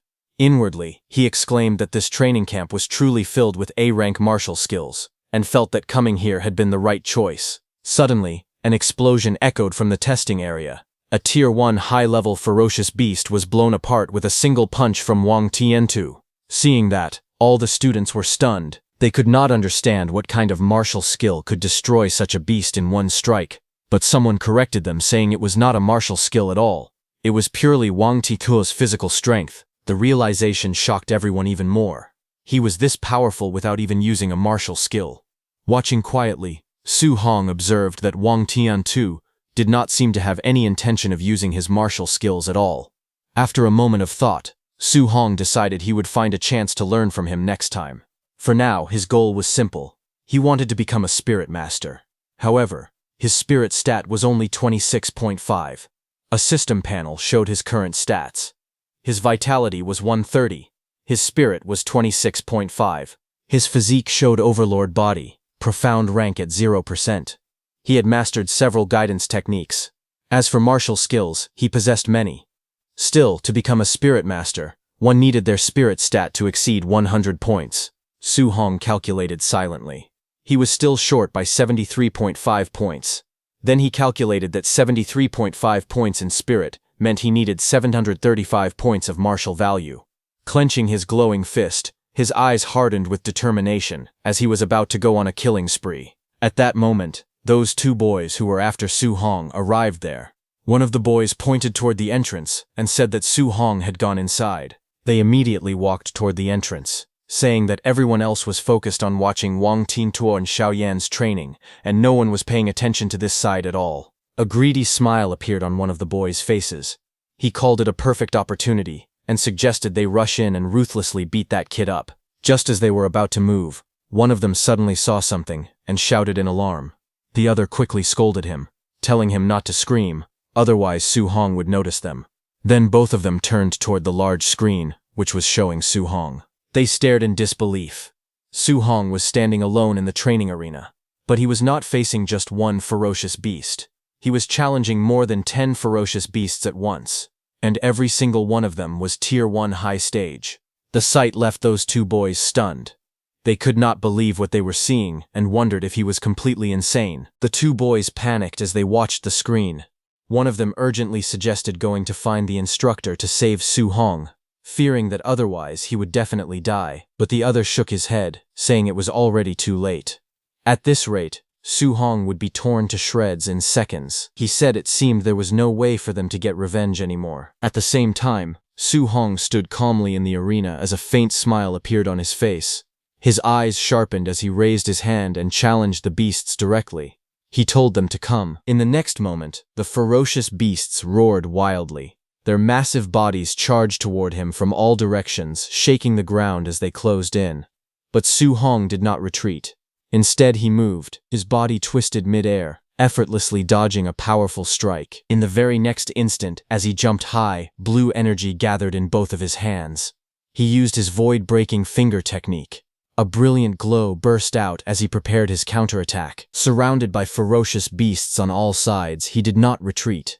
Instead, his body twisted mid-air as blue energy beams surged violently from his palms. With a single rotation, streaks of blue light sliced through the air. His attacks landed one after another. Claws and fangs never even reached him. Blood sprayed as the beasts were torn apart mid-charge, their bodies slashed open by the glowing arcs of energy. The arena filled with flashes of blue light. Outside, the two students stared at the screen in complete disbelief. One of them muttered, asking if he was dreaming. He could not believe this was something a Tier 1 initial stage martial artist could do. Even a middle stage martial artist, surrounded and attacked by over a dozen high stage ferocious beasts, would definitely die. Yet Su Hong was dominating them effortlessly. Suddenly, one of them leaned forward. He said that Su Hong's movement technique looked familiar. He said it was Lin Xinghe's flying swan startling cloud step. Hearing this, the other boy was too shocked, saying there was no way. He immediately rejected the idea, saying Su Hong was just a number 1 high school student. It was impossible for him to have access to such a high-grade movement technique. He wondered if Su Hong could possibly be from some great family. Then the other boy asked if it could be that he had seen Lin Xinghe use it once and learned it. Both of them were stunned thinking that. Then one of them exclaimed that the technique Su Hong was using was an A-rank movement technique. It was impossible to master something like that just by watching it briefly. He wondered how heaven-defying Su Hong's talent must be. The other boy swallowed nervously. He suggested that maybe they should forget about revenge. Even if they gathered more people, they would not be strong enough to defeat Su Hong. But the first student clenched his teeth tightly. Sweat rolled down his face as anger burned in his eyes. He said that whether Su Hong was the heir of a great family or some kind of monster genius, he could not swallow this humiliation. While shaking, the other boy raised a hand and pointed toward the screen, telling the first boy that before he went looking for trouble with Su Hong, he should take another look at the screen. Hearing this, the first boy froze and turned back toward the screen in silence. What he saw left him speechless. His metal bat fell from his hand. He muttered in disbelief that they had only been talking for a few minutes. Yet all the high-stage ferocious beasts inside were already completely dead. On the screen, Su Hong stood calmly atop the massive corpse of a giant serpent-like beast. Around him, the bodies of other monsters lay scattered across the battlefield. Standing among the corpses of fallen beasts, Su Hong calmly calculated his gains. Over a dozen Tier 1 high-stage ferocious beasts had only given him a total of 81 martial value points. That meant they averaged just 7 points each. He realized that the stronger he became, the harder it was to earn martial value. But suddenly his blue eyes sharpened as he noticed movement. From the dark upper level of the building, several ferocious beasts emerged. Their red eyes glowed ominously in the shadows. The air turned heavy with bloodlust. Without hesitation, Su Hong stood tall atop the corpse beneath his feet. Red light flickered throughout the building as more beasts stirred in the darkness. He declared that there was no time to rest. He said they should continue. In the next instant, the giant beast lunged downward from above, claws extended, tearing through the air toward him. But Su Hong did not panic. His expression remained steady. A golden glow ignited around his fist as energy gathered rapidly. Using his Vajra fist, he stepped forward and threw a powerful punch that collided with the descending beast. A burst of golden light exploded outward. The impact sent shockwaves ripping through the air as multiple beasts were struck at the same time. He landed in the middle of those beasts as golden energy spiraled around him, expanding violently. The ground beneath his feet cracked. Seeing his power, the remaining beasts hesitated. The saber-toothed and the giant scorpion-like monsters began to retreat. But Su Hong did not let them escape. He launched himself forward as a faint smile appeared on his face. He demanded to know where they thought they were going, and ordered them to hand over all their martial value. His body shot through the air at incredible speed as he reached out with one hand. He grabbed onto the thick tail of a fleeing scorpion beast. With a violent motion, he swung it around. The massive creature crashed into the surrounding beasts. The beasts' bodies were sent flying across the battlefield. The arena echoed with the sounds of bones breaking and monsters howling. Outside, the giant screen flickered with violent flashes of red and gold. The two boys stood frozen in front of it, and neither of them spoke. After a long moment, the first boy forced a smile and said he wondered when this cycle of vengeance would ever end. He said he had decided to forgive Su Hong. The other boy immediately agreed. He suggested they should slip away quickly before Su Hong noticed them again. Otherwise, they might end up beaten half to death one more time. While they were going, they passed by a group of students gathering in front of the screen showing Wang Tiantuo and Xiao Yan's fight. Someone shouted that 9 Tier 1 high-stage ferocious beasts had been hammered to death by Wang Tiantuo in less than 10 minutes. Another voice added that Xiao Yan had stood completely still and killed a full 8 Tier 1 high-stage ferocious beasts. The crowd buzzed with shock. Just then, one man noticed the two boys and called out to them. The two boys stiffened and slowly turned around.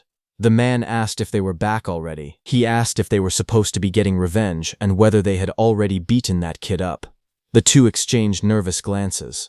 One of them scratched the back of his head and laughed awkwardly, saying yes. Both of their expressions stiffened completely as they admitted the truth in their minds. If they had not been clever enough to retreat in time, they would have been lying on the ground like dead dogs right now. They complained that this training camp was outrageous. It was filled with heaven-defying monsters everywhere. Just then, the massive doors of the training ground opened with a loud sound as Wang Tiantuo and Xiao Yan came out. Seeing that, someone shouted that they had come out. Xiao Yan was surprised to see that Wang Tiantuo had killed so many ferocious beasts. She said that even with the overlord body, he must be exhausted. She asked how many contribution points he had earned. Wang Tiantuo glanced at his wrist display and announced that he had earned 280 points. Xian Han also checked her own screen and said she had 270 points. Hearing this, the surrounding crowd instantly fell into an uproar. Someone shouted in disbelief that it was far too many. A Tier 1 high-level ferocious beast was only worth 5 contribution points. If calculated that way, the two of them must have killed 50 or 60 high-level ferocious beasts. Wang Tiantuo then checked the results of the weight vests and said that the contribution points for the weight vest had been settled at 100 points. Xiao Yan looked at her display and said she only had 50 points from it. Around them, other students began checking their own scores. One muttered that he had only gotten 20 points. Another complained that he had carried a 1-ton weight and only received 30 points. Someone in the back whimpered that he had only gotten 10 points, nearly on the verge of tears. The gap between them was painfully obvious. Just then, Lin Xinghe appeared and asked Wang Tiantuo and Xiao Yan who had won their ferocious beast hunting competition. Xiao Yan pointed at Wang Tiantuo and answered that it was him. From the side, people remarked that Lin Xinghe's points must also be heaven-defying. A guy sighed that with those 3 monsters around, everyone else could only fight for 4th place. Hearing everyone, the 2 boys standing behind who had seen Su Hong's power smiled. They called all those people ignorant because they knew that there was an even more terrifying monster in the training camp. Someone standing above those 3 so-called monsters. On the other hand, at Su Hong's side, 1 hour later, The battlefield had turned into a gruesome scene. The walls and surroundings were splattered with blood, and the bodies of ferocious beasts lay piled across the ground. The air felt heavy, filled with the aftermath of intense battle. On top of those corpses sat Su Hong, his body covered in sweat. He exhaled in exhaustion and let out a long breath. After continuously killing ferocious beasts for over an hour, even with his overlord body, he could feel the strain taking over. Even after everything, he was still far from reaching 735 martial value points. He then checked his training watch for points. Despite the exhaustion, he had gained 700 contribution points. He wondered what kind of rewards he could exchange for them at the martial art pavilion. His watch showed that for hunting ferocious beasts, he got 400 contribution points, and for the weight vest, he got 300 contribution points. The total stood at 700. After confirming it, he arrived at the martial art pavilion. Under the night sky, the grand building stood tall, glowing warmly with light. Inside the martial art pavilion, behind a long wooden counter, a receptionist in a pink suit lazily leaned back in her chair, resting her chin on her hand. Across from her, Su Hong stood calmly, flipping through a thick catalog. His eyes scanned the list carefully. A Tier 1 Vitality pill was for 10 points. A Tier 1 Blood Recovery pill was for 20 points. A Tier 1 Spirit Gathering pill was for 30 points. Another Tier 1 Spirit Gathering pill was for 50 points. He continued turning the pages and saw that an A-rank martial art, Explosive Palm, was for 2,000 points. Another A-rank martial art, Bone Netherfire Fist, was for 2,880 points. Then another A-rank martial art, Startling Swan Heavenly Roam, was for 3,000 points. Looking at it, Su Hong thought that A-rank martial arts were extremely expensive. The cheapest one cost 2,000 points. Compared to that, the prices of the pills were still acceptable, especially since there were spirit gathering pills available here. The receptionist looked at him with mild curiosity and asked whether he had decided what to exchange for. She examined him briefly and assumed he was only at the Tier 1 initial stage. In her mind, she guessed he probably could not afford to exchange for anything significant. Ignoring her assumption, Su Hong then asked calmly whether the spirit-gathering pills referred to the kind that could increase spiritual power. The receptionist said yes and explained that the spirit-gathering pills were only effective the first time they were taken. The higher the grade of the pill, the better the improvement effect. Hearing that, Su Hong immediately checked the book. He saw that the highest grade of spirit-gathering pill available there reached Tier 4. Costing 500 contribution points. The catalog listed clearly. A Tier 4 Vitality pill was for 100 points. A Tier 4 Blood Recovery pill was for 200 points. A Tier 4 Energy Gathering pill was for 300 points. And a Tier 4 Spirit Gathering pill was for 500 points. After a brief moment of silence, Su Hong made his decision. He asked the receptionist to give him a Tier 4 Spirit Gathering pill first. Hearing this, the receptionist froze. Her eyes widened in shock as she blurted out, telling Su Hong that a Tier 4 Spirit Gathering pill cost 500 contribution points, not 50. Su Hong showed his point-calculating watch and said that was right, a Tier 4 Spirit Gathering pill. Still stunned, she quickly checked his contribution balance. The number displayed 700 points clearly in front of her. She was stunned seeing that he actually had a full 700 contribution points. Her attitude instantly changed. With a bright smile and sparkling eyes, she carefully brought out an ornate wooden box and handed it to him politely. She told him that it was his spirit-gathering pill. He thanked her and then asked if they had any dual thunder and fire attribute alloy spears. Without missing a beat, she nodded enthusiastically, saying they did have them for only 200 points. She thanked him warmly for his patronage, calling him handsome with a cheerful expression. Outside, the night sky stretched wide and clear as Su Hong returned to his room. Inside, he placed his new spear with his old spear. His new spear was a C-rank dual thunder and fire attribute spear named the Thunder Fire Spear. Later that night, Su Hong reviewed his progress. His vitality and guidance techniques had improved again. He had also obtained 490 martial value points. A translucent system panel appeared before him, showing his stats. Currently, he had 135 vitality and 26.5 spirit. He had 5 guidance techniques and 3 martial arts. His martial value was 490 points. Su Hong sat cross-legged on his bed with the wooden box placed before him. The improvement he achieved in a single day was greater than what he had gained in an entire previous week. Still, after calculating carefully, he realized that his spiritual power stood at 26.5. Even with 490 martial value points, he was still 25.5 points short of reaching 100. He opened the box. Inside was the golden spirit gathering pill. He picked up the pill and looked at it steadily. He hoped this spirit gathering pill could provide at least 25 points of spiritual power improvement. With determination in his eyes, he ate the pill, thinking that no matter what, he was going to become a spirit master. The next second, the Tier 4 spirit gathering pill dissolved inside his body. The instant he swallowed it, its effects manifested immediately. A surge of vibrant green energy burst forth from within him. Spiritual power radiated outward as streams of luminous energy flowed through his meridians, converging at his core. The energy spiraled steadily, filling his entire body with warmth and vitality. Su Hong felt the exhausted nerves throughout his body gradually relax. A deep sense of comfort spread from within, soothing every part of him. As the energy continued to circulate, his mind became astonishingly clear. His senses sharpened, allowing him to perceive everything around him with perfect clarity. The spiritual energy settled smoothly within him, strengthening both his body and mind. Finally, he opened his eyes slowly as a sharp glint flashed across them. After absorbing the effects of the pill, Su Hong quickly checked his system panel. His eyes widened as he saw the results. His spiritual power had risen to 50.5, increasing by a full 24 points.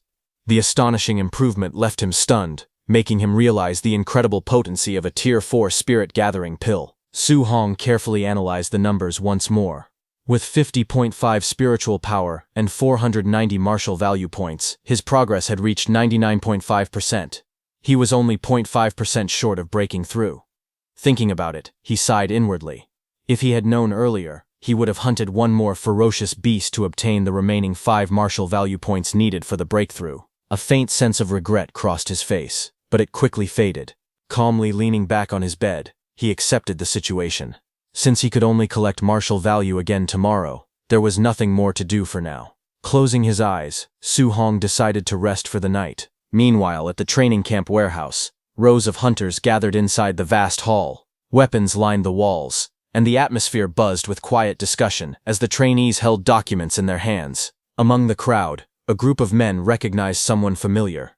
One of them spoke with surprise, asking why Bu Jingfeng, who had been cultivating at Martial Dao University, had also been summoned there.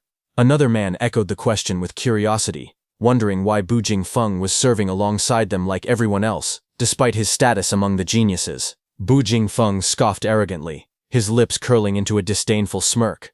He declared that if he were still in high school, those so-called geniuses would not even be qualified to serve as his sparring partners. Nearby, several hunters laughed loudly as they examined the documents in their hands. One of them remarked confidently that the trainee under his supervision, Wang Tiantuo, possessed a vitality score as high as 340 points. He mockingly asked whether such a level had even been attainable back in their own days. Another man joined in the laughter, boasting proudly that the trainee he was responsible for also had vitality exceeding 300. Another guy added with confidence that his trainee was even a spirit master, implying that the strength of such a prodigy required no further explanation. Hearing this, Bu Jingfeng could not help but feel surprised. He questioned how the trainees under their charge could all be so powerful, while the one assigned to him was only at the Tier 1 initial stage with a vitality value of 123. As he spoke, he stared at the document in his hand. It contained Su Hong's profile, an 18-year-old student from Star City No. 1 High School. The report detailed that Su Hong was at the Tier 1 initial stage with a vitality value of 123. The others looked at the document in disbelief. One of them questioned how such a seemingly insignificant trainee could have been assigned to him. Another insisted that Bu Jingfeng's strength was the highest among all martial artists who had arrived that day, even superior to the three of them. They wondered aloud whether Grandmaster Qin had made a mistake by arranging a Tier 1 initial stage trainee for a sneak attack against another of the same level. At that moment, footsteps echoed through the hall.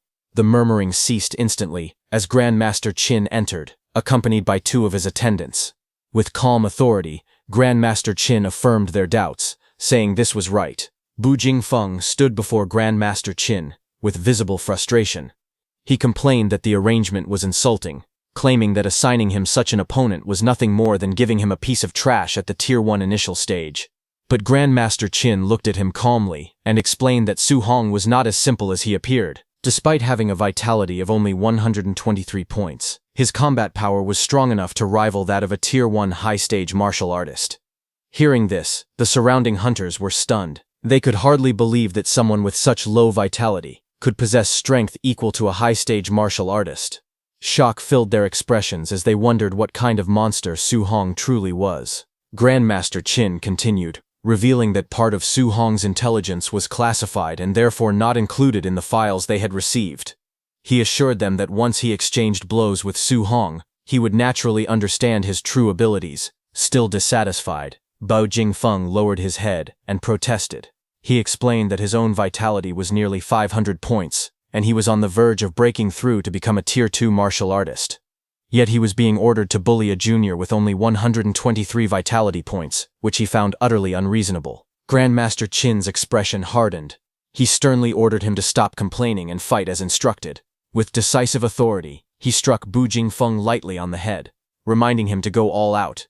He emphasized that it would be best if he defeated Su Hong so thoroughly that Su Hong would begin to doubt his own life. Hearing this, Bu Jingfeng hesitated before asking cautiously whether Grandmaster Qin held a grudge against the trainee. He warned that if he crippled Su Hong during the fight, he would not take responsibility. A sinister smile slowly spread across Grandmaster Qin's face. He coldly replied that Bu Jingfeng should beat Su Hong without restraint. Not only would he bear no blame if Su Hong were crippled, but he would also be rewarded for it. Bu Jingfeng felt a chill run down his spine, terrified by the Grandmaster's cruel smile. To him, Su Hong seemed pitiful, unaware of the brutal challenge that awaited him. A cold command echoed through the night as Grandmaster Qin ordered everyone to stop wasting time and begin the operation immediately. In the next instant, all those hunters, now wearing masks, launched forward with explosive speed, their movements slicing through the air as they descended toward their target. The scene shifted to a quiet training city under the night sky, where faint lights glowed from buildings scattered across the skyline. The calm atmosphere was suddenly shattered as the hunters stormed into action.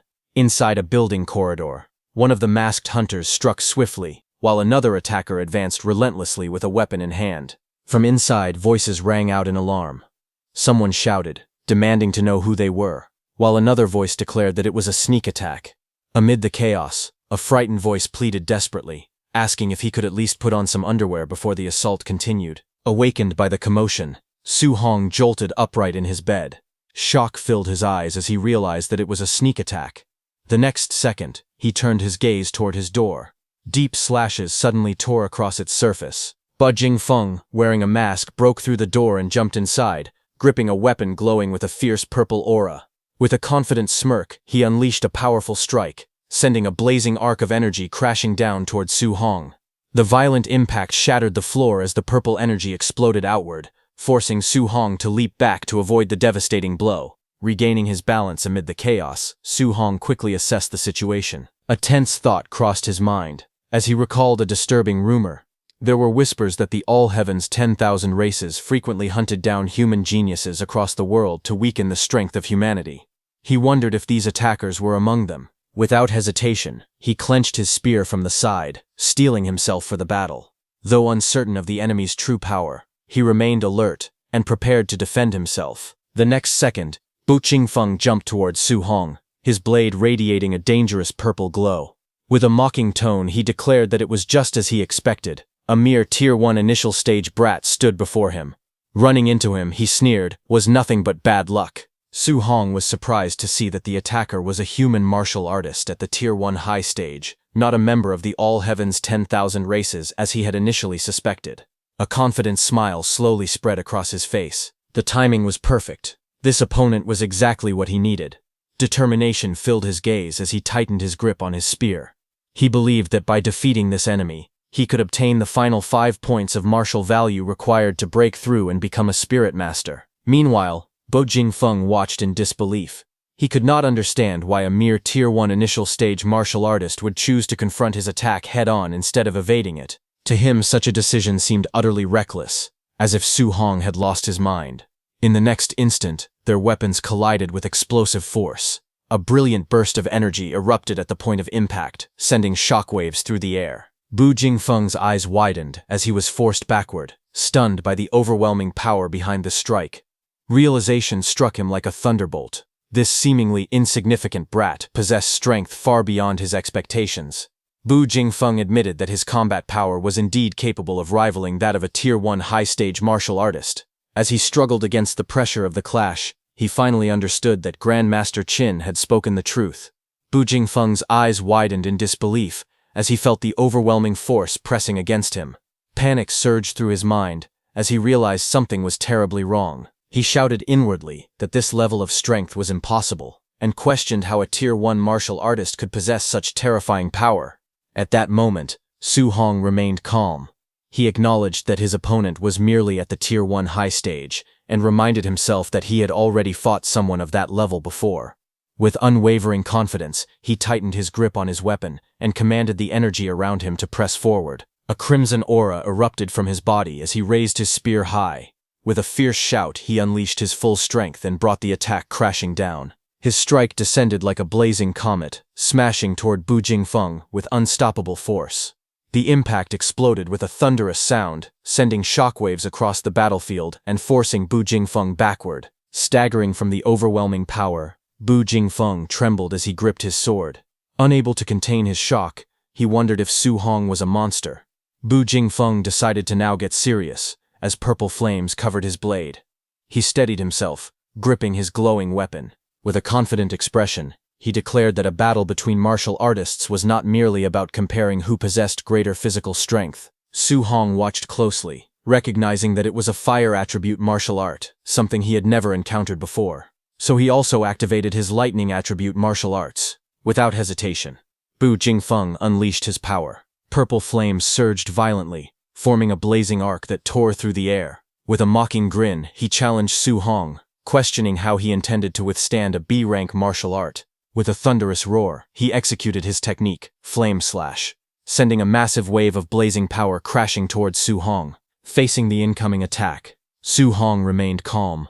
Golden lightning crackled fiercely around his body as he raised his spear, gathering immense energy. As he assessed the incoming strike, he realized that the power behind it might be even greater than the void-breaking finger. A technique also ranked at B level. The clash of power erupted violently as the two attacks collided mid-air. Purple flames and golden lightning struck against each other, releasing a blinding burst of energy that illuminated the battlefield. The impact exploded outward with overwhelming force, sending shockwaves in every direction and shattering the ground beneath them. Amid the swirling dust and debris, Su Hong descended calmly from the air, smoke curling around him as the battlefield fell silent. Standing in front of Bu Jingfeng, he held his spear firmly, his expression composed and unwavering. Bu Jingfeng stared in shock, sweat running down his face as he struggled to comprehend what had just happened. He realized that Su Hong had not used any martial arts at all. Instead, he had blocked his B-rank fire attribute martial art, using only thunder externalization. The realization struck him deeply, filling his mind with disbelief. Bu Jingfeng clenched his fists as he acknowledged the terrifying talent before him. It was no wonder Grandmaster Qin had instructed him to go all out. This opponent was far stronger than he had anticipated. Then, with a faint hint of mockery in his tone, Bu Jingfeng remarked that it was truly a pity that Su Hong still did not know any thunder attribute spear techniques. Otherwise, he would not have been defeated so easily. Hearing this, Su Hong smiled, golden lightning crackling around his spear as he spoke with quiet confidence. He admitted that it was true. He did not know any thunder attribute spear techniques. However, what if he said this on top of it? Just as he said that, blazing crimson flames erupted from his spear as lightning wrapped around it, merging together.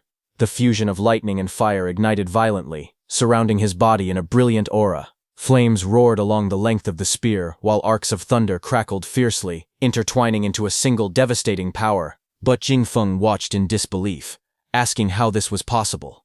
Shock and fear spread across his face as his eyes widened. He realized that this was attribute fusion. The reason Bu Jingfeng was so shocked upon seeing Su Hong's attribute fusion was because it was a principle understood by every martial artist that attributes repel each other. Both Su Hong and Bu Jingfeng stood facing one another inside the damaged room, as Su Hong held his spear blazing with fire and streaks of lightning crackling. Across from him, Bu Jingfeng tightened his grip on his weapon, sweat running down his face. Shock filled his eyes as realization dawned on him. Attribute fusion. The power of thunder and fire. He had always believed it was nothing more than a legend. Just then, lightning flashed across Su Hong's eyes as golden sparks danced in his vision. Without hesitation, he attacked. His spear shot forward in a burst of flame and thunder. Seeing the incoming fast strike, Bu Jingfeng's eyes widened in alarm. He shouted in panic as Su Hong's spear tore through the air toward him. Reacting instantly, he roared out his technique, Flame Slash. Purple flames spiraled around his blade as he swung with full force, unleashing a blazing arc of energy. The two attacks collided violently. Flames and lightning clashed in a blinding explosion of light. Bu Jingfeng wanted to deflect Su Hong's attack, but just as Su Hong's spear touched his sword, thunder crackled violently along the shaft while flames spiraled downward, gathering into a single devastating strike. The fused power of thunder and fire crashed toward Bu Jingfeng like a descending pillar of destruction. Caught in the center of the blast, Bu Jingfeng could only stare in disbelief.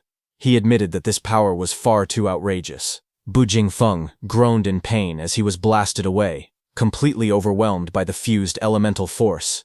Ripping through the wall, he went flying out of the room. When the dust slowly began to settle, the flame and thunder around Su Hong's spear calmed down. Amid the swirling smoke, Su Hong stood calm and steady as a notification popped up, stating that he had gained 7 martial value. A faint smile appeared on his face as he realized that the martial value required to become a spirit master. He finally had enough. A system panel appeared before him, showing his stats. Su Hong's vitality was 135, spirit was 50. His guidance techniques. Thunder guidance technique was at level 4. Extinguishing heaven guidance technique was also at level 4. Water marsh guidance technique was at level 3. Origin earth guidance technique was at level 3. And spirit wind guidance technique was also at level 3. His martial skills. Flying cry sweeping cloud step was at basic 3%. Startling thunderfinger was at perfect, and raging sea spear technique was also at perfect. His current martial value was 497, but the number increased by 7. On the other hand, a few seconds earlier, outside the trainees' rooms, Grandmaster Qin and Bai Mu stood waiting. Grandmaster Qin looked calm and confident. He remarked that it was about time. In his view, Su Hong should have already been defeated by Bu Jingfeng. He had prepared several sets of arguments to persuade Su Hong to give up cultivating multiple guidance techniques simultaneously. Tonight, he was certain he would correct him. Just then, the rooftop of Su Hong's room exploded outward, as a body was blasted into the air, debris and fragments scattering across the night sky. Both Grandmaster Qin and Bai Mu looked up in shock as the figure came hurtling down at terrifying speed. In the next instant, the body slammed violently into the ground right in front of them, cracking the pavement and sending dust and stone flying everywhere. The fallen man lay sprawled in the rubble, blood trailing from his mouth. His eyes were wide with disbelief, his face twisted in pain. Bai Mu gasped as she recognized that it was Bu Jingfeng. Grandmaster Qin's expression changed instantly as he stared down at the injured Bu Jingfeng. Bai Mu stared ahead in shock, sweat running down her face as the realization struck her. Bu Jingfeng was lying here now, which meant Su Hong had defeated him. Before she could fully process it, violent beams of energy tore through 3 more rooms' rooftops. Covered in golden, blue, and purple light, 3 more figures shot downward like meteors, crashing into the ground with explosive force. The impact shook the surroundings. Grandmaster Qin and Bai Mu stood frozen as those new figures fell beside Bu Jingfeng.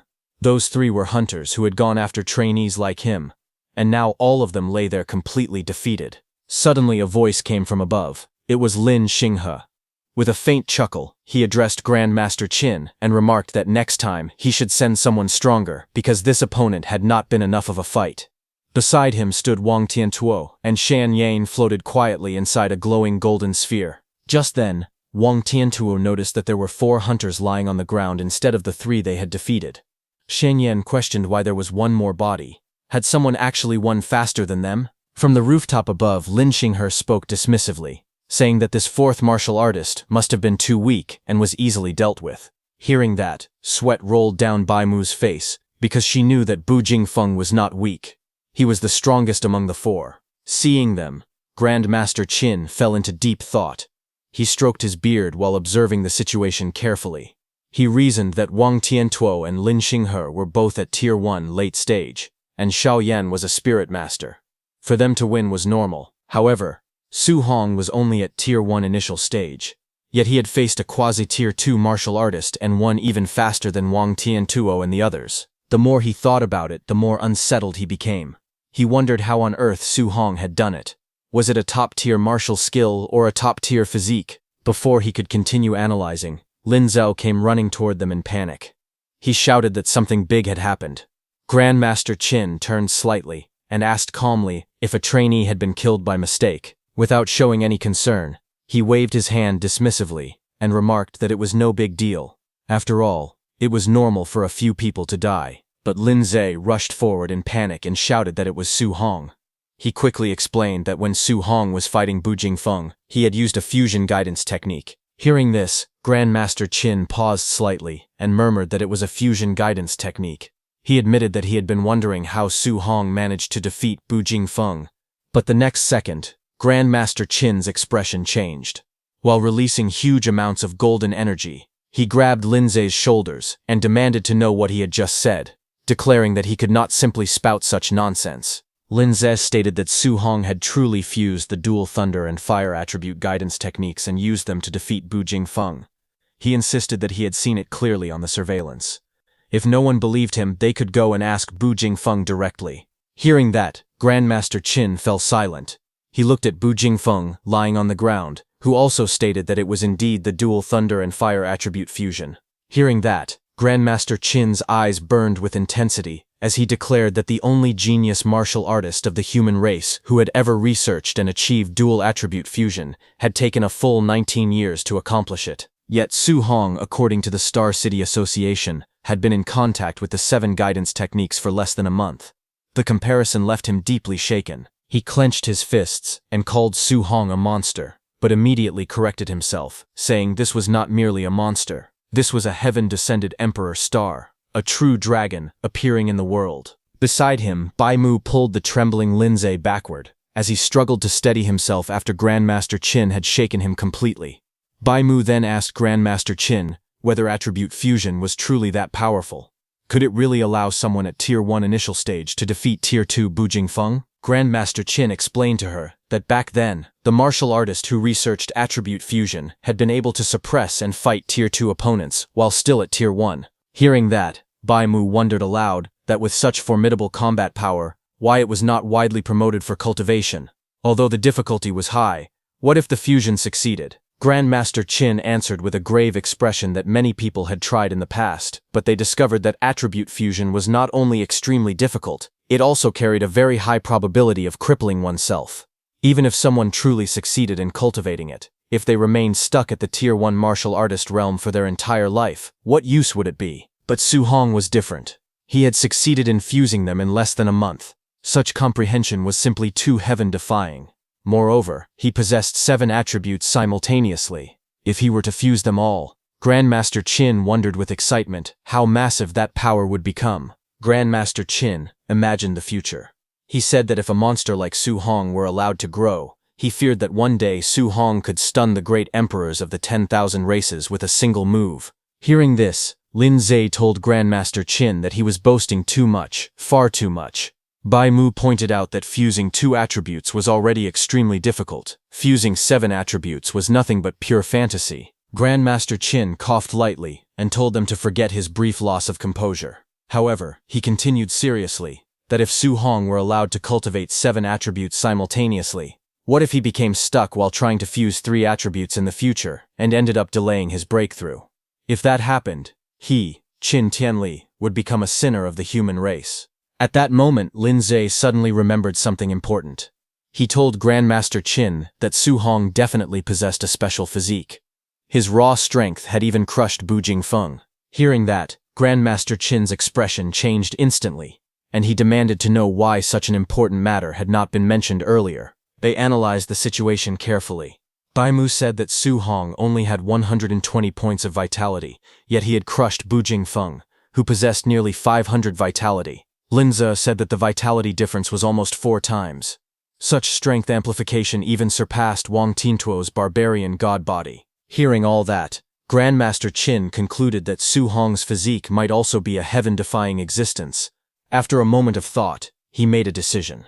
They would organize a martial arts competition the next day. He wanted to comprehensively test Su Hong's combat power and vitality value. He ordered that Wang Tiantuo's group of 3 be brought out to spar with Su Hong. With a serious expression, he stated that he wanted to see what kind of scene would unfold when a monster like Su Hong faced the strongest geniuses of the training camp. On the other hand, a massive hole was left behind in Su Hong's room. Broken concrete and shattered stones surrounded the opening as cold night air drifted inside. Inside the ruined room, Su Hong sat quietly on the floor at the center of the destruction. While outside, Grandmaster Qin was talking with others. Ignoring everything around him, Su Hong focused inward. In one breath, he added all the martial value into spirit points. A translucent system panel appeared before him, showing that his vitality was 135 and his spirit was 50.5. Then small notifications popped up one after another, saying his spirit increased by 1. His spirit value continued rising without pause. A faint smile appeared on his face. He declared that he was finally going to become a spirit master. In the next moment, a powerful aura erupted around him. Rings of light formed behind his head like orbiting halos. Glowing against the dark sky, energy surged outward, enveloping his entire body. He closed his eyes and calmly felt the transformation. He described it as a wonderful feeling. White spiritual energy flowed around him like flames, wrapping his body in brilliance. His breathing became steady and slow as he adjusted to the change. To him, the sensation was strange yet fascinating.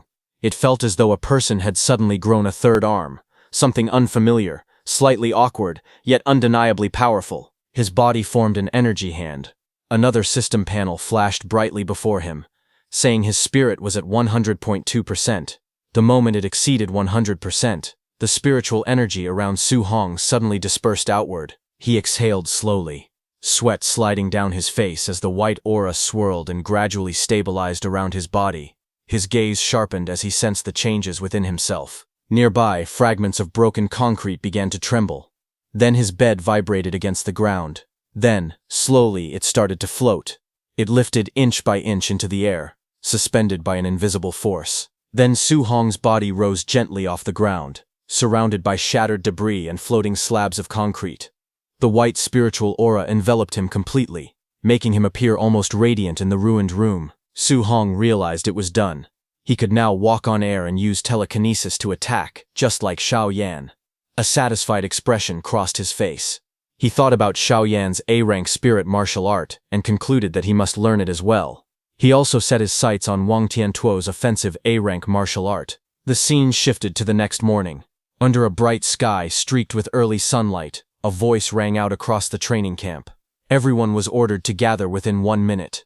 Being late by even 1 second would result in a deduction of contribution points. Hearing the announcement, the trainees rushed down the stairs, breathing heavily. One of them shouted in frustration, asking if they were kidding, and whether they were not going to let them rest. Another complained loudly that yesterday had already been the camp entry assessment, weight-bearing training, and even a night raid. Their faces were filled with exhaustion and anger as they ran. One boy shouted that this training camp was simply too outrageous. The scene shifted to the courtyard. All the trainees stood gathered in formation under the morning sky. An instructor stood calmly on a raised platform in front of them. Su Hong had also arrived and adjusted his sleeve quietly while standing among the crowd, watching without saying anything. The instructor looked around at everyone and said that it was very good. Not a single person was late. He then added that he had originally thought many of them would be beaten so badly that they would not even be able to get up. Smiling slightly, he remarked that it was as expected of geniuses. Suddenly, a trainee stepped forward and raised his hand. He complained that he could have won against the Night Raider martial artist the previous night, but the opponent had launched a sneak attack. He continued angrily, saying that the raider had not even let him put on his underpants and had deliberately aimed for his crotch. That, he insisted, was the real reason he lost. Hearing that, the instructor looked at the complaining trainee with faint anger. He asked whether, if the one sneaking up on him the previous night had been an assassin from the All Heaven's 10,000 races, he would have asked them to wait for him to put on his underpants as well. Hearing that, the trainee froze, unsure how to respond, and laughter erupted from the crowd. One of the trainees slung an arm over the embarrassed man's shoulder and joked that from now on, they would call him Bro Underpants. The surrounding students burst into even louder laughter. Meanwhile, Su Hong, standing quietly among them, thought to himself that although the instructor made a lot of sense, actual combat would never care whether someone was ready or not. Still, after a tiring day and being ambushed in the middle of the night, it was normal for everyone to feel disgruntled. The instructor raised his hand again and addressed the group. He said that he knew many of them were still unconvinced, so today he would give them another chance to perform. He announced that they had arranged a comprehensive test. Whether it was vitality, combat power, spirit, strength, or speed, the system would test everything. He continued by saying that after the test, there would be an actual combat ranking. The top 10 students would receive different amounts of contribution point rewards every day. As the instructor finished speaking, all the trainees began whispering among themselves.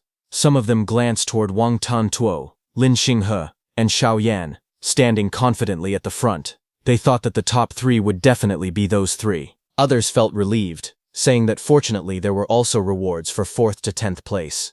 One trainee clenched his fists and muttered to himself that no matter what, he had to squeeze into the top 10.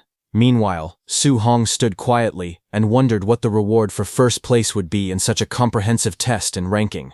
The instructor suddenly coughed loudly and ordered everyone to quiet down and follow him to the test. Soon, the group arrived at a warehouse that served as a temporary testing ground. Inside, a large machine stood on a raised platform. It was labeled as a Tier 2 combat power tester. The trainees gathered below, forming a crowd as they looked up at the equipment. From the stage, Grandmaster Qin observed the crowd and noticed that Su Hong was hiding among them. He noted that Su Hong did not stand out at all.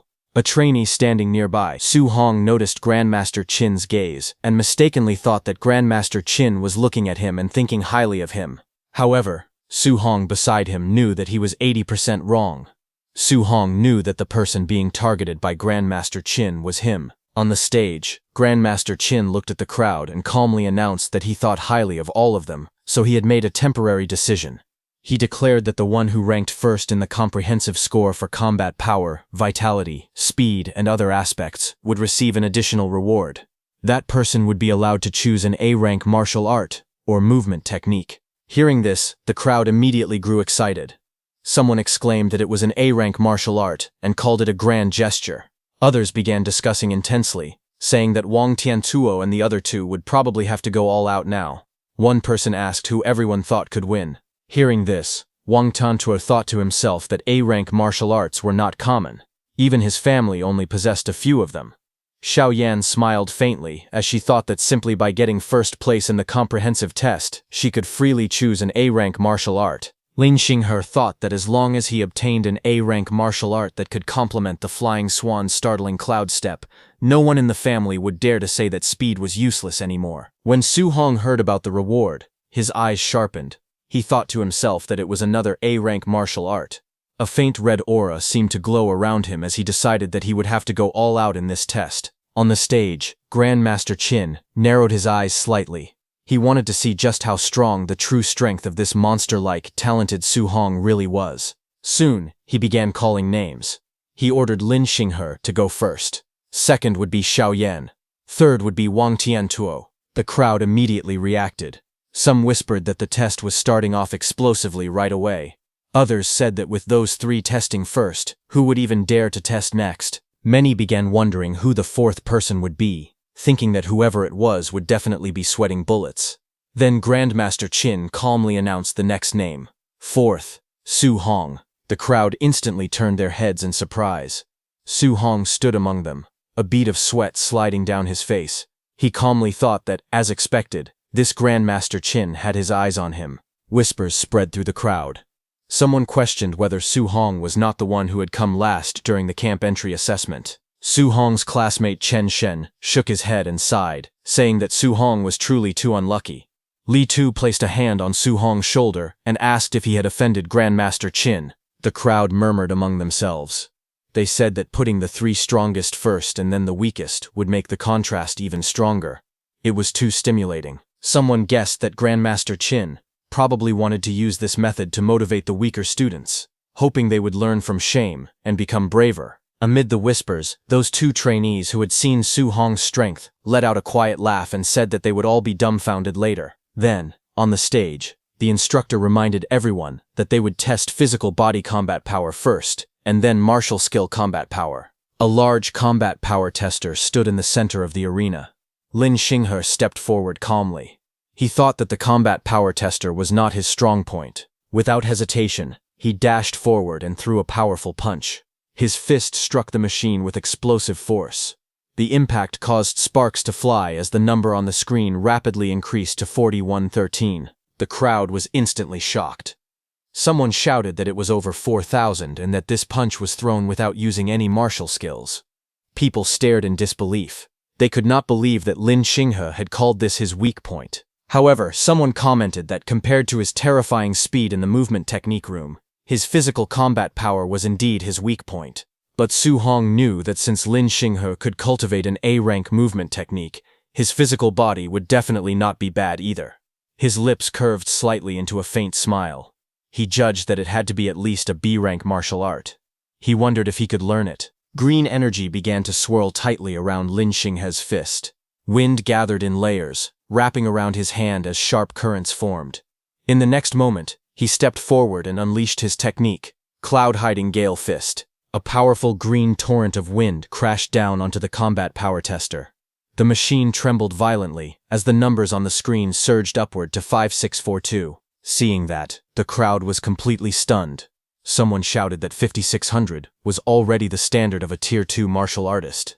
Another cried out in disbelief, saying the combat power was unbelievable. What shocked them even more was that this was not his strongest ability. It was only his weak point. They realized that he had just used a B-rank wind attribute martial art, and they called it terrifying. At that moment, a system notification appeared before Su Hong, saying he had acquired a new achievement. Wind, Cloud-Hiding Gale Fist. Su Hong immediately used it, calmly observed the result, and thought that using a B-rank martial art had only increased his combat power by 1600. To him, the increase felt a bit small. On the stage, Lin Xinghe brushed shoulders with Xiao Yan as they passed each other. She told him that it was just so-so and asked why he looked so smug. With a faint smile, he told her to do her best. The examiner announced the next result. Xiao Yan's physical body combat power was 32,053. The number appeared clearly on the combat power tester. Seeing that, Su Hong commented that it was normal for a spirit master's physical body to be a little weaker. What truly mattered was spiritual telekinesis, martial arts. Xiao Yan closed her eyes and took a deep breath. A golden light suddenly ignited around her body. Her spiritual power surged outward, blazing like flames. In the next moment, a massive golden spirit weapon condensed in the air and smashed heavily toward the combat power tester. The entire machine shook under the impact. At that instant, a notification appeared before Su Hong, saying he had acquired a new martial art, Spirit Weapon Condensation Art. Seeing this, a faint smile appeared on his face. He thought to himself that this training camp was simply amazing. With excitement in his eyes, he wondered how many martial skills he could still learn today. Golden energy surged and rapidly condensed, forming a massive glowing spirit weapon in mid-air. The brilliant construct pulsed with power as it fully materialized. With a sharp motion, Xiao Yan swung her arm downward. The enormous golden spirit weapon followed her command and slammed fiercely into the combat power tester. The impact was explosive, sending shockwaves and sparks in all directions as the machine trembled violently under the force. Moments later, a blue holographic display appeared, showing the number 5942. Seeing that, the crowd erupted in shock and excitement. Many stared wide-eyed at the result, stunned by the overwhelming power. People exclaimed that her combat power was nearly 6,000. Even higher than Lin Xinghe's. Others recalled that she previously had just over 3,200 combat power, and now it had almost doubled. The spectators praised the terrifying explosive strength of a spirit master, calling them true darlings of heaven. Amid the commotion, Su Hong stood calmly among the crowd, surrounded by a faint blue aura as his mind went into the system space. Some trainee beside him said he felt a surge of jealousy of Xiao Yan. He reflected that the most frightening aspect of spiritual power was not only its explosive strength, but also its versatility. It could be used to walk in the air and control objects, making it extremely valuable in real combat with countless practical applications. On the other hand, in the system space, golden spiritual energy surged violently around Su Hong, spiraling upward as he raised a single finger toward the sky. The power gathered rapidly, forming a massive, radiant construct above him as the surrounding air trembled with intensity. But the next second, the condensed spiritual construct instantly dispersed, scattering into countless golden particles that faded into the air. Su Hong breathed heavily in exhaustion. He understood that the weapon condensation art could materialize not only weapons but almost anything, tables, chairs, benches, and even ferocious beasts, by using spiritual power. However, the more solid and realistic the condensed object became, the more spiritual power it consumed. After evaluating his current strength, Su Hong concluded that his spiritual power level was still insufficient to master the technique immediately. Beads of sweat formed on his face as he acknowledged the difficulty. Returning to reality, he decided that he would learn it gradually in the future. For now, his attention shifted to the next participant, Wang Tiantuo, whose martial art he was eager to see. Soon, an announcement rang out. It was Wang Tiantuo's turn.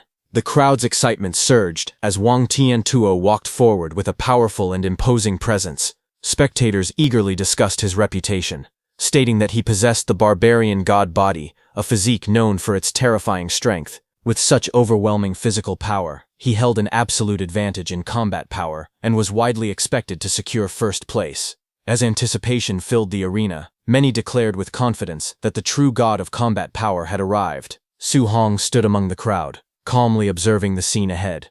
As he watched Wang Tiantuo prepare for his turn, he wondered how much of a difference there was compared to his own overlord body. Wang Tiantuo stepped forward confidently, his eyes sharp and filled with determination. Raising his fist, he declared that everyone should watch closely, because this punch would show the gap between him and them. Power surged around his arm as he launched himself forward and delivered a devastating punch to the combat power testing machine.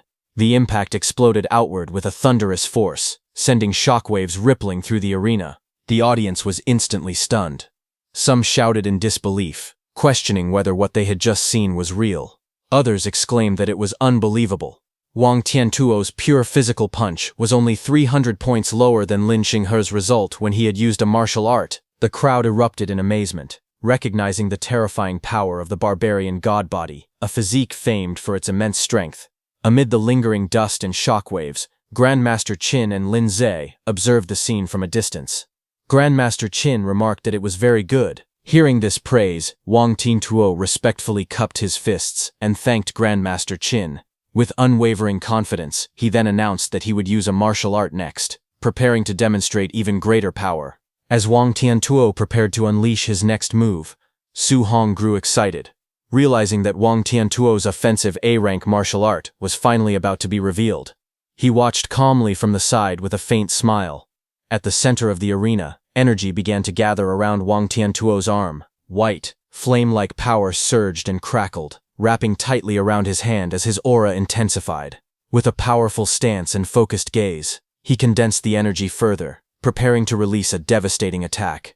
Observing the technique, Grandmaster Qin immediately recognized it. He noted with interest that Wang Tiantuo was using the A-rank martial art known as the Bone Netherfire Fist.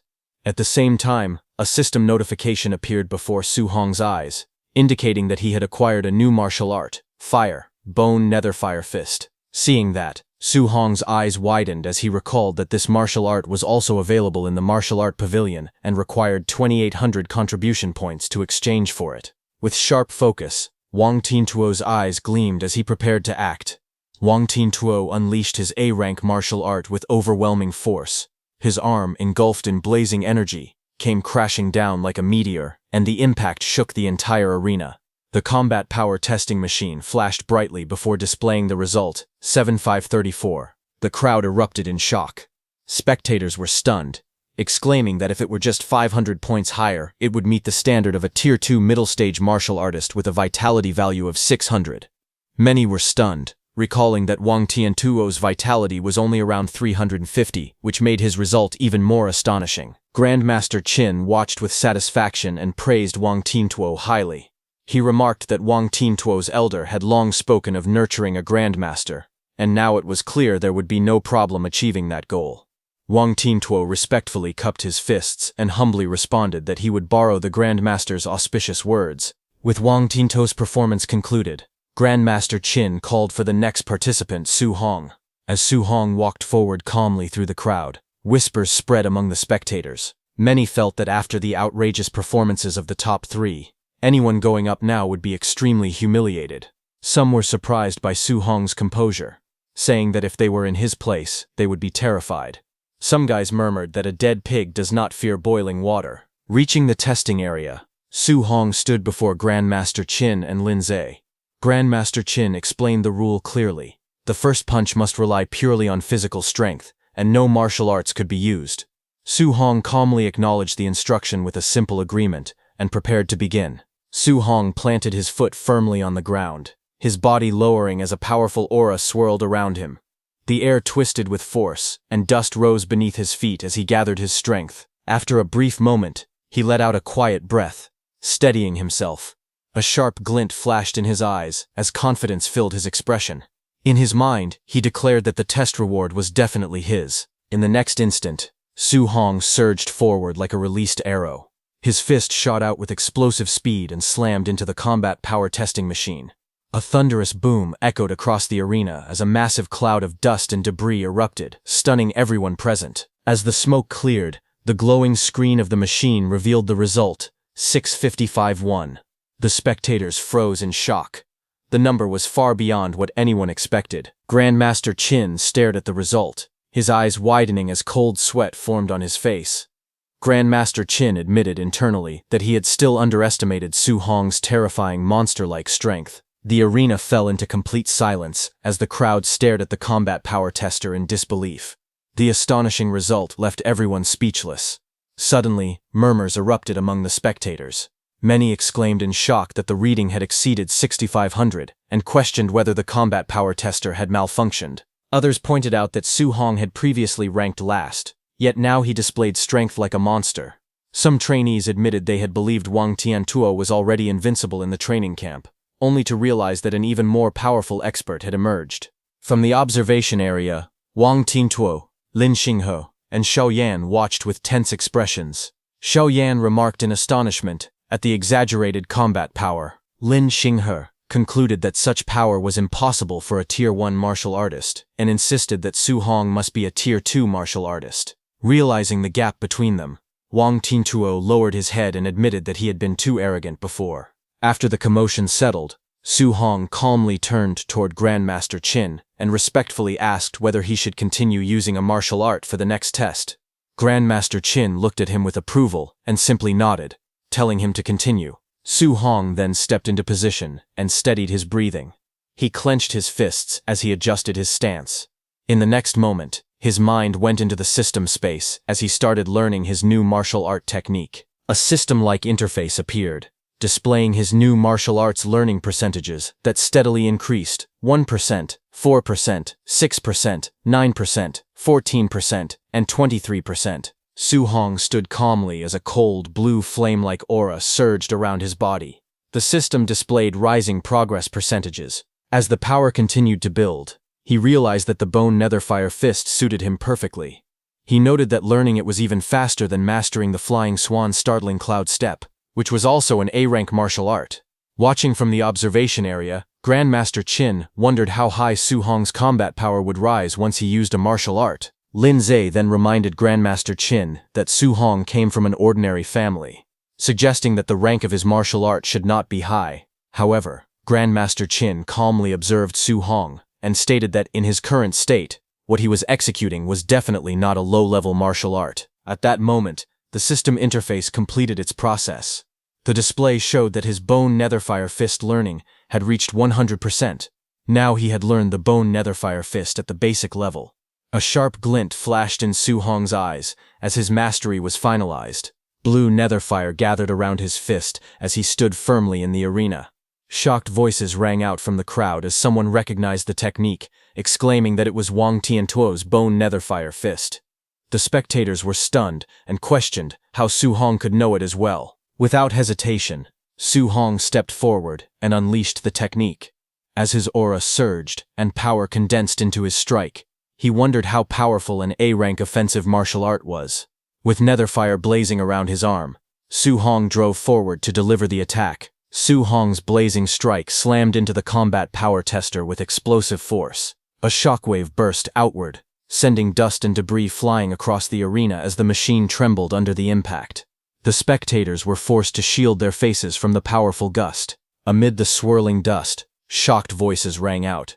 Some exclaimed in disbelief that Su Hong's power was even greater than Wang Tiantuo's and urgently asked for the combat power reading. As the dust settled, the display lit up with a shocking number. A stunned voice cried out that it was a full 9,000 combat power. Others quickly pointed out that 9,000 was already the standard for the Tier 2 high stage, expressing disbelief at the result. From the observation area, Lin Ze questioned whether such combat power was possible for a Tier 1 initial stage martial artist with only 123 points of vitality, suspecting that the tester's data might be faulty. Grandmaster Qin, watching calmly, concluded that Su Hong was truly a monster.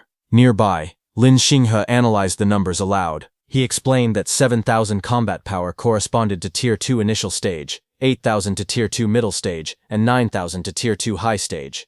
Zhao Yan reasoned that the standard vitality for a Tier 2 martial artist was 500 and concluded that Su Hong must have hidden his true vitality, which should definitely exceed 500. Hearing this, Wang Tiantuo admitted that his own vitality had not even reached 400 yet and said it was not shameful to lose to Su Hong. However, the situation took another shocking turn. When the vitality tester displayed Su Hong's actual value, only 137, the crowd erupted in disbelief. Wang Tiantuo shouted in shock that Su Hong's vitality was merely 137, while Lin Xinghe questioned whether the vitality tester itself was broken. The vitality tester displayed the number 137, leaving everyone in shock. Lin Zi stared at the result in disbelief and declared that the situation was simply outrageous. The crowd quickly erupted into heated discussion. Some questioned whether the number was missing a zero and wondered if it should have been 13,700 instead. Others shouted in astonishment that Su Hong was actually only a Tier 1 initial stage martial artist. The shock deepened as people exclaimed that producing 9,000 combat power with just 137 vitality was far too outrageous to believe. As the murmurs spread through the room, Su Hong calmly stepped out of the testing chamber, steam drifting around him. Nearby, Grandmaster Qin watched with a serious and thoughtful expression, silently acknowledging the extraordinary result. Regaining control of the situation, Grandmaster Qin addressed the crowd and told them to stop crowding around. He announced that they would proceed with the practical combat test and directly begin the practical combat tournament ranking. He then explained the rules of the competition. The tournament would adopt a challenge system where participants could designate their own opponents. He further stated that if no one dared to challenge a participant, that person would be ranked first and would receive the reward of an A-rank martial art. At that moment, someone called out to Grandmaster Qin. It was Lin Xinghe. He stepped forward confidently and, with a determined expression, pointed at Su Hong and declared that he wanted to fight him. Lin Xinghe looked at Su Hong with a confident smile, thinking that although Su Hong's combat power could be called invincible, his vitality was far too weak. He planned that as long as he used his movement technique to avoid Su Hong's attacks, he could rely on his higher vitality to slowly exhaust him to death. But Grandmaster Qin firmly rejected the idea. Lin Xinghe was startled and let out a confused sound, unable to understand the response. Grandmaster Qin then made a shocking proposal. He looked at Lin Xinghe, Zhao Yan, and Wang Tiantuo, and said that the three of them could attack together. Hearing that, the group froze in surprise. Lin Xinghe immediately questioned the decision, asking what kind of opponent deserved the three of them attacking at the same time. Zhao Yan accused Grandmaster Qin of looking down on them too much. With a sneer, Wang Tiantuo added that he was only worried they might accidentally cripple Su Hong while playing around. Grandmaster Qin ignored the complaints and turned his gaze towards Su Hong, asking him what he thought. Without hesitation, Su Hong said that he had no objections. Hearing that, Wang Tiantuo and his group looked at him with amusement. Wang Tiantuo wondered aloud if Su Hong truly believed he was guaranteed to win. Zhao Yan let out a quiet chuckle.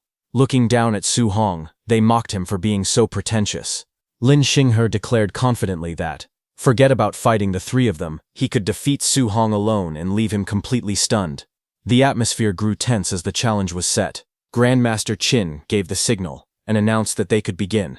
All four of them stood facing each other inside the vast testing hall. In the next instant, Lin Xinghe dashed forward with incredible speed. Wang Tiantuo and Zhao Yan followed closely behind, charging straight towards Su Hong. As he moved, Lin Xinghe formed a plan in his mind. He decided that he would first unleash a cloud-hiding gale fist, and then retreat. Once Su Hong was occupied with the others, he would launch a sneak attack from the flank. With the speed of his flying swan startling Cloud Step, he believed it would be impossible for Su Hong to react in time. But suddenly, Xiao Yan sensed danger and shouted for Lin Xinghe to dodge. Before Lin Xinghe could react, Su Hong had already moved. In a blur of motion, he appeared behind Lin Xinghe. Lin Xinghe was stunned, unable to comprehend what had just happened. With cold determination, Su Hong said goodbye as his fist surged forward, aimed directly at Lin Xinghe. But just as Su Hong's fist was about to land, everything came to a sudden stop. Su Hong's punch froze mid-air, inches away from Lin Xinghe's face. In a blur of motion, Lin Xinghe backed away, barely dodging Su Hong's attack. Lin Xinghe fell back and returned to Wang Tiantuo and Xiao Yan's side. He thanked Xiao Yan, who was using her golden spiritual energy to stop Su Hong's punch mid-air. Lin Xinghe warned them, saying Su Hong's speed was unusual and that they needed to be careful. Su Hong stood there with one hand vibrating non-stop. He realized what was happening. It was spiritual telekinesis. It was his first time experiencing the strange feeling of being controlled like that, and he was clearly not used to it. His eyes narrowed slightly. From the corner of his eye, he glanced toward Xiao Yan, who had used that spiritual telekinesis. In that moment, Su Hong made his decision that he needed to finish her off first. Without hesitation, he dashed forward again, moving so fast that afterimages trailed behind him. The air split around his body as he charged straight toward her. Xiao Yan's eyes widened as she immediately recognized that Su Hong was using Lin Xinghe's flying swan startling cloud step. At the same time, shock spread across Lin Xinghe and Wang Tiantuo's faces. Lin Xinghe yelled in disbelief, wondering how Su Hong could use the flying swan startling cloud step when he was supposed to be of the fire attribute. Wang Tiantuo understood and told him that Su Hong must have dual attributes and that they should stop him. Wang Tiantuo stood in front of Xiao Yan and declared that he would stop Su Hong, ordering her to use spiritual control. She agreed and activated her ability. Wang Tiantuo jumped at Su Hong, with blue netherfire surging violently around his fist as he roared the name of his technique, Bone Netherfire Fist. Seeing that Su Hong did not back down, he also used the Bone Netherfire Fist. Blazing flames spiraled fiercely, twisting through the air as his punch shot forward with overwhelming force. Seeing Su Hong's attack closing in, Xiao Yan thrust her hand out and used her spiritual control to freeze Su Hong's hand. Golden spiritual power wrapped tightly around Su Hong's body, restricting his movements.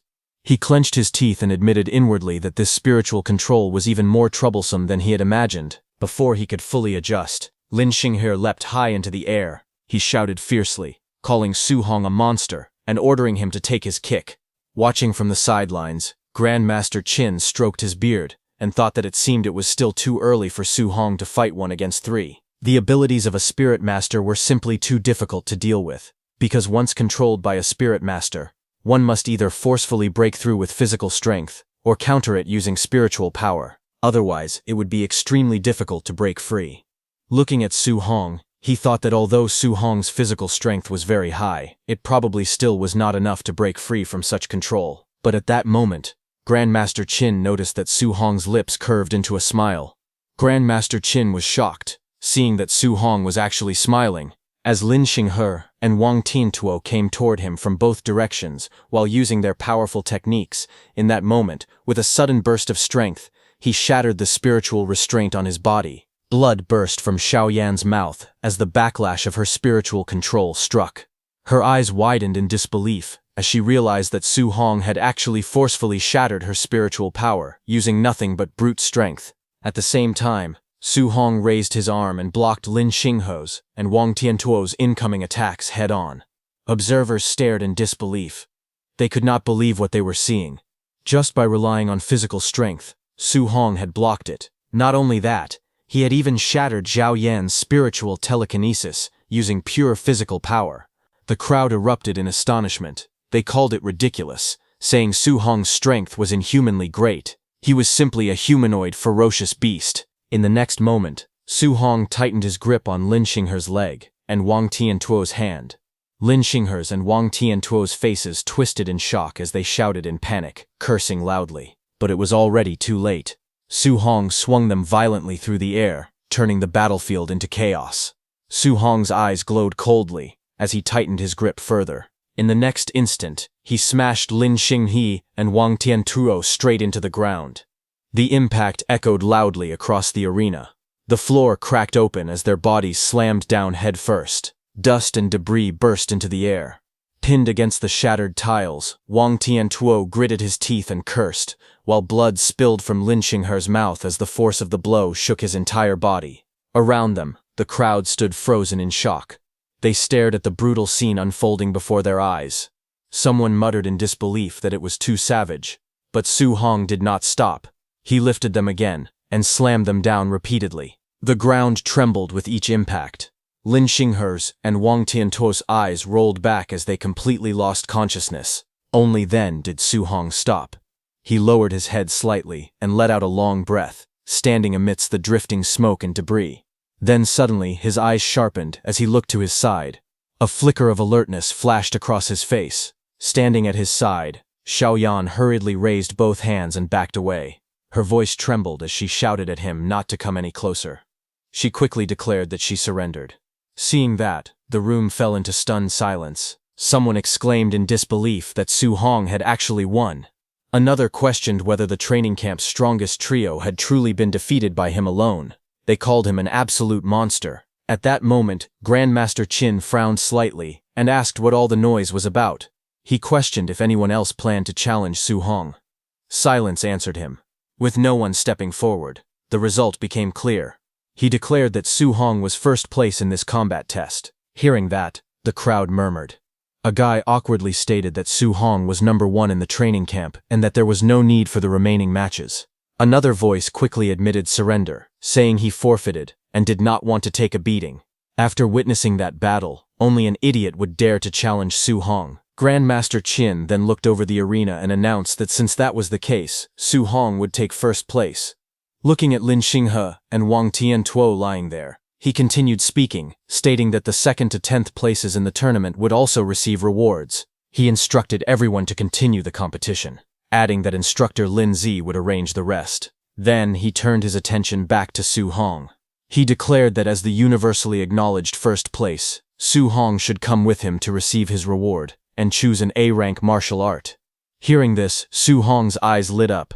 He felt a surge of excitement because he had obtained another A-rank martial art. Later, away from the crowd, while walking with Su Hong, Grandmaster Qin told him that ever since the day he stepped into the training camp, he had been paying attention to him.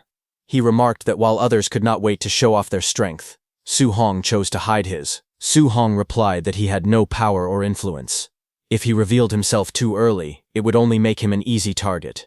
Hearing that, Grandmaster Qin started laughing. He said he liked smart people like him. Then he explained that this combat tournament had actually been arranged by him specifically for Su Hong. He wanted to strive for more resources on Su Hong's behalf. Then, with a serious tone, Grandmaster Qin said that in today's world, the strong only grow stronger and resources would always be concentrated on geniuses. He told Su Hong that there was no need for him to hide his strength in the future. He declared that he, Qin Tianli, would personally cover him and challenge anyone who dared to cause Su Hong trouble. Hearing this, Su Hong respectfully thanked Grandmaster Qin.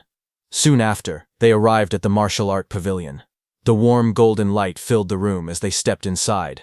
A staff member immediately greeted Grandmaster Qin with respect. Grandmaster Qin instructed the staff member to bring the list of martial arts. He then told Su Hong to look carefully and choose well, adding that he should ask if there was anything he did not understand. Su Hong asked Grandmaster Qin what kind of martial art he thought would be better for him to choose at that moment. Grandmaster Qin looked at him and asked what martial arts he already knew. Su Hong started listing them. He said he knew Bone Netherfire Fist, Flying Swan Startling Cloud Step, Cloud Hiding Gale Fist, and Void Breaking Finger. The rest were of lower rank. Hearing that, Grandmaster Qin was surprised. He stated that he did not even have Flying Swan Startling Cloud Step and Cloud Hiding Gale Fist in his martial art pavilion. He asked if Su Hong had learned them simply by watching Lin Xinghe use them once. Su Hong only responded with a quiet sound. Hearing that, Grandmaster Qin fell silent. Inwardly, he admitted the truth that Su Hong was truly a monster.